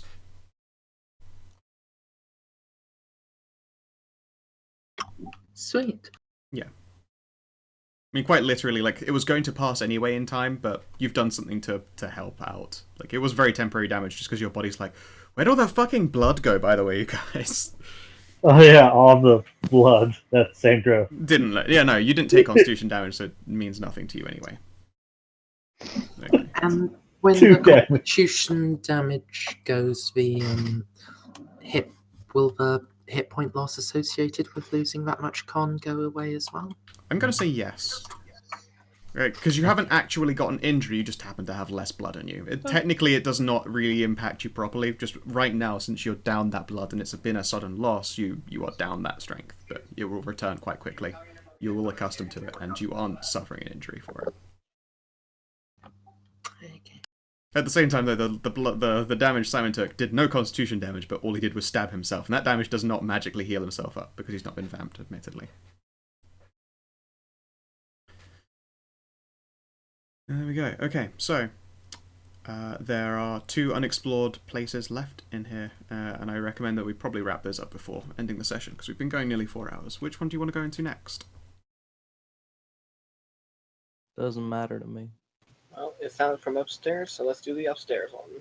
Neither of these are... No, this is on the same level. The upstairs, like, literally means this is going to take you onto this will take you to a new level in the house. Oh, okay then. Yeah, that's just a bathroom, according to her. Alright.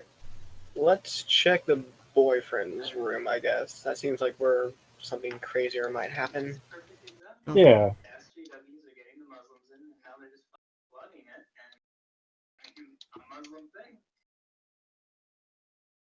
She will sort of peek at the door. Yeah, now that she's not like vamped out like crazy and shit, like she does not look like a goddamn fighter.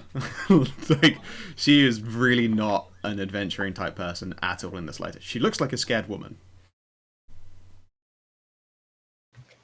If something is crazy in there, I'd recommend you get back.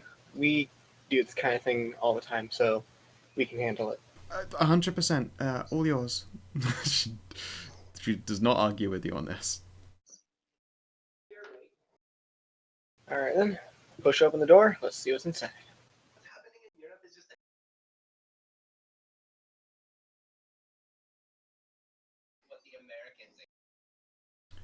In this room, you look at the room of a fucking dork. This is someone who collects medieval weapons for fun. I say fucking dork, no, I'm teasing. But this is, like, you can see that there are, like, regular cupboards and shit. but there are pieces mounted on the wall. There are 3 sets of Goddamn ninjas. like hunting leathers. Like kind of like a really old medieval weaponized style. And then there is a table that's just fucking decked with weapons, both real and close to real. I'm assuming these aren't just like armor displays, like those kind of things. They are mannequins, and they are wearing what, at a glance, you estimate to be really high quality stuff. You would have to get close to take a look. Oh. Okay then. So I'll step in and see if I can spot really anything out of the ordinary.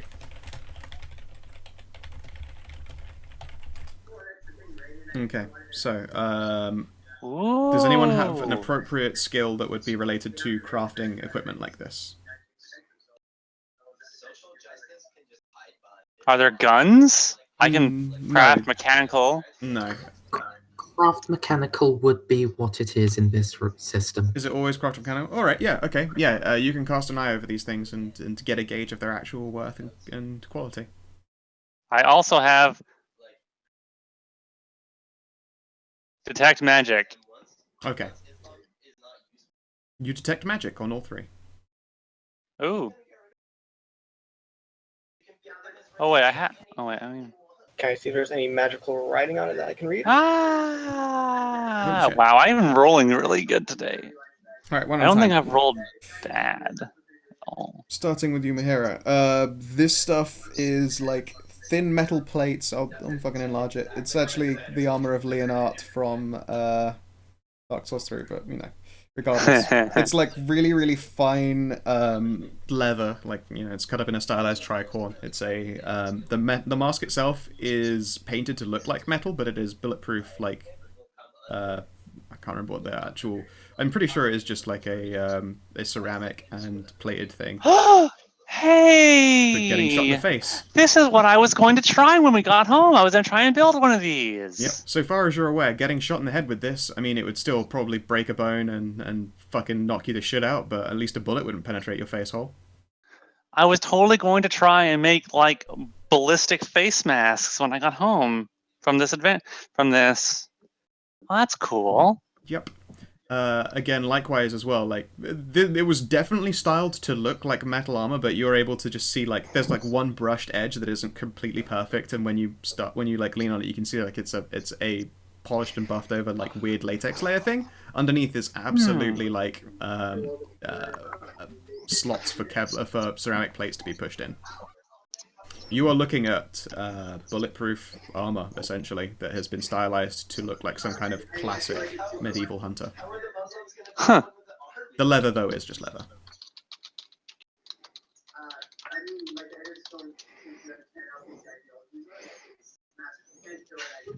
Yeah, and stylish. And according to your senses, you're picking up magic. Simon, you can see no magical sigilly things on them. Hey, hey, hey, wait a minute. Hey, wait a minute. Dr. Hunter! Yes, Mahi? There's magic stuff! Okay. I'll come and use the fact that I actually have detect magic. She also has detect magic, but you can spellcraft to understand what the fuck you're looking at. And you Yeah, probably have it more I can trained find than it, I Simon. just don't know anything about it. I mean, Simon can spellcraft now, just not very well.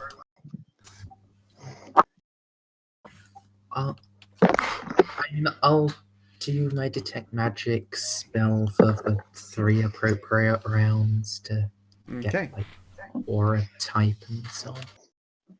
Alright. You pick up... probably not what you were expecting.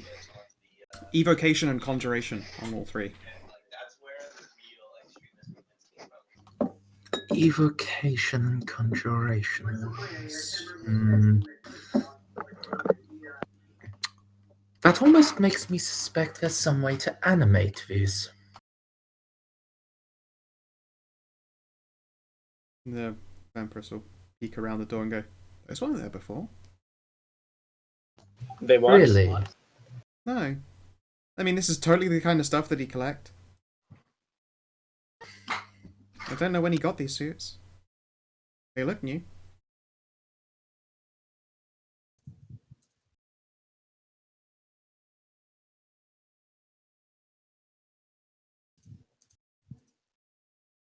Someone say bibbidi bobbidi boo. Bibbidi bobbidi boo. The suits do not animate and attack you when the command word bibbidi bobbidi boop is spoken. Abracadabra. Hey, Doc, can you no. detect command word or something like that? I'll roll spellcraft to see if I can figure anything more out. Yep.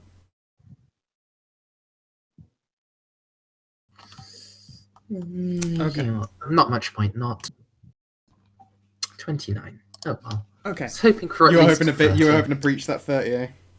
Okay. When you're looking over this, you are almost certain that a command word will do something. You do not know that command word. On the plus side, at the very least, you haven't been able to find anything like alarmy, which is always good. Which doesn't mean which means that you're pretty sure that going around this room isn't going to suddenly make them leap out and try and murder fuck people.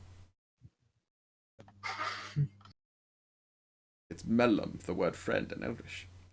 No, but at the same time, you are unable to pass a command word. It's not recorded or secreted anywhere away on these, and you aren't allowed to just grasp it with the power of the mind. As it is right now, all you're looking at are masterwork suits of the bulletproof armor. I mean, it's full body bulletproof, and it's like fucking. It is. Mahira will be able to inform you. This is some fucking grade A tech. Like, people don't get this shit in real life usually. This shit is worth so much fucking money. We need to bring it home. I mean, wait, would that be stealing? Yes. Yes. The vampiress will look at you. All things considered, you're welcome to steal from this asshole. Okay. Let's take the sets. Well, then we will if I have find a ribbon, I'll to. gift wrap it for you all. Well, when we have time, we'll have to get like a moving company or something to like box this stuff up in crates and then have it shipped Moving back. company. Oh. We can't take this on a plane. True. No, just get all three humanoid-sized people to just put on a suit and go take the highly advanced, technically secreted, bulletproof armor onto into the airport. It'll be fine. Yeah. I mean, it would just look like 3 scary cosplayers entered an airport, and when would anyone in America ever panic about something like that? Bad idea. We see that Bernie's it. I mean, to be completely honest, if we head back via private jet, we could probably just put them in. Yeah, no, you could get away with them. I'm being facetious. You could do it at the private jet. If you tried, like, the idea of wearing it would be a good way to get it around, though, without going through a moving company. Yeah. Yes, there is almost certainly a command word to make these things do something, but you don't know what it is. But as it seems, you are fairly certain there is nothing to do with, like, automatic activation. So there's a command word for something. Maybe there's like a journal or something in this guy's room. Well, or something. He has a study upstairs where he actually does all the enchanting work, so that'd probably be a good place to look. Upstairs. Yeah. Maybe that's where it is. Well, if it's going to be anywhere, it's going to be up there. In that room. What about this table full of weapons? I mean, she'll walk over. I mean, I recognize most of them from stuff he already had. I don't think he's added anything. Where did he get all this stuff? She shrugs. Internet. Yeah, sounds like something to do. Do any Are of these them ping when I cast detect magic in their direction? Let's see here.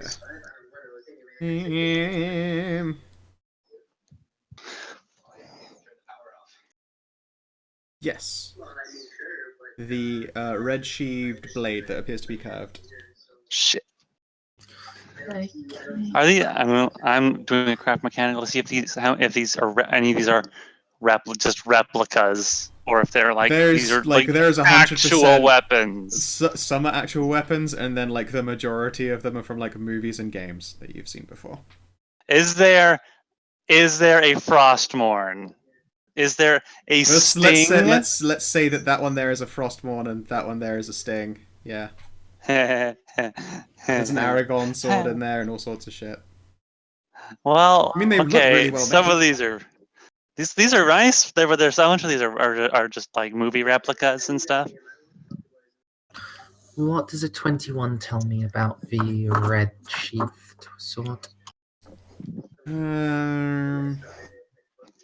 You'll have to get hands-on with it if you want to look properly. You can tell that the sheath is not magical, at least. I'll let you keep that roll though for like just lifting up and looking at it. But you can't just look at it and be like, "What's the magic on this one?" Yeah. I'll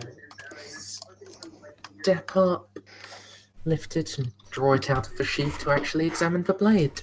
All right. Is it time for a will save? No. Why would? I think you've suffered enough, frankly.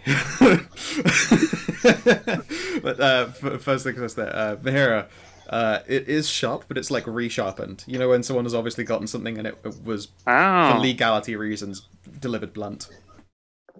It's So been these have resharpened, so it's they've fucking been resharpened. Yeah, it's dangerous. That's for sure. It doesn't glow though, and there's definitely an orc right nearby. Fuck, actually, you know what? Is the enchanter that big of a dork? You know what? When Dirk walks into the room, it glows. Yes! Tell you what, yeah, that also pings magic. When Dirk walks into the room, Sting glows. Yes! I love it. Oh. I don't regret that at all one bit. Okay, so when you Can I open keep up it? I want to keep this one. something sharp, it's sharp. Well, you can just because of the like it was a standardized replica blade, so there is absolutely a difference in the way that it's been done, and Mahira rolled high enough to know. Like there has been machine sharpened, and then there is obviously like it is different to the grain. I can't remember the fucking word of the actual word for, you know, when something is sharpened, but it's obviously not sharpened in the same way, in the same direction it's been done the previous way.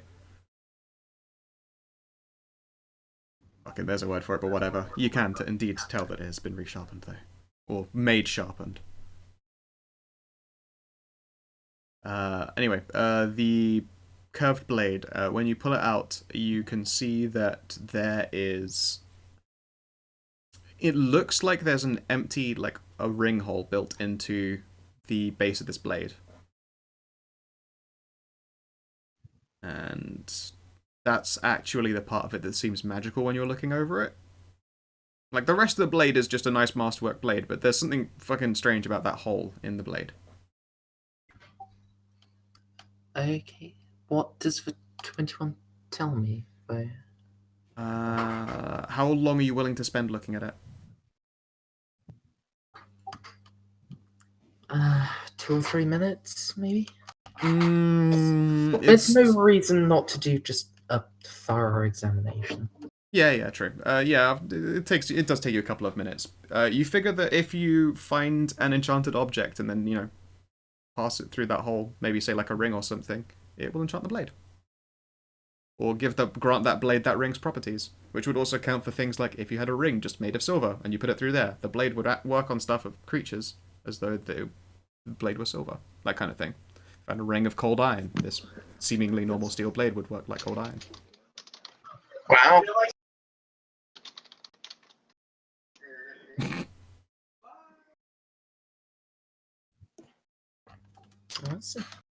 Yep, it is. It's a lesser version of the Ten Ring Broadsword, but still pretty good. Wait, sword? Huh? Yes, Dr. Hunter is inspecting a sword. Lana needs a nightlight.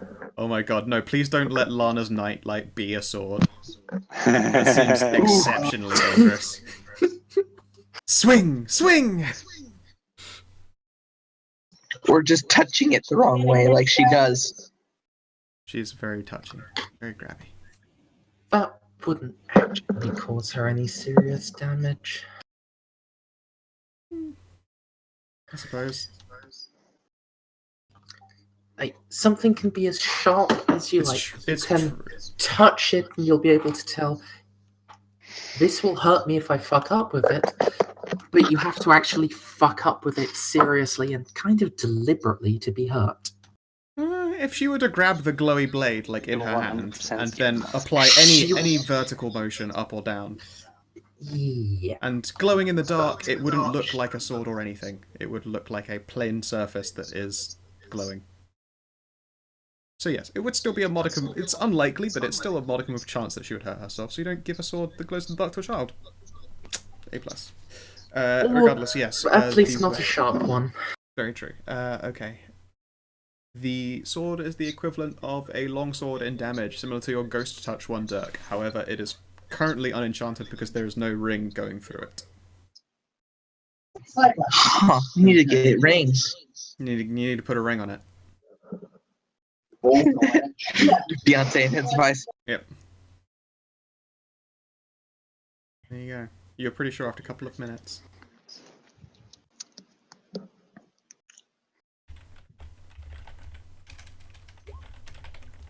Go down. I like it, Mercendi.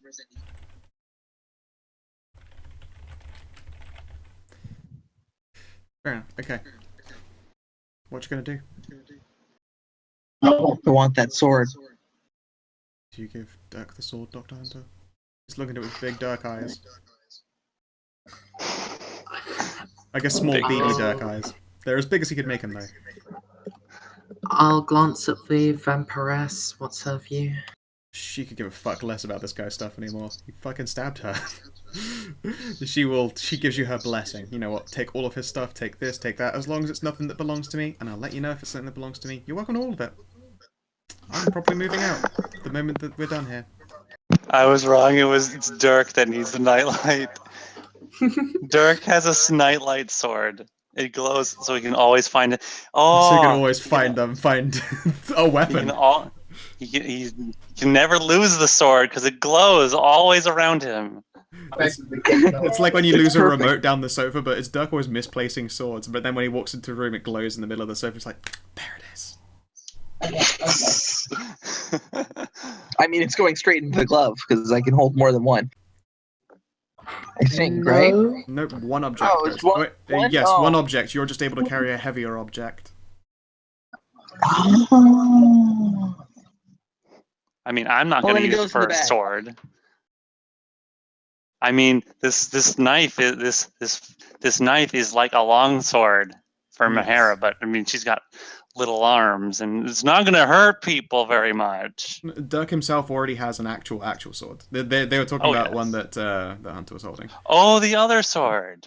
Yep. You can only carry one. The Ghost Touch broadsword is technically heavier. Huh. This one is of a more... I mean, it's not a finesse weapon. It's just of a more slender make. Is it still a 1d8? Yes. Huh. Same damage type. It probably- And as of right now, until there's a ring in it, it is just considered masterwork. I don't... It'd probably actually be better in my glove because then I have a torch in my hand too.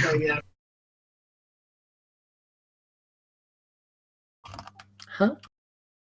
I said if I have a it glows, so it might This be isn't better in the my. glowing You guys, Mahara is holding a replica version of the movie sword Sting. However, it quite literally does glow when orcs are there. The sword that you've been handed by Dr. Hunter is that's essentially a different. 10-ring That's sword. different, yeah. When you put a ring through it, it is granted that magic. Or suddenly forgot the word. Property. So, say it was cold iron or silver or whatever the fuck, it would grant the sword that property for the sake of dealing damage. It's still a sword. It is still a sword. It is currently just masterwork until it is enchanted. I can still put it in my bag. Your normal bag, yes. Mm-hmm. Clunk. Indeed. Simon, the vampiress, is totally not really a fan of going to Ireland, and then she pauses and goes, actually, is it like really always dark and cold and wet there? Generally, most of the time. Alright, I might consider it. She shrugs. This winter has been exceptionally whole cold and snowy. Like crazy snowy all the time. Fuck, I don't even remember what snow looks like. I'm in California. Pretty awesome. How does sunlight actually affect you, by the way? Makes me really, really tired. I mean, doesn't do much, but how best to put it? Kind of dries you out a bit. And if you get, like, I don't know, say I tripped over and fell over and would have skinned my knee, that really, really, really hurts if it's daytime. Wouldn't do anything if it happened, like, indoors or, like, at night and stuff. Hmm. We're basically just a bit more vulnerable. And we feel a little bit sleepier. Alright. Well, it's good to know that you won't, combust. Yeah, I mean, speaking of combustion, fire is not very cool. But we don't feel cold.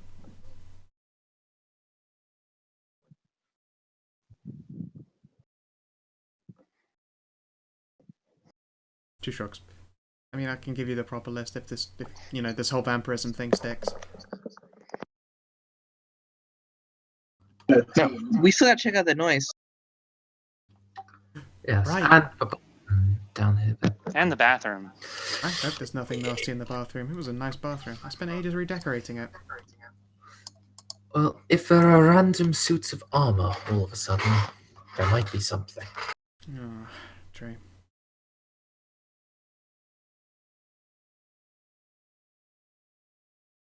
Alright, when you open it up, you see a bathroom. It looks pretty cool.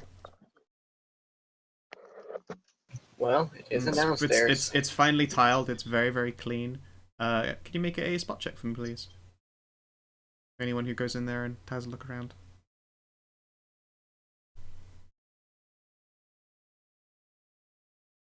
I mean, you're glad that she didn't go with, like, green tiles or something. Ah, Dr. Hunter. Underneath the sink. There is A bomb! It looks like a... not cardboard, like, that sort of faux board box. Like, it's a solid box, but it looks kind of cardboardy. They're, like, halfway between that and balsa. I really don't know what you're talking about. Okay, I'm sorry. okay, never mind. It's a very, very soft wood box. Okay. It's probably the size of, like, a pen box or something, that kind of size. John will give it a close look over and then try to carefully remove it from the sink, assuming there aren't any traps or tripwires or whatever. No, it looks like it was just jammed in between the pipes to keep it from falling out from behind there. Brandon. And when you pull it out, yeah, you're holding a very, very light box. There's something inside it. You can feel like it roll around a little bit in there.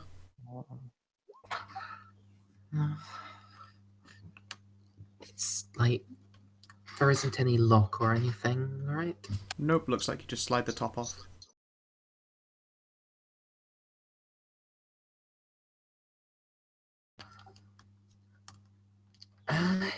Yeah, I'll slide it open. Okay. When you do so, you can see that there is a syringe and a baggie of something that you recognize to be heroin. Drugs!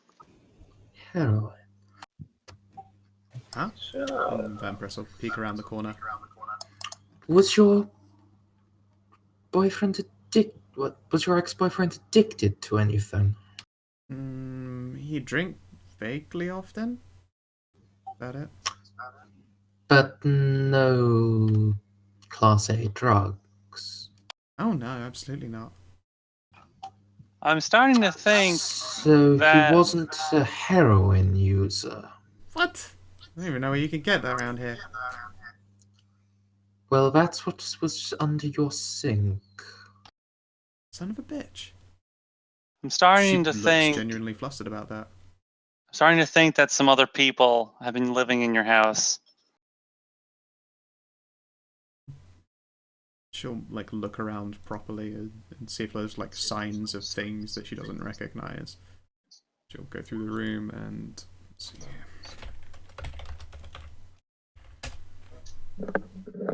Yeah, is the heroin a cure for vampirism? We could see that. We could test to see if a massive dose of LSD is a cure for vampirism. You hear like you hear a crossbow being racked. Yes, no. Yeah, she says that nothing else seems out of place. Like, she'll skip back into her room again, and she says that it's, besides the obvious signs of their scuffle and some blood on the floor that was caused by such scuffle, there's... No. She doesn't know. Maybe the answers will be upstairs. Yeah, it goes to the owner of the fucking broken table, just fucking stoned to the goddamn gills. What happened to you, heroin? What does it need a cure to? Heroin. Oh, vampirism. Wellness.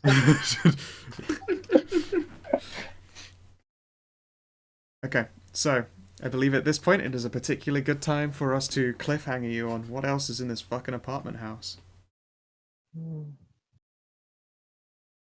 Thank you very much for playing, you guys. I hope you enjoyed yourselves. Always. Oh, Yeah. we were making it. It was fun. Yeah, it was good. Alright. Yeah, that was great. Simon's the last pure Dan's human in the not party talking now. Nope, there's Sandra, still is Sandra. not, that's, yeah, what's up Sandra wants you to think. Chippy eyes. So, I mean, I'm just, like, I almost wanted to make it canon that actually Dad was a dwarf all along and you just a mule. But no, you're technically a pure human so far as you can tell. Yeah. I mean, you're also, I say you're about 80% human, 20% ethanol, but That's what it is. Just look in the mirror and it's just a glass, just like a bottle of alcohol. Just like, what? Link said it's human. I don't. What? Anyway, is there anything that you guys would like to do, say, or anything before we end the session here? Slightly fuck you. Oh, I know. I enjoy it. This is good. There are worse things you can do to players than death. Yes. I live for the bullshit. It's true, I do. It makes me so fucking happy to mess with you all. I feel bad that it I'm continues happy to to be mess Mers' with. character, but I don't know why. It's just fucking timing. The dice want to make it happen. It could have just as easily been Sandra or Simon. This is true. I feel like Simon wouldn't even mind, though. I mean, if I found out it gave me immortality, then yeah, all for it. Let's do this. Fight me. Do it. Do it now. Isn't that what he's trying to do? Simon's whole quest has been immortality, obviously. Oh yeah. Sandra, a vampire can't get drunk. Yeah, Sandra would have been on that plane. Just, I'll be there in a week. I'll be there. Oh fuck, oh fuck, oh fuck. We would have turned around and she would have just been gone.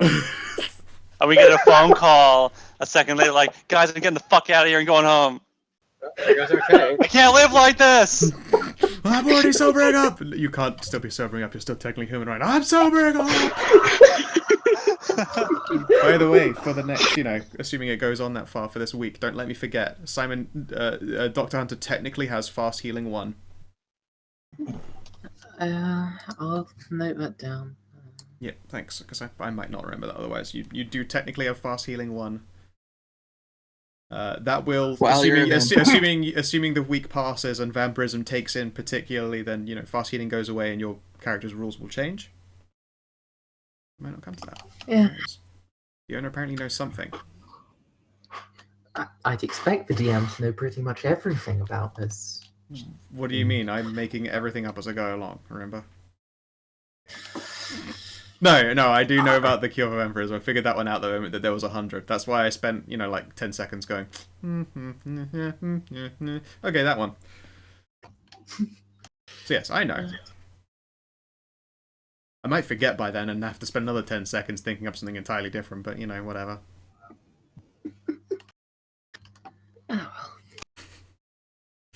Oh, it's so delightful. So with that, thank you very much for playing, you guys. And if you're watching in the VOD, you're watching in stream, have yourselves a lovely motherfucking good time.